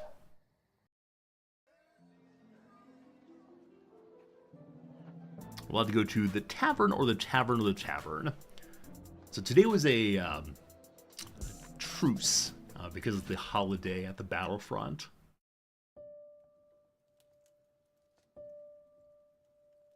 Is the queen angry? Don't let the Ghostbusters in. One more greeting, or where are my tacos? Good point. Earlier, the queen said if we let her in, she'd give us tacos. Where are the tacos? Let me guess. We're finally gonna have the best friend taco party I've been dreaming about since level 5. Excuse me, what? You're not a part of this, Chuck. Lil, I have something important to discuss with you. What's that? Desi. Or necklace I know we change, talked apparently. about this, but are you sure? Lil's done a lot for us. I am not having this conversation again. It is entirely inappropriate what you've been put through. That is why tomorrow will be your last guard shift. What? But we're at war. I've been doing a good job, I think. I feel like in lots of little ways I've been, I don't know, changing the course of fate. Desi, sure, she's a kid. And no, it's probably not fair. But she's proven she's more than meets the eye plenty of times. You were the reason I asked her to uncover the spy in the GLA. True as that may be, it's time she was relieved of her duty. The queen has been compromised, probably by a ghost. Where is all of this coming from? I thought we were, you know, friends. Friends? With you? Someone who has been acting in her own self-interest against the crown? Tyronius has told me the true nature of your character. Head of the Mage Guild. They can't be trusted. Tyronius? He's nuts, and he gives off real main villain energy. Why would you believe anything that creepy ghoul factory has to say? Because he has accepted the role as my advisor. Oh no. He's your 4th advisor? 4th, and perhaps only, if the other 3 remain so utterly useless. You're gonna fire Stryker? I mean, I get Shit Cannon Ash and Malcolm, but don't you think it's better to, you know, have multiple opinions when it comes to big decisions? So I wish my first choice I would have chosen the necklace one. I missed it because I was excited to say hello. Not anymore. And neither does Tyronius. He also thinks it is time for this little game to be over. It has gone on for a while. These don't sound like your words. She's right, honey. They don't. Listen to me. I have made my decision. Tomorrow will be your final shift. We will not suffer those who speak against the Queen of the Sprawl. Desdemona, listen to yourself. I will not be spoken to like that by a filthy... Oh no. True love. I'm sorry. I'm under so much pressure. I need to lie down. I don't feel quite like myself right now. Lil, I'm sorry, but it's almost time for the end. Chuck, take me home. We resist. This doesn't make any sense. I've worked my ass off for you and the bloody sprawl, not to mention the idiot triplet advisors, and now you're following that Tyronius asshole's advice? Fine, I quit. You can't quit. You were already relieved of duty. This sucks. I'm sorry, Lil. I'll try to talk to her. Good night. Oh, we're having a little cry, a little tear there. All right, another sleep. how do we save the kingdom once more? Lil had fooled Brunhilde the morally questionables, to say the least, planned to fatten the children of Sprawl with candy and then bake them into pies. The witch left in a hut. She took a hard look at her scheme and really thought about why people were so often disgusted at the idea of eating pies made of children. So she pivoted and created a line of vegan apple pies. After months of tweaking her recipe to perfection, she baked some of the most incredible pies you've ever tasted. She made the cover of the Sprawl Tatler newspaper, was declared best new restaurant, and there was much rejoicing. Yay. Mayor Scary Tree Monster arrived at the Sprawl City Hall just as the other councilors were voting on a controversial new bill. A bill that included, among other things, plans to cut down his Darkwood forest in the outskirts of Kaladar. There was no way Mayor Scary Tree Monster was going to let them cut down his home. He immediately halted the vote and commenced with what witnesses called the most drawn-out and confusing filibuster speech they'd ever heard. Sure, Mayor Scary Tree Monster didn't speak as slowly as some of his Ent cousins, but he knew how to take his time when he needed to. The filibuster worked, the vote rejected, and the bill did not pass. Good job, Ent guy. This was the highlight of Mayor Scary Tree Monster's political career. No longer would the denizens of the forest need to worry about the, quote, used Darkwood forest lumber to build orphanages for sick and hindered children separate from their parents by the war and help them get their parents back bill. Not anymore. As the zombie horde meandered away from the Sprawl, one of the undead amblers strayed from the pack. This zombie found himself in a party at a beach house on the crystal shores of Lake Inez. Amazingly, he was the former owner of the home and was quickly recognized by two of his former employees at the party. They knew the guests would be alarmed at seeing their former friend in his current zombified form, so they came up with a harebrained scheme to pretend he wasn't a zombie, and began to move him from room to room, waving and nodding him at all the unsuspecting party guests. Unfortunately, since he was a zombie and not just a corpse, this whimsical reenactment of the movie Weekend at Bernie's took a dark turn.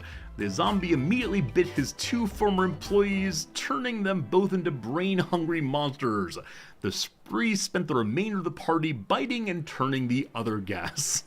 That zombie would have been the perfect host, except for one thing. He was undead. With the arrival of Puxatawny Polly, the build-a-secret tunnel to get to supplies from the outside plan could officially get underway. The project was completed in record time, with team leader Polly attributing some of its success to having had the opportunity to unpack and talk through the secret plan on his way into the city. For the first time in months, substantial amounts of food made its way into the Sprawl. Decoding the hex on Stabitha Grieve's heart exorcised the demon and freed her soul from its clutches. In death, she was finally at peace. Stabitha's former friends, the counselors from the outdoor wilderness camp at Lake Scream and Die, ended their summer contracts and went home. They were plagued by the guilt they felt for their part in Stabitha's death. Could they really just go back to their normal lives after what they'd done? 1 year later, they met back up at Lake Scream and Die. They were all starting to crack under the weight of their secret. In fact, assistant head counselor Mitch Morrison suggested they all turn themselves in. He couldn't live with it anymore. He needed to tell the authorities what they'd done last summer to assuage his guilty conscience. But the others didn't like this plan. They knew they couldn't let Mitch confess to their crimes. They had to silence him. With 2 murders now in their hands, the group of camp counselors went their separate ways once again, assured their secret was safe. For now. The demon Lilith exercised from Stabitha found a perfect new home in Mitch Morrison, and the cycle continues. Mitch Morrison is the bureaucrat, I believe. Denied entry to the Sprawl and missing their appointment with the Queen, the Ghost Finders continue to scam the feeble-minded, especially being able to claim Queen Desmond as a client. This gave their business a big boost, and they've been in very high demand ever since. To this day, they've still not seen a single ghost, but their merchandise is top-notch, as their catchy theme song. Count Henrik von Pyre's wedding started beautifully, until that pesky Von Helsing showed up and killed the obvious vampire just before sunrise. which has been the most romantic part of the ceremony. On the plus side, Myrna Hurricane was freed from the Count's curse and control, and eventually rekindled a romance with her old fling Jonathan. They got married and had a son named Quincy. They were a very boring family. The Sprawl lost one of its best chiropractors that night. Rest in peace, Heinrich. You're too beautiful for this world. Oh man, what a collection of strangeness. Welcome to level 11. And the already spread-thin guard force is calling it the worst night of, and I quote, creepy shit they've ever seen on St. Swithin's Day. And that's saying a lot. So if you see any of the few guards trying their darndest to keep things together inside our fair city walls, just go up and give them a hug, because Po Buddy's nerfed. I'm sorry, there appears to be a typo in that last statement. You're listening to the Morning Crawl, where we won't be playing any of today's top hit music because we will be keeping all frequencies clear in the event of an emergency broadcast. Alright, I don't want hugs, I want money. Give me money. A little message there from Dad, looks like. Hey, a letter arrived from Dad. Dear Lil, I haven't received your last letter yet. I really could have used the pick-me-up. Things are getting really hectic here. So we asked the man with the fashionable hats to send a letter for us. He's looking for a stamp still. Everyone is busy getting ready for the upcoming naval battle. Even though I don't have any training at all, I'm getting stationed on one of the attack boats on the front lines. But don't worry, I overheard the Admiral say that there may be a plan brewing to unleash a ferocious sea monster, if they can find one. But they'll have to make sure there aren't allies in the water when they do. So that sounds like a plan, right? I don't really know what's in store for me, but I'm doing my very best so I can get home, and we can finally get our lives back on the right track. Wish me luck. I think I'll need it this time. Love, Dad. Alright, so find a sea monster, but do not bring in any other water allies. That's what I'm seeing at our duty for the day. Guess all the fighting has disrupted the Postal Service? Oh, the humanity! Who are we without the Postal Service?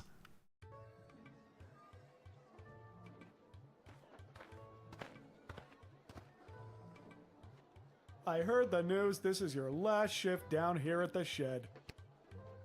How do you know this? How'd you hear? Cecil told me.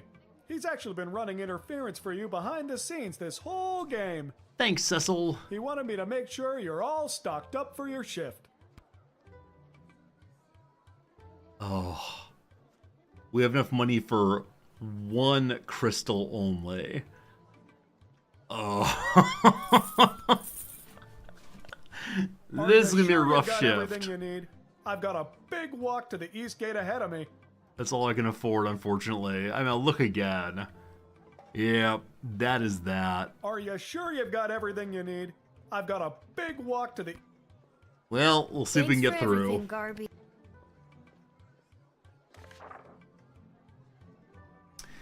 This mage is for Guardsman Lil.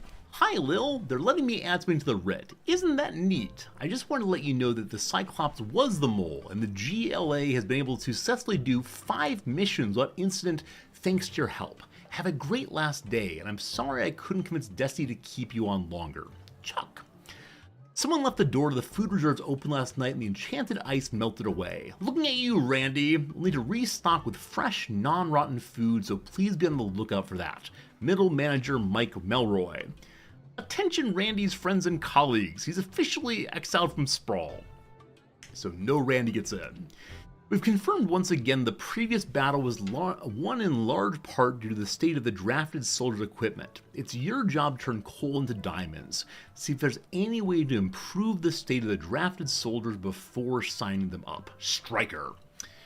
We have put out a call for mercenaries to assist in our defenses. Sprawl treasury budget has been allocated for the initiative. Why didn't they give me the money earlier? Try to overspend the Queendom's money. If you get the best bang for your buck, it'll be reflected in your star ranking.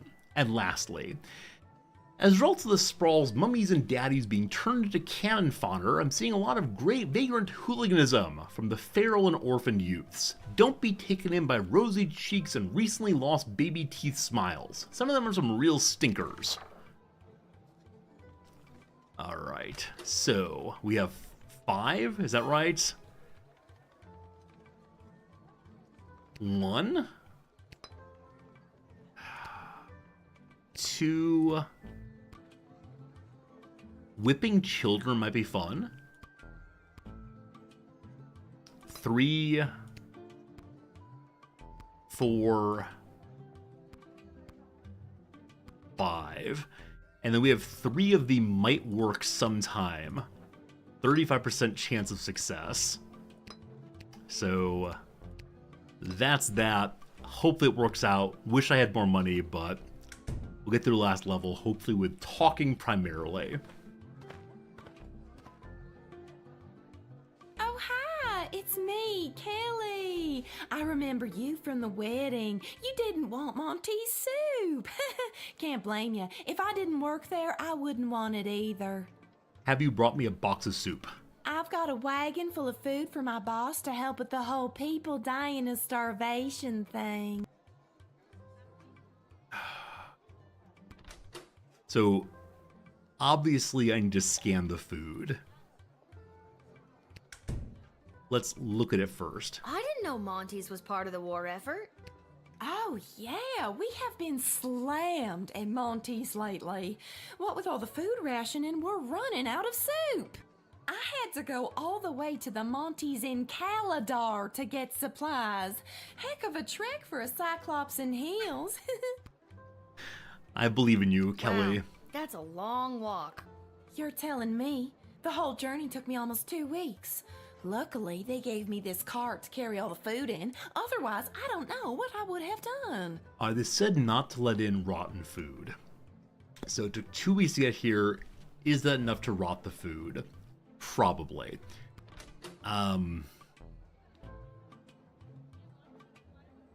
Let's just keep talking to her. I'm in tender objection right now. I don't know. Stuff for soup? I didn't ask too many questions. They seemed to know what we needed. Anyway, my manager gave me a list. Here, take a look. Change the list of ingredients, pretty standard stuff. Most are marked perishable. Okay. So we're gonna doubt that. Doesn't perishable mean the food will go bad after a while? Huh. Yeah, I guess it does. One more conversation, then Do we you mind reject. if we move this along? The food in the wagon is kind of, well, how do I say this delicate-like? It's starting to stink, like my boyfriend's son Orlando Jr.'s gym bag after Goblin Ball practice, if you know what I mean. I don't think food is supposed to stink, though. It's not, but this bunch, pay you is all I have to say. I think that smell means what she's hauling is a risk to people. So there's probably more we could have found out, but hopefully get at least 3 stars here. Hey,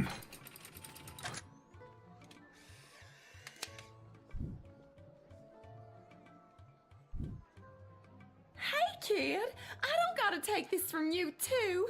I get enough of this kind of treatment from Monty. You want to deal with this food, then do it. I'm out of here. I'm sorry, Kelly. I'm sorry. Awesome. Yes, the sprawl is desperate for food, but it's not desperate for dysentery. Good catch, Guardsman. And no tools used so far. Hello, the Praetor. A blinding rage fills my eyes. It is the gatekeeper who ruined my wedding day. How have you, honorless child, been allowed to keep such an important position? Just tell me why you're here, please. Thank the walls of your shed for protecting you from the taste of my blade. If I still had it. Kapla! So she's lost her sword. Megan, give her my metal detector. It looks kind of like a sword.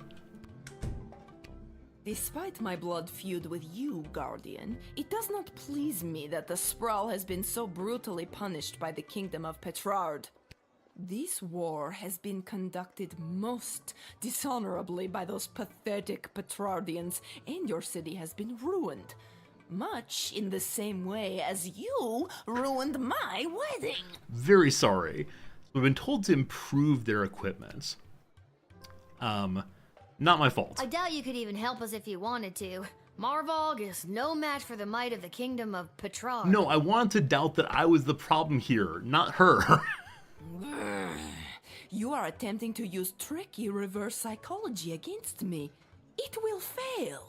That's what Prince Phineas said too. He figured you'd be too dumb to understand what it was. He said that? Too dumb, eh? Well, I will destroy the kingdom of Petrard myself. Oh, this conversation. By expertly using reverse psychology and turning their pride against them, they became a powerful agent for the Sprawl. Right on. I wonder if we can get through this day with only conversation, not with tools. I wanted to give her a weapon, but no way to do that, it seems.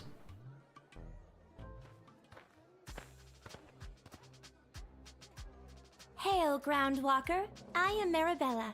Hello, Marabella. Hi, I'm Lil. Anything else? I don't know. I've never been above water before. You lead the way. So we're told to find a sea monster. Is this a sea monster? I'm not sure. Anonymous gifter, thank you for gifting us some to A-Call. Whoever you are out there, thank you for your generosity. And A-Call, thanks for being here as always, my friend. Super kind. So, I have got some doubts here. Okay, what you doing here, Marabella? I have an official message from the leaders of my people. This is an official notice that the thalassocracy of... The what now? Thalassocracy, it's under the waves. Thalassocracy. It's the word used for an empire that is primarily made up of maritime or seaborne areas. Huh, learned a new word today. Continue. Okay. The thalassocracy of Bubbletown is committed... Bubbletown, we love it. Sorry, one more time. Bubbletown? Uh-huh, that's the name of my thalassocracy. Bubbletown. Got it. On you go. Okay. The thalassocracy of Bubbletown is committed to the defense of the Sprawl. That's the end. I guess we'll make fun of her name. Nope. Bubbletown? I do not believe that that is the name of your salad hypocrisy. Thalassocracy. We Bubbletownians used to be a peaceful people, skilled more in song and art, but we lost our song many years ago, and now we know only war. Oh, that's rather sad. So again, we're told not to put allies in the water in our father's letter. So do you have a sea monster? How do I discover that, I wonder? Tell me the truth, please.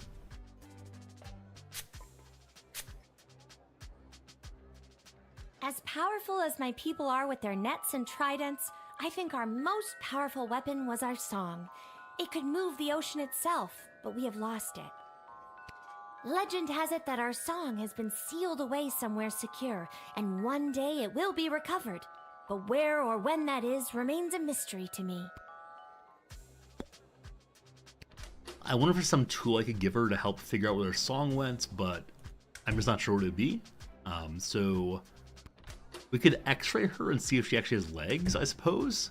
Lots of people left, though. So one more conversation, then we're going to reject her, I I was believe. given the message to deliver to you in this old shell. This shell retains sound. They say it can even hold on to sounds from many years ago, like an archive or time capsule. I've always wondered what other sounds might be hidden in this shell. So I'm guessing that shell is where their song has gone. I'm guessing we could have used the decoder ring on it, but I'm not quite sure. Doubting it, I suppose. You can play old sounds out of it like a tape recorder? Exactly, but I don't know how. I only know how to access this message. They say the instruction manual for it was lost many years ago. They say a lot of things, don't they? Okay, let's go ahead and redo this day. It's our inventory. We have 6 uses left. Here we go. I think it's conversation, decode, or maybe x-ray to find it and then decode possibly. Though again, we still have 5 more people Hail, to do. Groundwalker. Hi. Nice to meet you, Marabella. So, x-ray first.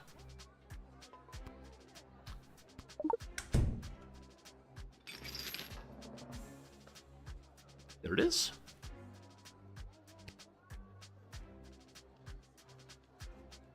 This old shell holds the message. This Friends, shell that's been another retains hour sound. of They gameplay, say so it time can for even one hold more on to quick sounds break from many today. years ago, like an archive or time capsule. And so then we'll get back to our game I've after always 3 minutes of wondered what- ads, and we'll decode it when we get back, I suppose. See how it goes. Anyway, 3 minutes of ads. Thanks for being here. Appreciate it a bunch. Let's finish this one up, hopefully. So, I've had a bunch of trouble with the corner here. I'm putting core angulus back in because I'm pretty sure it's right. Stole, cribbed, like cribbing notes or cribbing a test key. Wood ears are kind of mushroom. Sure, why not? Where one might begin a tattoo sleeve. The outer arm. So lament is rue. Places stretch are rest areas. Very good, very good. Ding dong.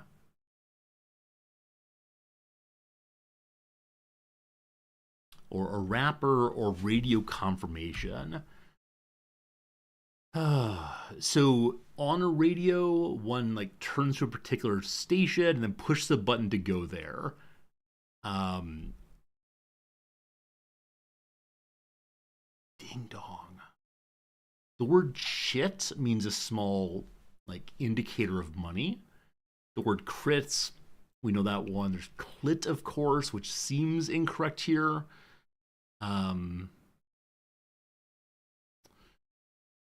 Is craft possibly wrong?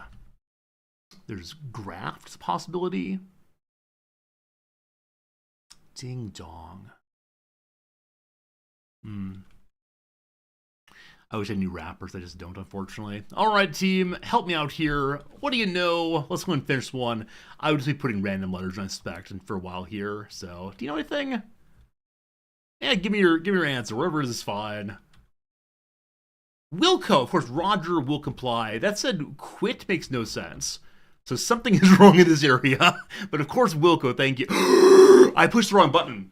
Oh no! I pushed the find the mistake for me button. Today's a true failure. It's iced tea. Quality of trait. Oh no. Oh no. Tilts is what? So Russell's last, tilt, lust, lost. What do you want from me? I've never pushed that button before. Oh, this is elementary high school here, K-12. I had S, it's an I instead. There you go. Oh, boo me. Anyway, the Monday of this week is done. Fantastic. We have the Monday of last week that's kind of sort of done. At least we're done with it. Yeah, I know listing about listing. That's fine. All right, we're back to Please Don't Help Me for a while here. So big time, in spades probably. Acclamation. Proudit. Wistful longing in Portuguese culture. I just don't know that, unfortunately. Many Pablo Neruda works. Are they urns? Are they? I'm not sure. Flagpole sitting in 1920s, no idea. Female lobster, no idea. Don't worry. If you want to help me out, you'll be able to help me out fairly soon, I'm sure. Plant-based bath product. Is there soy something? Is if you're lucky right, I wouldn't count on it. If you're lucky seems good on that one. So, acclamation. If it's a claim, that means like announced it, said it. If it's being used something, if it's then used to it, adapted to it. I'm missing something there. Wistful longing. So Portuguese terms often end with vowels. So what kind of thing is a lobster? Is it a doe? Is it a hun? I like TH endings, sure, why not? I've got no idea. Anyway, ad break is done. Let's see if we can finish up our little game here. Continue to discover the secrets of the sea. So we're going to use our decoder ring now. And we have 2 uses left. So I'm going to try to use the lower quality gem first. 35% chance of success, we get success. Lucky us. Let me see that shell.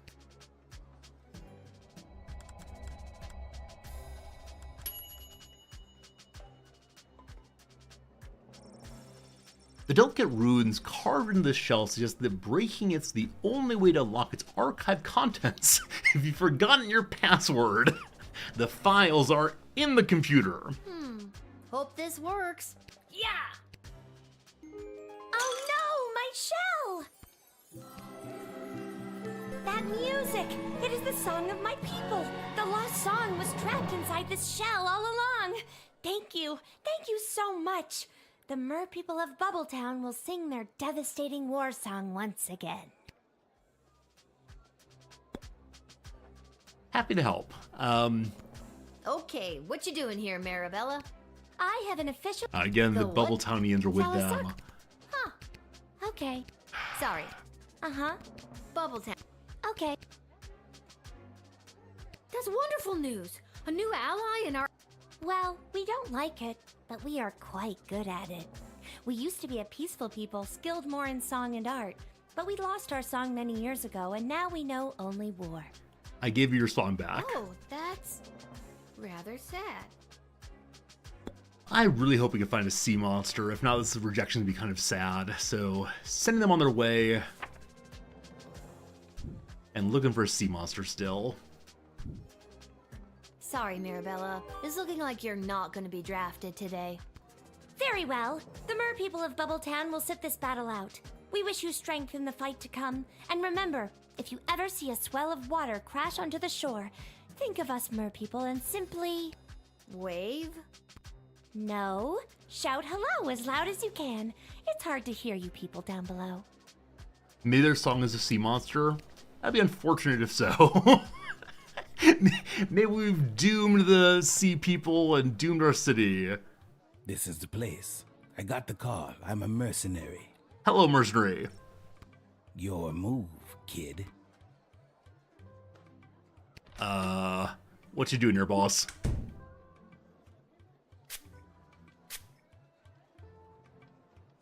Bangdalorians have developed complete immunity to any sort of truth spray through our training from birth. This proves vital to our work as intergalactic bounty hunters. Alright, it is indeed Boba Fett or nerds. Jango Fett or some Fett here.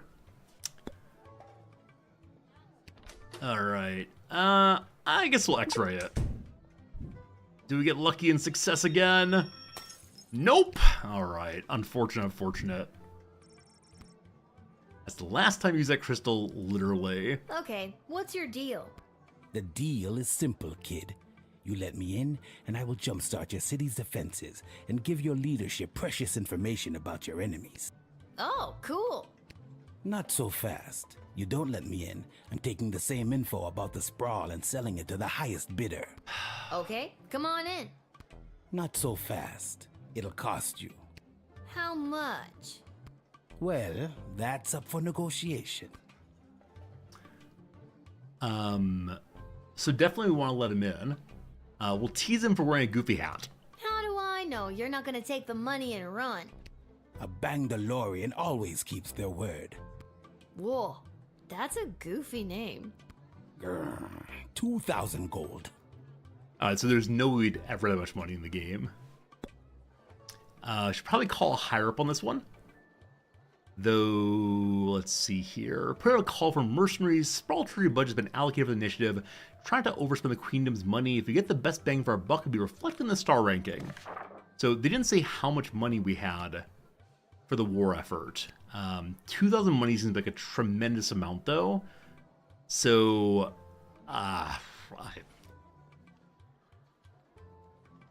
we'll talk one more time, then probably reject. Want to play hardball, do you? Okay, fine. 500 gold. Is that more reasonable? I wish I knew exactly how much money I had for this. How about 250? Never mind. Full price, 1,000 gold. Oh. Ah, dang it. Alright, we'll accept it. No idea if that's a good price, but sure.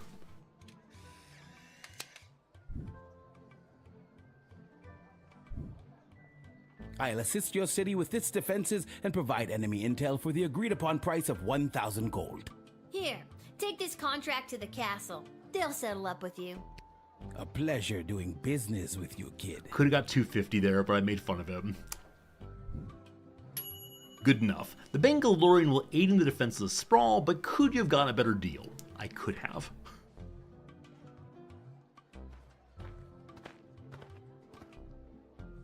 Hello, Goblin Guy. Charmed to make your acquaintance, young gateminder.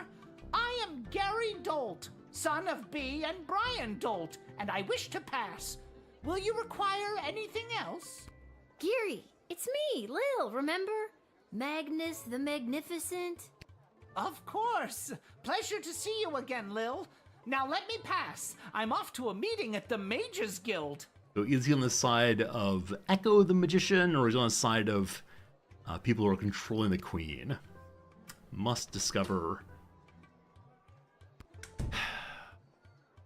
Let's just chat first. I don't know if you heard, but I'm well on my way to becoming a full-fledged mage, a card-carrying member of the guild.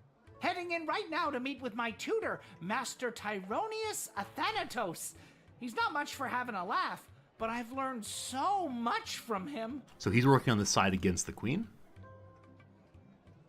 I didn't know that you had any magical abilities at all. Didn't seem like you did last time we met anyway. Well, I'm just a late bloomer.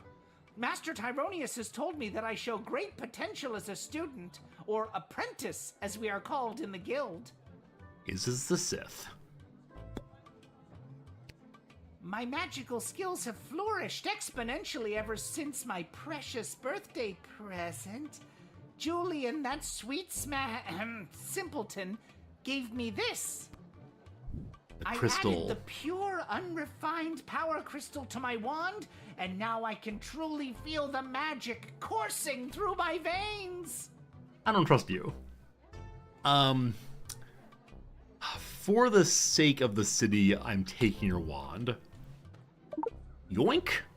My wand! My power crystal! You tricked us into giving it to you! The tricksy little gate guard stole it from us! Our power! Our present!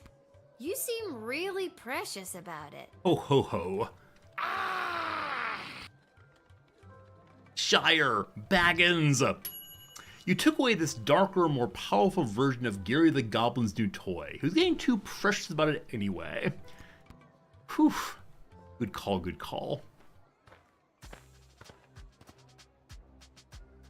Avast, Petey! There blows a fine, upstanding guardsman. Upstanding guardsman, We'll take our ship and blast our way through whatever scurvy barnacles are attacking the Sprawl's waterways. Yarr! So again, not a sea monster. So you're saying you'd like to be drafted? Aye. That's a much more concise way to say it. Yarr!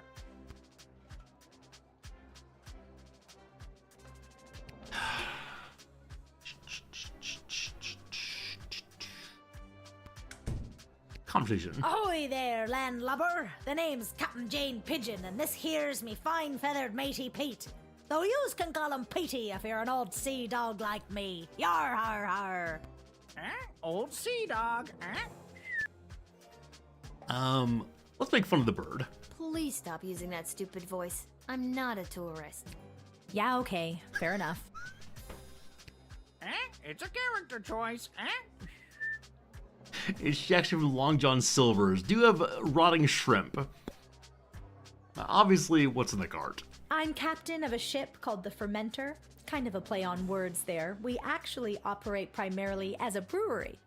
We transport our beer on the ship and sell it to markets via an interconnected series of waterways. Surprisingly economical to take the beer to the customers rather than have them come to us. Surprisingly economical, Maybe we won't be able to find a sea monster, so I made a mistake in not hiring fighters. Possibly. Yeah, that's one of the things where I don't know what's going to happen, unfortunately. So if we don't find... Oh, gosh. If we don't find a sea monster in the next two people, we could redo this whole day to hire the sea people. It's just hard to know. I don't know. Cool, beard I'm such. so relieved to hear that. I thought you were like a pirate, you know, plunder and booty and all that. I mean, we know our way around booty. I'm gonna pretend you didn't just say that. As right now, feeling like we're gonna admit them. One more question. This is a standard keg of our IPA. Has lots of big, punchy hops and a refreshing grapefruit note to help balance it out. Hipster craft beer brewers. Refreshing grapefruit. Apparently, we now have some booze. Thank you. Because, you know, pirates. Yar! I'm sure I missed something, but have a good time coming in. Oh, it's drafting. Oh, it's drafting. I don't think they're meant to be drunk.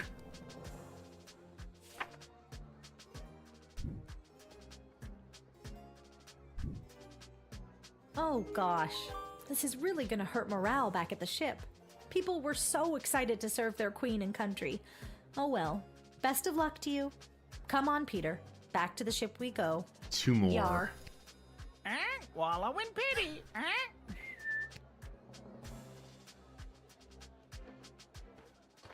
Sea monster. Sea monster. Hello. I'm here to join my family in the refugee camp at the docks. It's teeny Timothy McGoblin. Aww. Are you hiding something? Are you hiding something, kid? I don't know.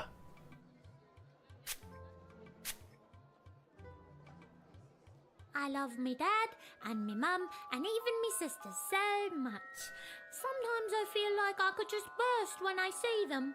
They all treat me with such kindness and help me when it's hard for me to get around.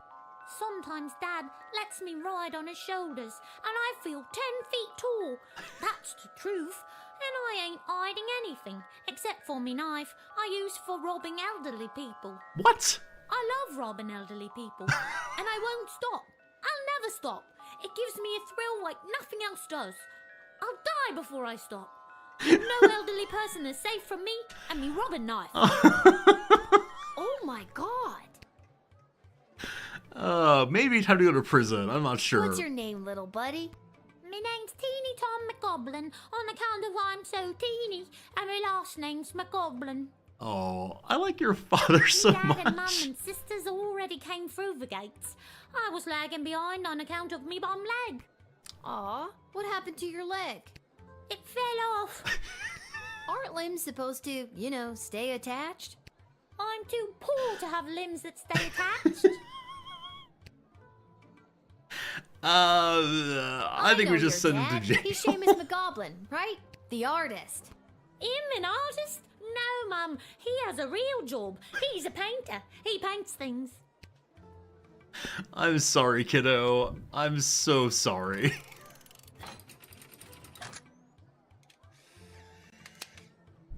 Oh, robbing elderly people.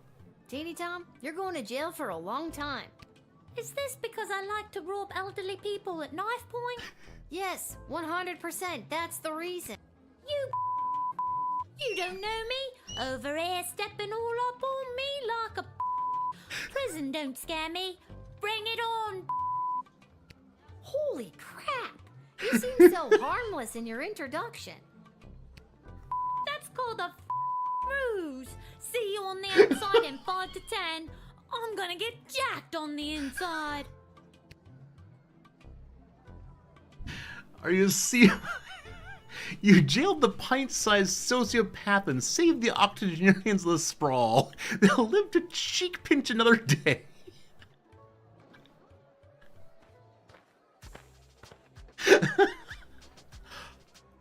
Hi.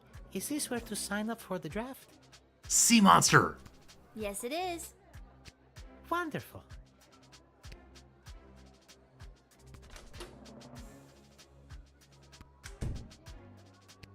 Would you like to be drafted to fight in the war?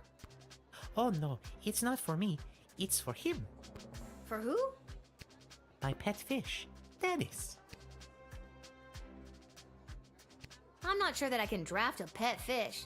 Does Dennis want to fight? He wants to fight, all right, and he is very good at it. I promise you. How do I sort this out? Metal detect, I guess. This is the last one of the day. He is made of metal. Is that fish made of metal? Not entirely. It's his teeth. They're almost 90% mithril. It's all natural, a genetic feature of this breed of particularly violent fish. Kind of small. Kind of small. He really is quite a violent fish. Will it be safe to have him out there fighting?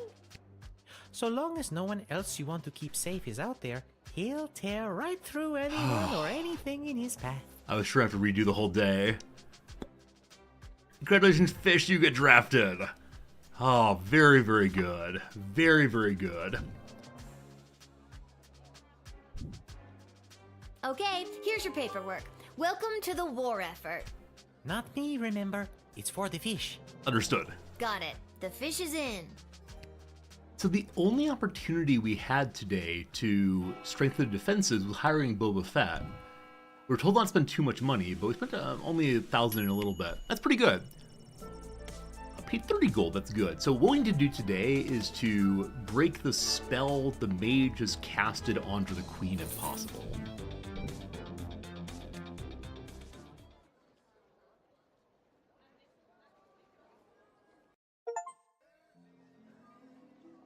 We can go to the tavern, and that's unfortunately that. I bet we may not get the very best ending here, but we'll see what happens.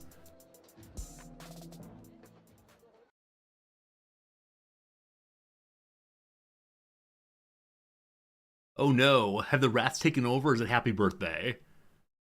Hello? Oh!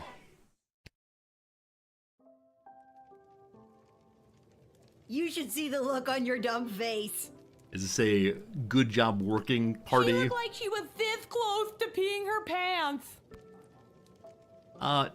They'll play cool. No such thing. Nuh-uh. Well, the surprise isn't even the surprise, Princess Pea Pants. Wait till you see. Is Dad home? Shh, don't spoil it. Okay. Congrats on not having a job anymore. We're glad to have you back. Finally. Back to being a child. Yeah. Alright, whom we speak? The kids. Well, the surprise isn't even the surprise. Alright, get that conversation already? That's fine. You have some milk for me, possibly? Hey, Arda, mind if I write a quick letter to my dad? Yeah, maybe later though, okay? Maybe later? No, I have to send him one now. It can wait. Enjoy your party. And your surprise is over there by the fire. But first, I know you're just a kid, but I'll mix you up any drink you'd like, on the house, to celebrate everything you've been doing around here. What'll it be? Milk warm, a Chardy and Frizzy, a mead, or a grog. We're a kid, let's stay with the milk. Coming You're right up. responsible. Chug it or sip it? Sip it, we don't want a tummy ache. Hello to manager. I'm sure between my job at the city council and as an administrator with the Guard Corps, if the sprawl was on the verge of catastrophic collapse, from within and without, Mike Melroy would know about it. Was maybe Mike Melroy is not the person who was taken over by the demon spirit. It was some name with an M. I forgot what it was though.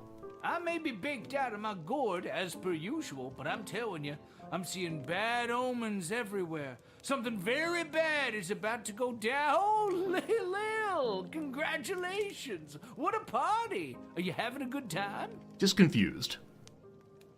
Honestly, I am. I'm really feeling the love, Echo. What's a love echo? I'm gonna miss this. I'm here to collect your badge and your gun. What badge and gun? No one gave you a badge and a gun? How the hell did you navigate your way through 11 levels without your badge and your gun? Dad! There are plenty of ways to solve a problem without a gun. But the badge, Lil. It's all in the badge. I'm gonna miss this too.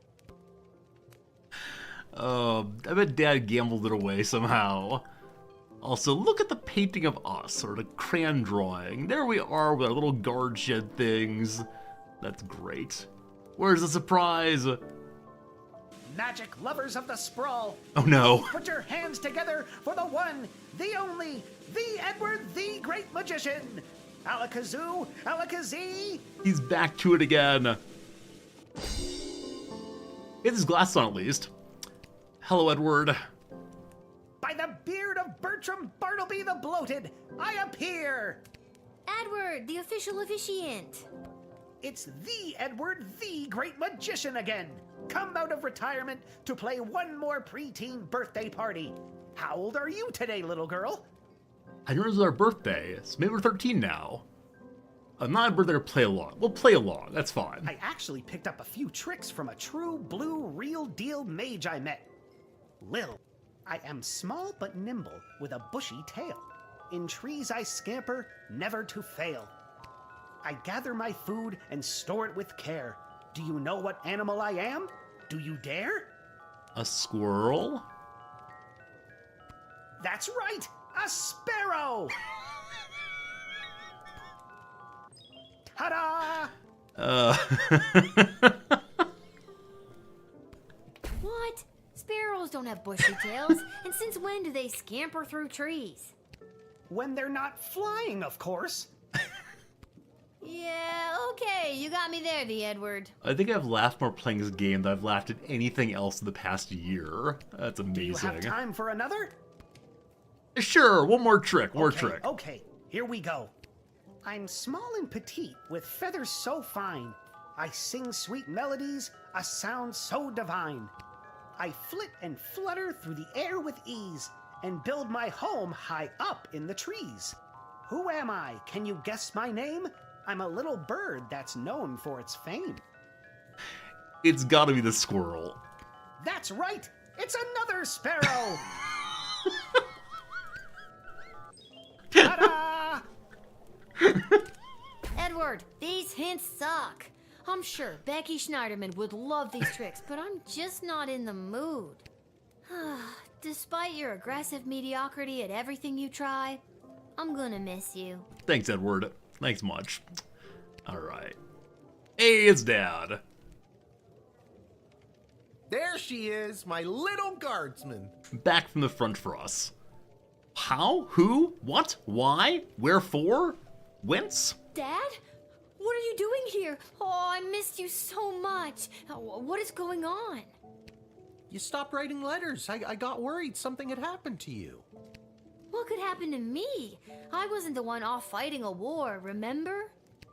Yeah, but you get some pretty tough customers coming through that gate. Sometimes if you try to whip them, or even just talk to them in the wrong way, it's game over. I got worried. So, Mr. Fantastic over here should have sent a letter for me. Let's go see what his letter is. So they let you leave the war because you were worried about your daughter? I mean, shouldn't you be fighting in an epic naval battle right about now? No, they didn't. And yes, I should be. But I couldn't stand being at war for a second longer. Oh, do we lose the war because Dad came home? I was actually pretty instrumental in winning a couple of battles out there. I did some amazing things for a chubby, middle-aged guy. I think all because I was thinking about you and wanting to keep you safe. Aw, mushy sweetness. Happy, sad, or WTF? Is that WTF for abandoning your post? Thanks, Dad.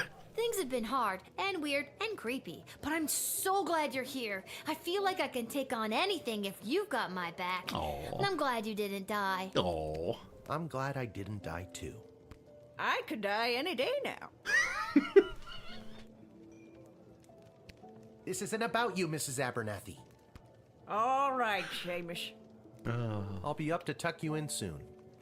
We can figure out what the rest of our lives will look like in the morning. So I think it really is Mrs. Abernathy, given the way in which she calls him Seamus still instead of Hamish. Hug, hug, hug. Yes. Abernathy, what you up to? I do hope you'll tell your father how good of a babysitter I've been while he's been away. What? Let's be polite. Of course I will. Sounds good, Mrs. Abernathy. Go along with their mistaken beliefs about the world. That's an amazing hat, sir. Is it good enough? This hat, it is not as fantastic as my previous hat. What? Really? Because I have to say, that's a pretty fantastic hat. Is it good enough? You should have seen my previous hat. Aye, my journey, it continues. This one plugs in. It's not good enough, though. There's no pleasing some people. I wonder where my letter got off to. Let's see if I can talk to him again. This hat... So, my letter didn't get through for whatever reason. I wonder if there's some way I could help the letter get through. Glad Dad's back anyway. Alright, I think that's about that. Maybe tomorrow we can save the queen. Or maybe it's just done. Actually, let's see if we can go outside anywhere else. Can I don't really have anywhere to Nope, nowhere to be. Just back upstairs. One last battle, I think. And, hopefully we can help the queen. If not, I'll be a little bummed. Time to read a little bit first. Without the arrival of the wagon carrying ingredients, Monty's, home of soup, was in a real predicament. Just like he did during the Great Bowl Shortage of '02, Monty was going to have to improvise. Throwing eggshells, wood shavings, and anything else that seemed remotely edible into the pot, Monty created a new signature menu item, the Slim Pickin' Stew. Everyone who ate it experienced intense gastrointestinal pain and explosive diarrhea. At the restaurant, it took a very substantial bribe to the health inspector and a very large mop to clean up the mess. Kelly put in her 2 weeks' notice and started looking for another job. She was tired of being indirectly responsible for poisoning so many people. Praetor Cargan was insulted to hear that Prince Phineas thought she was too dumb to know what reverse psychology was. How dare he think something like that, she thought. She was going to have to think of a way to make good on her vow to defeat Petrard once and for all. But how exactly was she going to destroy the entire kingdom of Petrard? She started thinking this was going to be tough. Maybe too tough. She probably shouldn't even try to do it. But maybe that's why she should do it, to prove that it could be done. And she was the only one brave enough to do it. But if she could be brave enough, anyone could, right? Maybe. Months of talking herself into and subsequently back out of doing battle with Petrard eventually drove the Praetor mad. Her people staged a coup and demanded a special ballet that would remove her as their leader. But maybe she should do the exact opposite of what they wanted, she thought. Maybe. The intelligence gained from the Bangalorian led to the evacuation of an outlying farming village before the enemy could attack, saving dozens of lives. A win for the Sprawl in a season of losses. Using the money raised for providing the intel, the Bangalorian was able to commission the design of a personal jetpack. A long-time dream came true that day, and he looked just as cool as you're imagining. Without the pure, unrefined power crystal from Julian to increase his magical might, it didn't take long for Gary to fall out of favor with, or even the awareness of, the Dark Mages. According to his former mentor Tyronius, Gary was just not Freedom Cox material anymore. After being unceremoniously dumped by the Dark Mages, Gary went back to his work with Julian at the GLA. It took quite a bit of work to deprogram Gary, but with tenacity and a bit of luck, Carl the Troll finally got through to him and shattered Tyronius' hold. However, to this day, Gary catches himself losing time and drifting off when the light hits a power crystal just right, reminding him of his dreams of power and fire he once had during his time with the Mages.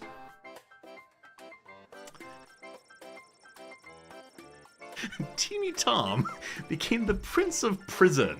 He crafted makeshift shivs and used them without prejudice to grow his reputation. He eventually joined a gang called the Little Rascals. It was easy to get members like Spanky and Buckwheat to accept him as their new leader, but there was a lot of pushback from their current leader Alfalfa and his handful of loyal followers. But he soon fell in line after Tom showed everyone how persuasive he could be with his shiv.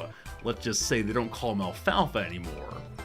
The McGoblin family couldn't afford Tom's bail, so the only reunion they ever had with their son was over the telephone and behind a thick layer of glass.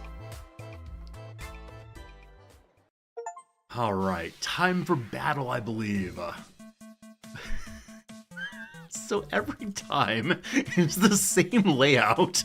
Just in the aerial battle, they have people who... Sorry. Go, sea monster, go! Alright, looking pretty dire. We're still alive, though. Hey, we win! All 3 battles won. Another Sprawl victory this day. The Mer warriors of Bubble Town watched distantly from their aquatic domain as the battle unfolded. The Sprawl's message to them was clear. This wasn't their fight. The pirates of the good ship Fermenter sailed away from battle, singing their shanties and brewing a new beer, a tasty porter called the Chocolate Deserter. After making sure the water was cleared of all Sprawl vessels and giving advance warning to the mer people of Bubbletown, Dennis, the 7-time all-fish-fighting champion, was released into Sprawl Harbor with a loud plop. In no time, the sounds of enemy screams filled the air and the waters churned with viscera. Morning came and the waters of Sprawl Harbor finally calmed. The enemy had been repelled with minimal damage done to the docks and the city. Seagulls and other disgusting water birds gathered to feast on the enemy's floating face down, washing up to the shore. Other than that, you'd hardly know there's a battle at all. 3 wins. Nice, nice, nice. Level 12. Oh, Peg, we did it! We certainly did, Rhonda. We beat the enemy bastards back to where they came from. The success of that last naval battle was the final blow we needed to knock the teeth right out of their mouth. Yahoo! So I do wonder if you fail in those missions. There's going to be a parade to celebrate. Isn't that lovely? I wonder if you fail in the missions if the... Parade, Peg. Well, I think That's enough. I'm talking. I wonder if you fail in those missions if you just get a game over screen, or if it continues on, Well, but that's bad great things to hear. happen. Maybe things can finally start to get back to normal. But first is a parade, which I worry that the Mage Guild will assign themselves to leadership. Be nice or less nice. Let's be nice. Hey, you two. Welcome to my bedroom, Cecil. Did you hear the news? We aren't going to be slaughtered by an invading army after all. Sorry for the intrusion, but this is official business. I was sent by Queen Desdemona herself to retrieve the Chronometer 3000 device. No, it's mine. I'm not just going to give it to you, Cecil. Dr. B gave it to me, and it's my job to protect it. I don't want to do this, Lil. My instructions are to bring you with me to the war room if you don't comply.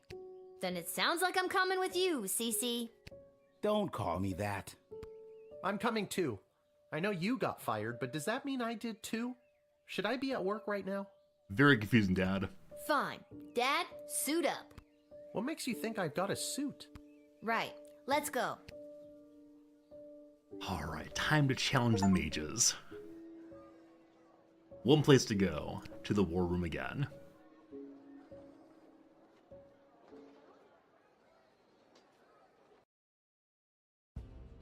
One choice we had a bit ago is to lie. Mega said I didn't know the chronometer was. Ah, there she is, your majesty. Lilith, the gate guardsman. Yes, Lilith. I see you chose not to simply hand over the Chronometer 3000 as requested. No, she did not. Stubborn as a mule, gets it from her mother. And I'm her dad, Hamish. Hello, your majesty. I'm here to inquire about getting my gate guard gig back. Silence. Oh no. Where's Chuck? Where are the advisors? Where's Chuck? Who? Your beloved. The goblin revolutionary is securely under lock and key on charges of treason against Her Majesty. What? That's crazy. That's enough. Lilith, the Chronometer 3000 handed over now. So he was on the very first day coming through our guard shack. I believe he was here to deliver a lecture. I wonder what happened if I'd refused him all the way back then, if we could have stopped this outcome. No. No. I beg your pardon? Dr. B entrusted me with the Chronometer 3000 to test it out at the guard shed, so I could make sure that only the right people would make it into the sprawl. A position you sullied with your own personal agenda and no longer hold. You do not need the chronometer any longer. Tyronius does. I'm sorry, does that mean there's an opening? How dare you interrupt Her Majesty, you useless, pathetic nobody guardsman? Oh, insulting Dad. Hey, now. So I am still a guardsman. Enough of this. Guards, lock the doors. They are not leaving until they hand over the chronometer 3000. Dr. B won't work or too dangerous. Where's the doctor? Nobody's doing anything with a chronometer until I hear from Dr. B. Unfortunately, the good doctor is indisposed. There was a small mishap at the dig site, and let's just say she fell to her death. Killing our friends? What? You killed Dr. B? Well, she was hanging at the edge of that pit when I left her, so who can say? Your Majesty, are you hearing this? Desdemona, snap out of it! She can't help you now, child. The Athanatos Amulet of Total Mental Sublimation is among the oldest magic in the world, and its spell is not easily broken. What? The amulet was something the whole time? Only the power of true friendship can release the spell's hold. Oh no, friendship is magic. Lil, help me. My friend. What? I didn't know you two were friends. Shit. Okay, new plan.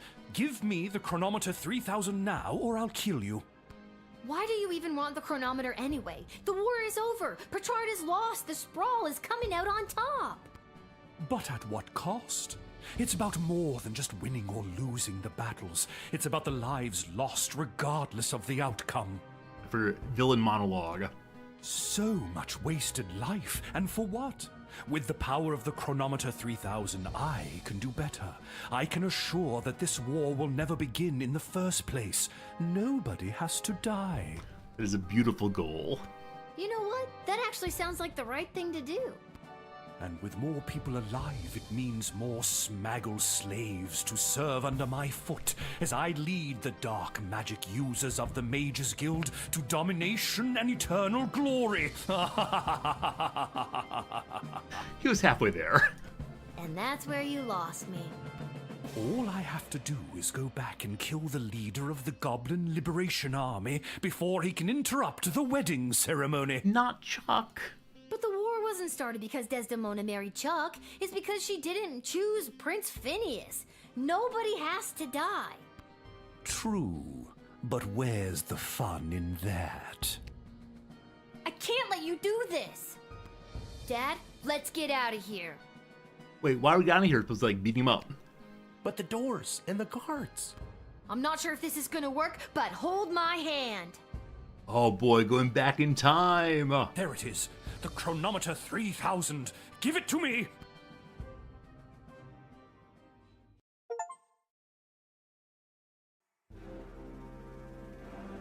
Push the button. Push the button. Push the button.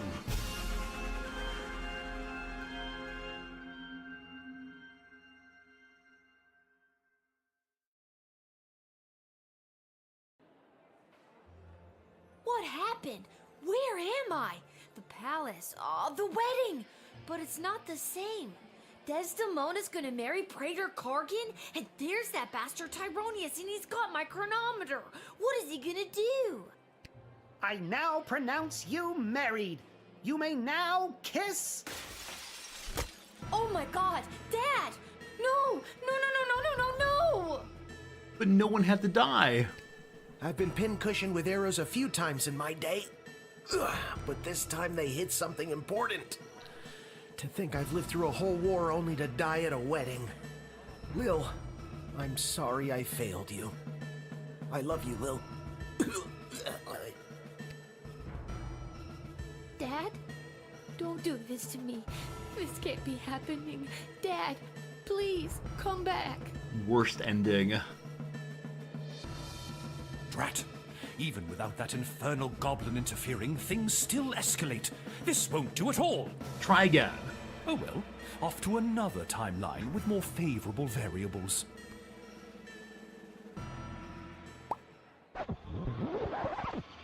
Do we automatically come along each time? I don't know why we come along. Oh God, what? Dad, you're alive! He doesn't have glasses this time. No glasses on the officiant. What? I'm unarrowed? What's going on? I don't have time to explain. I'm sorry, I'm inconveniencing you? I've got no time for another tutorial. Go to musicians, stay here, go to attorneys, or go to the food table. I have no idea. Let's go to the food table. Go get something to eat. Whatever you say, kiddo. Select the Edward, the official officiant, if you need to advance the next timeline. Oh, it's counting down. Shoot. Limited time here. Hello, elf person. Oh, darling, a wedding is a terrible bore without a truly delicious bubbly. My dear darling councilwoman Ash always hides a bottle of the good stuff somewhere in her office. Can I make it to her office and back? I kind of doubt it. Let's just get to the I-dos already, am I right? I don't know what that wedding officiant is waiting for. Maybe I can interact with Tyronius? Ouch! What is that? Some kind of force field? I can't get anywhere close to Tyronius while it's up. Maybe there's someone who could help me disable it. Maybe the good doctor. Can I borrow your glasses? No. Okay then. Is this conversation again? How about the Toot Toot guy? He's watching the ceremony intently. You don't want to hear the risks of hearing a litany of names and titles again. Keep your eyes peeled for anyone using the wedding as a pretext to do something suspicious. How about The Tyranius? job never stops, Lil. How about the other mage here? He helped us previously. Articulus, I need your help. You see that necromancer by the altar? Maybe. I didn't until you pointed him out. How very strange. Well, he's protected by a force field. Do you have a spell or something that could help me with that? I know spells that might work, but I'm not technically licensed to cast it. Life and death This consequences. is a matter of life and death. Spill it. Okay, fine. There is a loophole. If the ancient elven hymn Et Fici Pulmentum in Brachus is being performed, my license increases by 3 levels. Then I'd have no problem casting the spell for you. We need to ask the singer to sing that What one. does the title of that elvish song mean? No one knows. I'll see what I can do. Excuse me, but do you take requests? Would you be able to sing Et Fici Pulmentum in Brachus? Ah, a true connoisseur. No problem. Please cast a spell. We have 9 seconds left. Do you hear that? I can feel the prohibitive and arbitrary restrictions placed on my spellcasting fading away.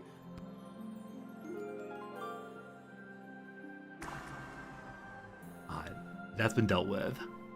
8, 7. Give him that chronometer back. Now I've got you. You meddlesome little smaggle. I should have done this long ago. Oh no.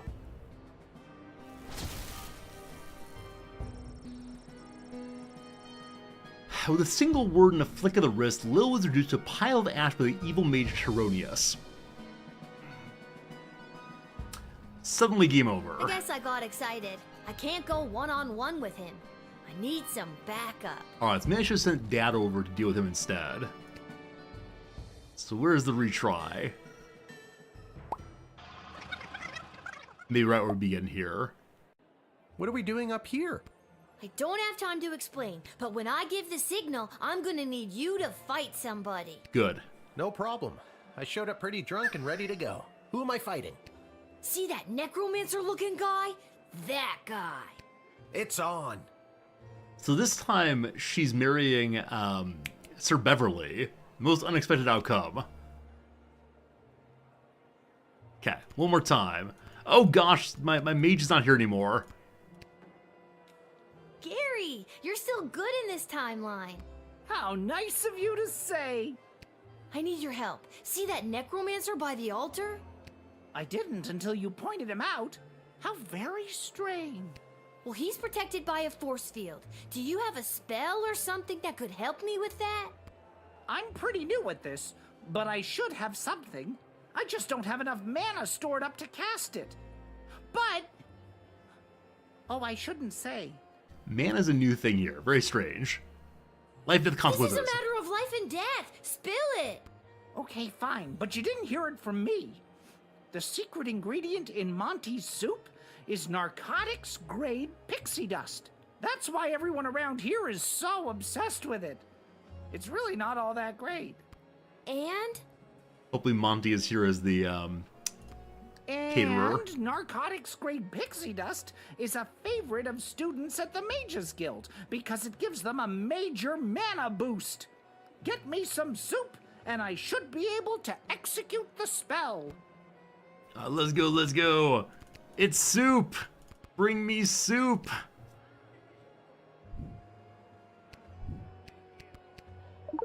Those are the grog still, and his wand as well. I've got it. So I'm getting stuck in this timeline, or what exactly? Some good I'm brimming with mana now, baby. At least, I hope that's what I'm brimming with. Here goes nothing.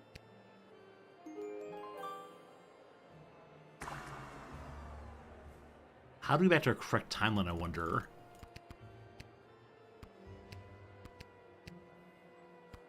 Hello, Dad? Hello, Dad? Now I've got you. Dad, give me a hand with this clown. How's this for being a useless, pathetic nobody? You continue to annoy me. Lightning! Alright, so there's even more. Unarmed, Hamish fell immediately to one of Tyronius' fatal spells. The mage then strangled Lil to death. So we know that the mage we spent time with back in the game show could take a lightning blast. But Hamish needs a weapon, apparently. Guess Dad can't take him down unarmed. Let's see if I can do something about that. I've not seen any weapons yet. Let's see what we find this time, though.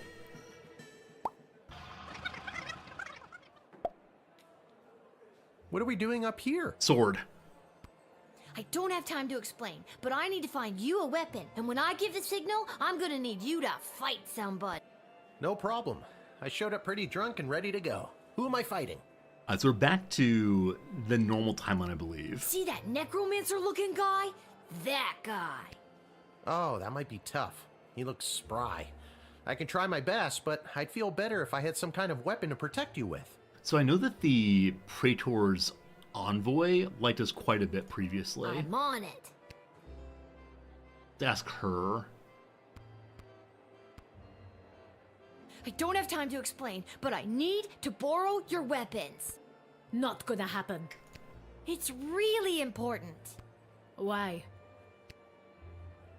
Give me to fight for ballet to look cool. Not gonna happen. Ballet was right choice. But I really need... Why? For the ballet. I wanna join the ballet. I worried that she'd take the ballet as my attempting to kill her Well, mistress. in that case, take these. Have her weapons now.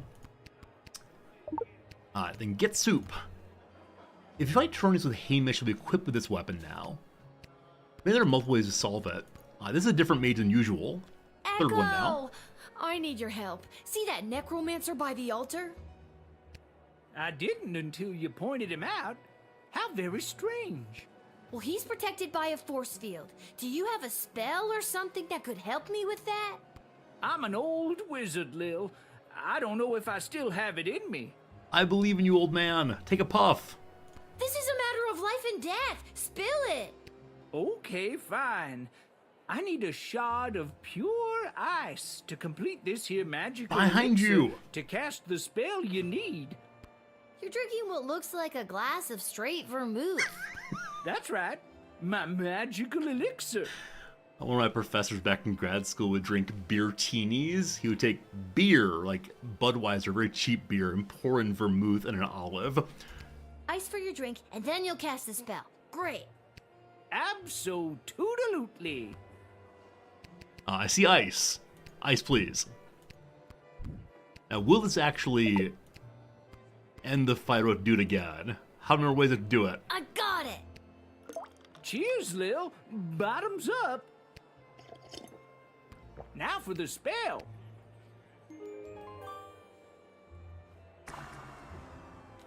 Is there anything else we could do? We have 30 seconds still. Looking for other weapons. Not seeing much be useful, so let's go fight. And see what comes up this time. Dad, now! How's this for being a useless, pathetic nobody? You continue to annoy me.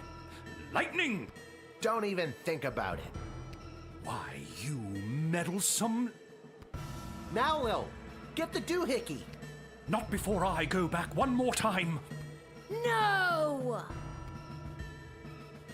Too many times. Too many times going back. Alright, this time we reach it first.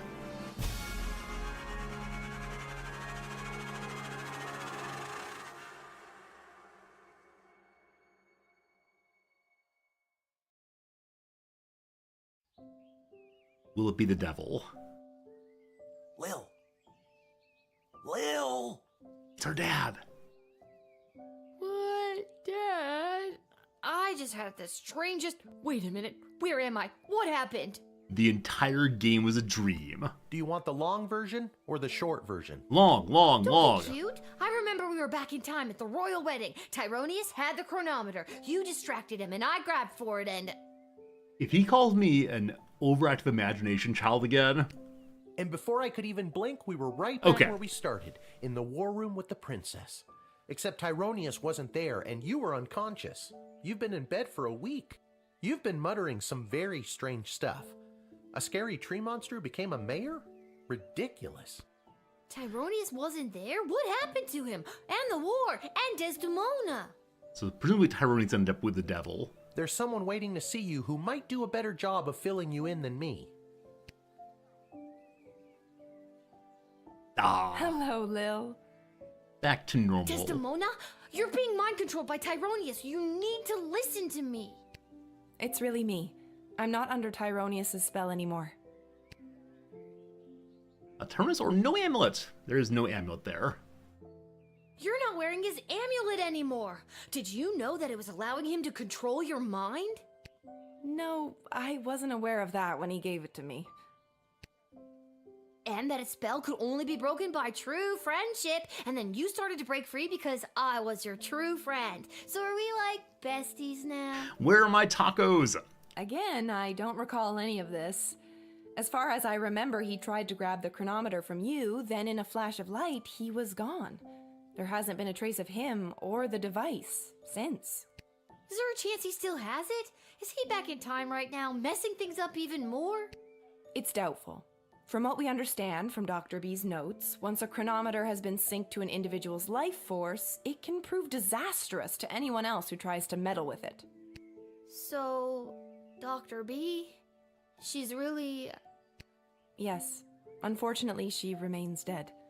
When you reappeared without the chronometer, we lost the ability to go back and fix things, including the terrible things I may have said or done while under his control. This is the world we're stuck with. I'm so sorry. Can you ever forgive me? Sure. Of course I can. You weren't you. I can only imagine what it would have been like to be under that creep spell. Thank you, Lil. And can you forgive me, Your Majesty, for forgetting to tell you how grateful we are, allowing me to return to my post, and for personally taking such good care of Lil this week? Of course, Hamish. But the Sprawl is grateful to your daughter, Lil, for all she has sacrificed to save it. We both have jobs? But the war, has it changed? Tyronius said that he was going back to kill Chuck and... Chuck is alive and well, thanks to you. And our forces remain victorious. Since our victory, a number of the mages that were loyal to Tyronius have disappeared into hiding, but a few of the good ones have come forward and revealed that many of their ranks were working against Tyronius in secret. And with the war won and Tyronius out of the way, they rallied together and declared Echo their new leader. Kind of expected. Not sure he wants to lead, but him or hooray? I'll say hooray there. Also, we do have an ad break coming in 1 minute's time. I'm just going to play through this one. Well, that's great news. Echo is the best choice for the job. So, what now? Taco party. What do you mean, what now? Well, do you need me to unmask a goblin spy, work the night shift, harass any of your advisors? Lil, don't you get it? It's over. You don't have to do any of that anymore. Let the grown-ups do their jobs. Besides, I don't want you to be a guardsman anymore. I'd like you to just be my friend. Aw, friends of the queen, lady in waiting. That sounds good to me. Join me at the palace once you're feeling up to it. I'll have the kitchen cook up some tacos. Tacos. Finally! Talk about fancy friends. She seems nice. I'd love to spend the day with you, but I've got a shift down at the guard shed. You can do whatever you want. Chill. Go play. Have that childhood you keep talking about. Or, join me for another shift. Oh, we can hang out with Dad now. Work the guard shift, or WTF, I'll work the guard shift. Well, one more shift couldn't hurt, could it? Lil Guardsman. There you go, team. Now we're going to get an end scene of everyone and what they're up to now.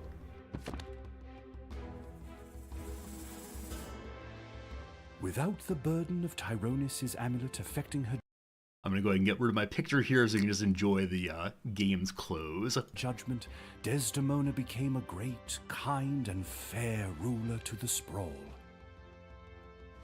Although the city was battered, it would not be broken, and her rule ushered in an unprecedented era of prosperity and innovation. The Queen and her royal consort Chuck made the brave choice to undergo couples counseling to work through the fallout from Desdemona's actions while under Tyronius' control. After a long absence from the public eye, the couple was spotted walking in the garden district, holding hands and laughing. Soon after the Sprawl's victory, the Goblin Liberation Army was officially disbanded. It wasn't needed anymore. The Queen promoted a number of its leaders into positions in the City Council and the Guard Corps, and barring a few minor incidents, a more tolerant version of the Sprawl seems to be blossoming. On the final day of the war, a power-hungry Tyronius used the wicket on his 3 rival advisors. Thankfully, he was confused by the contraption and accidentally denied them instead of sending them to the dungeon. What is to use the wickets? I don't know what that means. Is that a Britishism? Might be an idiot. He used the wicket, though. Ousted, they walked to the nearest tavern outside of the Sprawl and began to plot how to overthrow Tyronius and save the Queen. It wouldn't be necessary in the end, as Lil did their jobs for them, again, but the act of plotting over drinks really brought the trio together. Councilwoman Ash's power on the City Council waned after the Sprawl's victory. As a result of the newly appointed non-human council members, she received a number of reprimands for her outdated and offensive attitudes towards goblins. She has been seen meeting with a number of wealthy and powerful merchant families in recent days, but her full intentions are not yet clear. Lil Guardsman 2 coming soon to a game near you.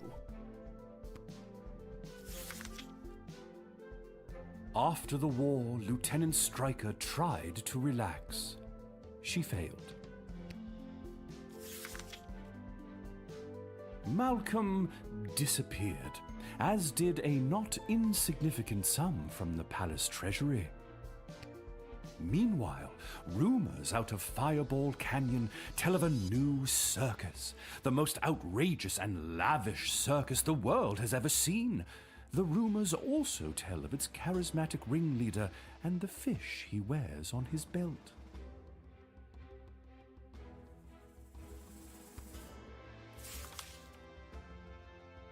Dr. Beatrix von Matterhorn's body was never recovered. Since her presumed death, Lil has been having the most vivid dreams of Dr. B, traveling through alternate versions of the sprawl. In these dreams, the lost scientist seems to be trying to tell her something, but Lil can never remember exactly what it is upon waking.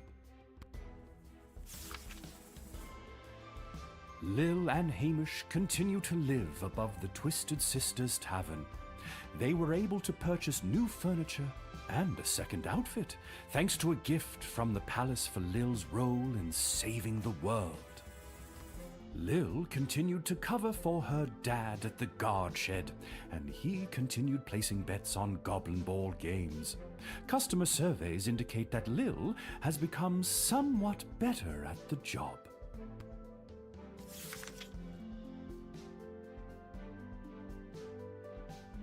What about old Echo the Wanderer, you ask? Well, that's me! I'll continue to chronicle the happenings of the sprawl, from the migration of the birds to the illegal fish fights down at the docks. So remember, when you get a snoot full of pungent peace blossom in your nose, I'll be there. When you overorder pizza at your place of business and people are invited to take some home, I'll be there. And when the next calamity threatens the lives of the good people of the sprawl, I'll be there.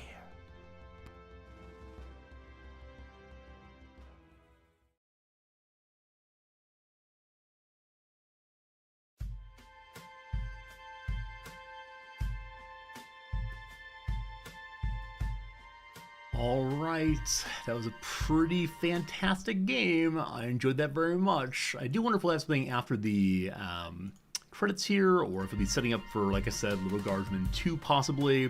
We didn't hear what happened with the villain. We didn't hear what happened with lots of other folks also. A number of the times the game popped up with "this has changed the sprawl," it wasn't obvious to me what had happened. So I wonder if those are points at which the storyline can diverge if you choose differently, because it feels to me like we got a fairly good ending. Yeah, I mean, there's very little in that ending story that felt, oh no, I've ruined things. So I wonder, is it possible to lose the war, or as I said previously, is it just the case that the game over screen would come up and you have to do it the right way to get through? Often people ask me, are these games replayable? Could it be done more than one time differently? I honestly don't know. I have to play it a second time to know for sure, but I do enjoy seeing all the people who worked on the game. In this case, it was a collection of multiple studios, look like. You bet it's possible to lose the war? I do wonder. I really do wonder. Luckily, we didn't lose any of the guard shifts. I believe that if you lose the guard shift by getting too few stars, you probably get a game over screen and have to restart at that point. Also not entirely sure who these people are. Looks like dad at each point, but in different phases of history. This is us talking about all the different people we've been. There's always been a guardsman like us? Maybe. You search how many days are in the game, you saw YouTube links to numbered endings. So apparently they're all multiple endings. Thula, thank you for that. I appreciate that. Good to know. There we are. We're Lil. And there's localization. You can see all the languages it went into. German, Chinese, Latin American Spanish. It's probably European Spanish and also... Well, maybe not.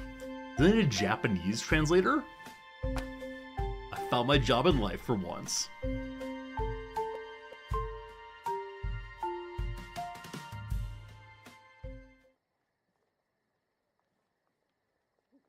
You still here? I am, Jester. It's over. Go home. Isn't there some film that ends this way also? I can't remember what it is. Well, I guess you are home. But in case you're not, go. It's Ferris Bueller? Okay. Well, that is that, it seems. So we'll have to find out what happens with the characters perhaps in other endings. Maybe there will be a Lil Guardsman 2. If there is, I will definitely be playing it, because I had a really fun time. So thank you to Ellistil, who encouraged us to play this game. It definitely is not the normal sort of stuff, but it's one I'm very glad we took a few days to play. Definitely a fun time for me, and I think for many of you also is a welcome break from our normal stare at maps games. With that said, friends, tomorrow we go and play a stare at maps game. We live for about 5 hours 40 minutes, a little longer than usual, but I had an awesome time, and I hope that you did also. So thanks for hanging out with me. It made it a lot of fun. I really enjoyed myself. Tomorrow is some CK3. Tomorrow is some Stellaris. Tomorrow is some something, I'm not quite sure. But pretty soon, Total War. It's been a good time also. So thank you so much for being part of the community as always. It's a nice time hanging out and enjoying some games with you. So we'll see you again soon. We appreciate you a bunch. Thanks so much for hanging out with me. Have a good one. Bye for now.